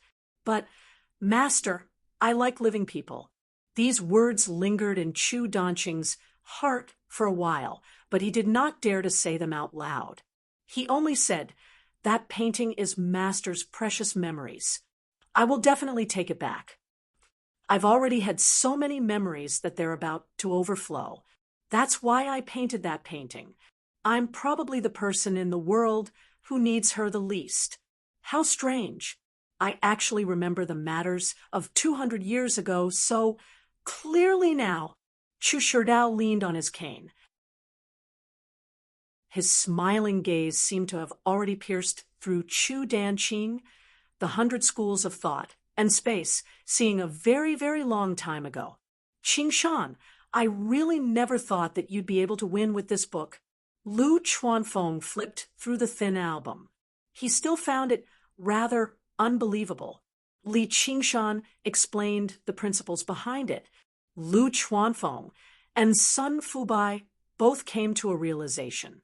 Even mortals were nothing in the eyes of cultivators, let alone the children of mortals. Only now did they realize just how important something they had overlooked was. Sun Fubai immediately made up his mind. He would set up the Hope Private School right away. Lu Chuanfeng expressed his wish for a great celebration. Li Qingshan glanced at Han Qiongji, who was waiting nearby. He patted Lu Chuanfeng's shoulder and said, "Keep a low profile." He lost in such a graceful manner, so we can't be too flashy when we win. How could he be in the mood to celebrate with these two men? He was better off showing off to his woman. Sun Fubai expressed his agreement as well. That Chu Danqing would definitely be an impressive figure in the future. It would be best if they could resolve their grievances. Li Qingshan clasped his hands and bid farewell. He arrived before Han Qiongji. "Qiongji, how was my performance? I'll definitely cherish this painting. How do you plan on cherishing it?" Han Qiongji said right away. She seemed like she was both annoyed and smiling. The cloud lifted up Li Qingshan and Han Qiongji, taking off and arriving beside Little, and Li Qingshan bowed towards the One Thought Master and said to Little, "And let's go. Let's go play in the Clear River Prefecture." Little and glanced at Han Qiongji. "I'm going back to cultivate. That works too. Wait for me to bring back a gift." Li Qingshan rubbed her head with a smile. They were going to spend the entire night together anyway, so a little time like this would not make a difference. With the three of them, the atmosphere was rather strange. Han Qiongji let out a sigh of relief inside. She nodded towards Little and to express her gratitude. The cloud flew out of the 100 schools of thought, directly returning to the Clear River Prefecture. Han Qiongji suddenly said, "Hold on for a moment." Li Qingshan stopped the cloud. "What's wrong?" Han Qiongji said, "You still haven't answered my question. Don't even think about getting away with it." Li Qingshan smiled. "Obviously, I'm going to cherish her like how I cherish you. You can't even be jealous of a painting. Don't you dare. I just want to be jealous. Give me the painting." When Han Qiongji heard that, she immediately refused to back down. She extended her hand. Li Qingshan casually tossed the heavenly maiden scatters the blossoms to her. "Here, take it." Han Qiongji originally only wanted to test him, but she never thought he would give it to her so readily. This was not just a painting. Its value was so great that regular chi practitioners could not even begin to imagine it. Her heart was filled with gentleness. Out of curiosity, she unfurled the painting. All she saw was the face of the heavenly maiden scatter the blossoms.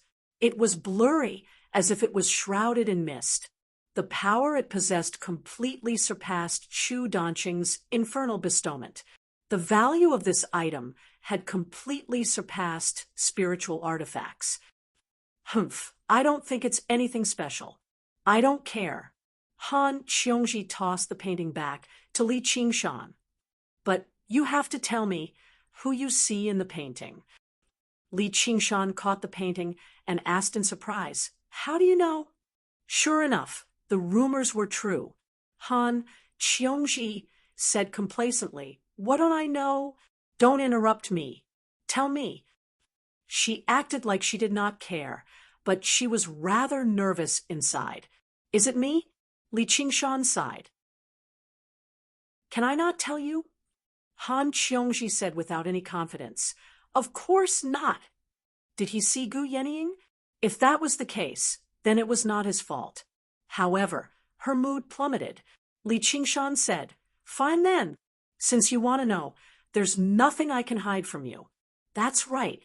What I see is our village's widow Li." Han Qiongji's heart had already hit rock bottom.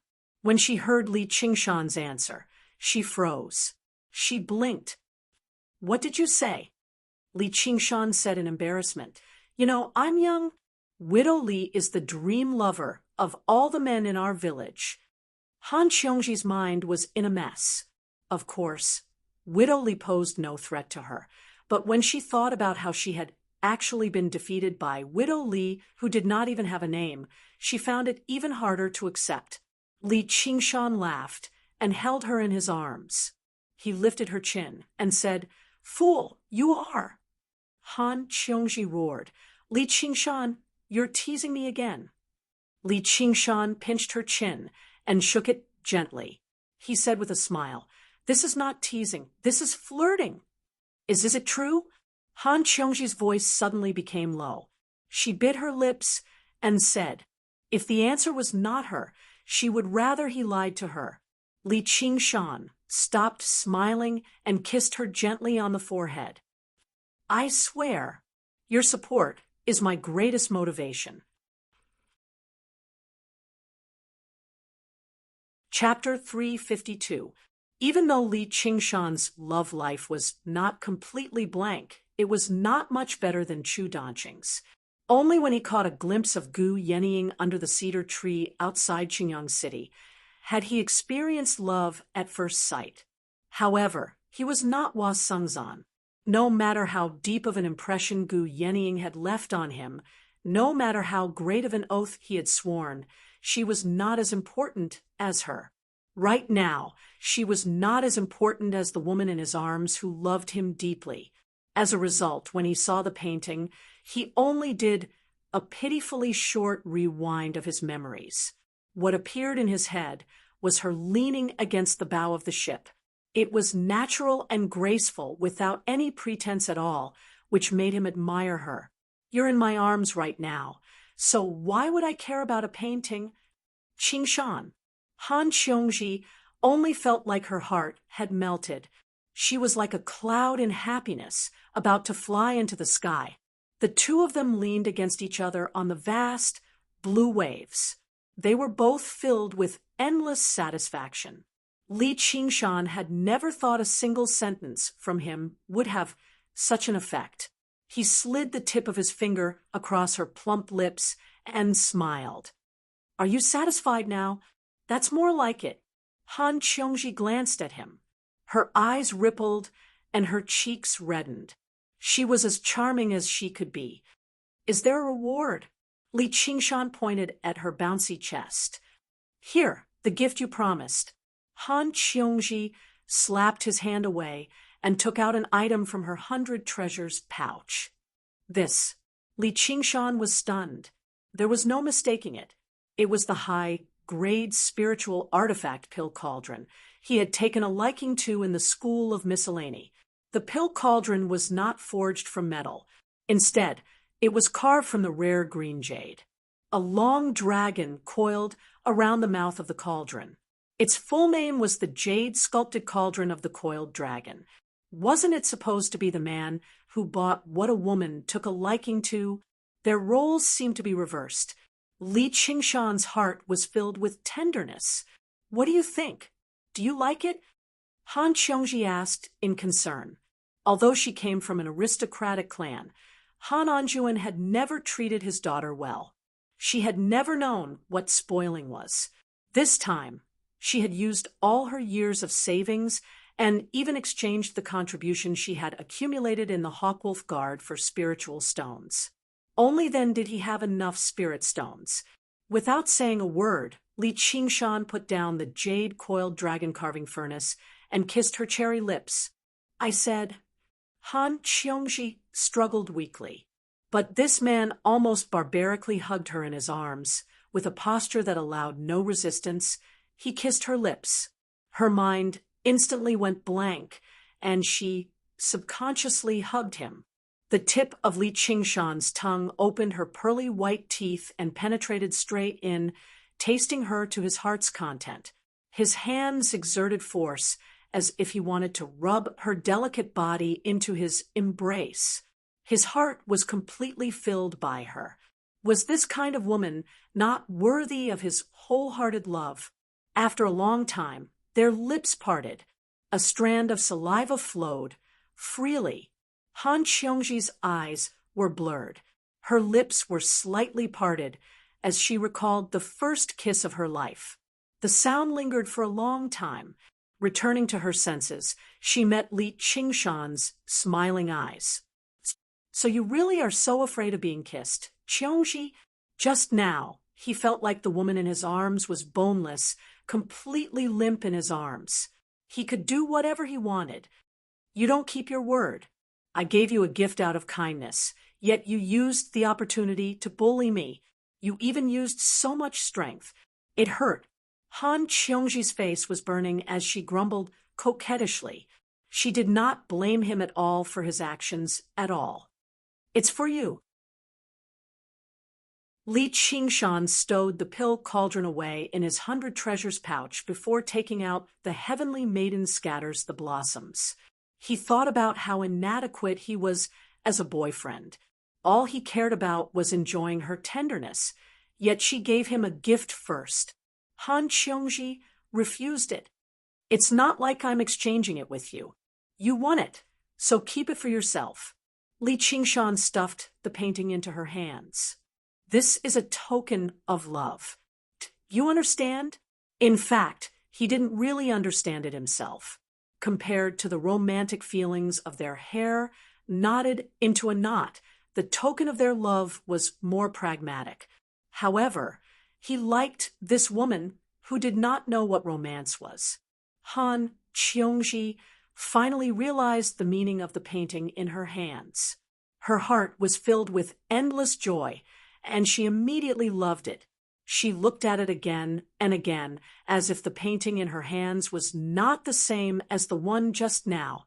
After a while, she suddenly closed her eyes and raised her head, her red lips slightly pouting. Li Qingshan said, "What are you doing?" "Idiot, I want to try again. It feels pretty good." Han Qiongji opened her eyes and said in a happy and angry tone, "But you are not allowed to take the opportunity to make a move on me." Li Qingshan shook his head and sighed. How could there be a woman who would take the initiative to ask for a kiss after their first kiss? If he thought of her as a shy beauty, then he really misjudged her. He said, "Thank you for reminding me." He lowered his head and kissed her. His left hand wrapped around her slender waist and gently stroked it. His right hand fell on her perky buttocks and rubbed it hard. Han Qiongji snorted and subconsciously twisted her body. However, her mind was completely immersed in the sweet kiss with him. She only cared about dealing with the foreign object that invaded her mouth. She had no time to care about anything else, so she just let it be. After a few times of intimacy, Han Qiongji smiled and refused Li Qingshan's suggestion to go to the lake. Her red lips rubbed his cheek and stopped at his ear. She breathed out like orchids. "Pervert! Don't always think about this kind of thing." Her right hand hooked up her middle finger and gently flicked his lower body. She was not unfamiliar with certain parts of a man's body. However, most of them were dead. She felt that it was very interesting to be born on her own man's body and have all kinds of changes. With her personality, how could she be willing to just let him tease her? She would return the favor as soon as she had the opportunity. She would let him taste her power. He could not think that he could bully her as he pleased just because she had become his woman. Li Qingshan suddenly widened his eyes before frowning and shooting a vicious glance at her. Once a tomboy gained a hint of femininity, she would truly be something. Her wild ways were truly captivating.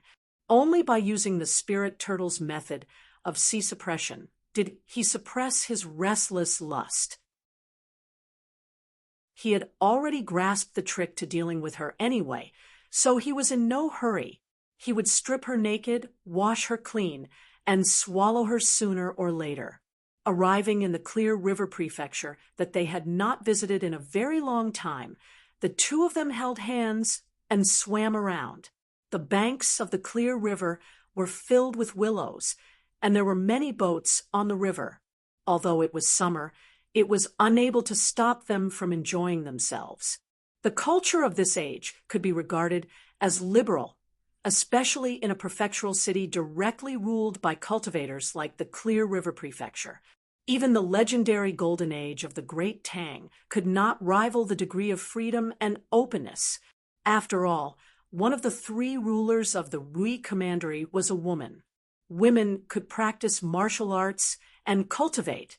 They were definitely not subordinates of men. The person beside Li Qingshan was a living example.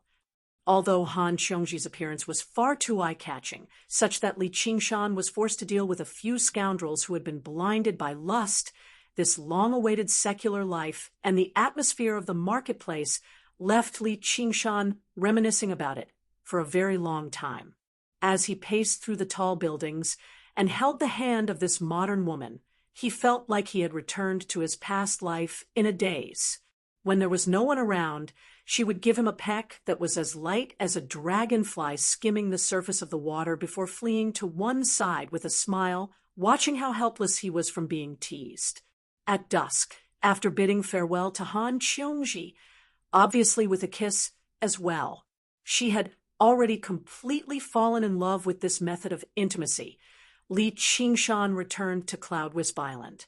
Sure enough, Little N was waiting in his room, currently reciting Buddhist scriptures. When she saw him, she smiled and tilted her head. "Where's the present?" Li Qingshan sat down, with his legs crossed before her. After a moment of consideration, he still decided to tell her the news. After all, this was the last bit of information that woman had left behind in this world. "Qian Rongji has gone missing. She told me to give these to you." Little and was stunned as she stared at the pile of pills and spiritual stones before her. In his sweet, passionate love with Han Qiongji, Li Qingshan had basically completely forgotten about this woman's existence. It was only during a casual conversation that he heard Han Qiongji mention that Qian Rongji had already gone missing for 3 months. The Hawkwolf Guard had already sent out a search mission, and it was basically confirmed that she was dead. Han Qiongji had already become accustomed to seeing death, so she only sighed back then. She no longer took it to heart at all now. Unless there were special circumstances, the relationship between cultivators had always been very thin. Li Qingshan sighed gently. Had she finally reached the end of her crazy search? Little and suddenly thought of the woman who had laughed madly amidst the mountains of corpses and seas of blood. His heart skipped a beat. Was she really dead? Already? I want to perform a divination for her. Fair enough. Li Qingshan did not hold any expectations. Han Qiongji's final mission was to head south and investigate a man-eating demonic beast.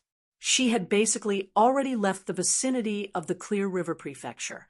That place was a vast forest.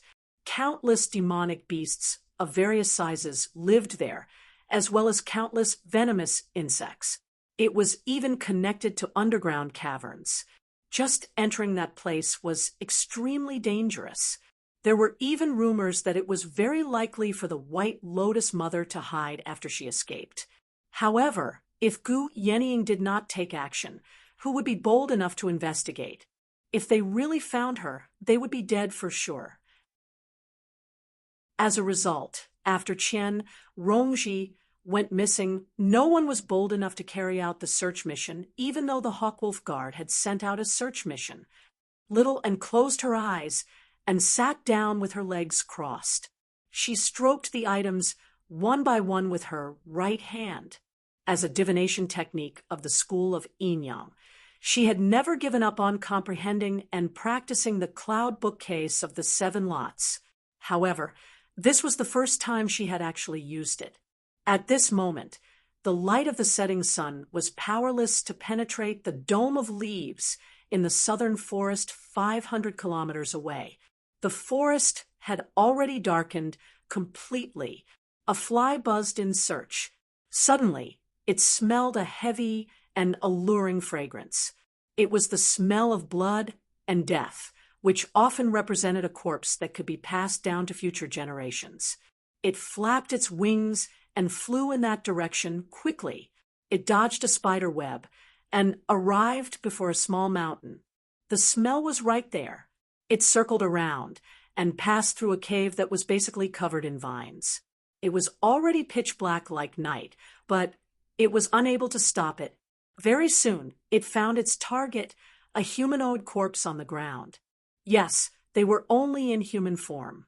Their exquisite clothes had been torn into strips of cloth that were soaked in blood, and it was impossible to discern their original appearance. Numerous wounds covered their entire bodies, and their blood-red mouths flowed with blood and even pus. They were like numerous tearful eyes and mouths that were wailing in pain, and they were recounting indescribable pain. There was not a single inch of unscathed skin on the corpse. Even between the wounds were uneven scars, as if they had just healed up before being ripped apart viciously again. The face was the same. It was difficult to even distinguish its gender.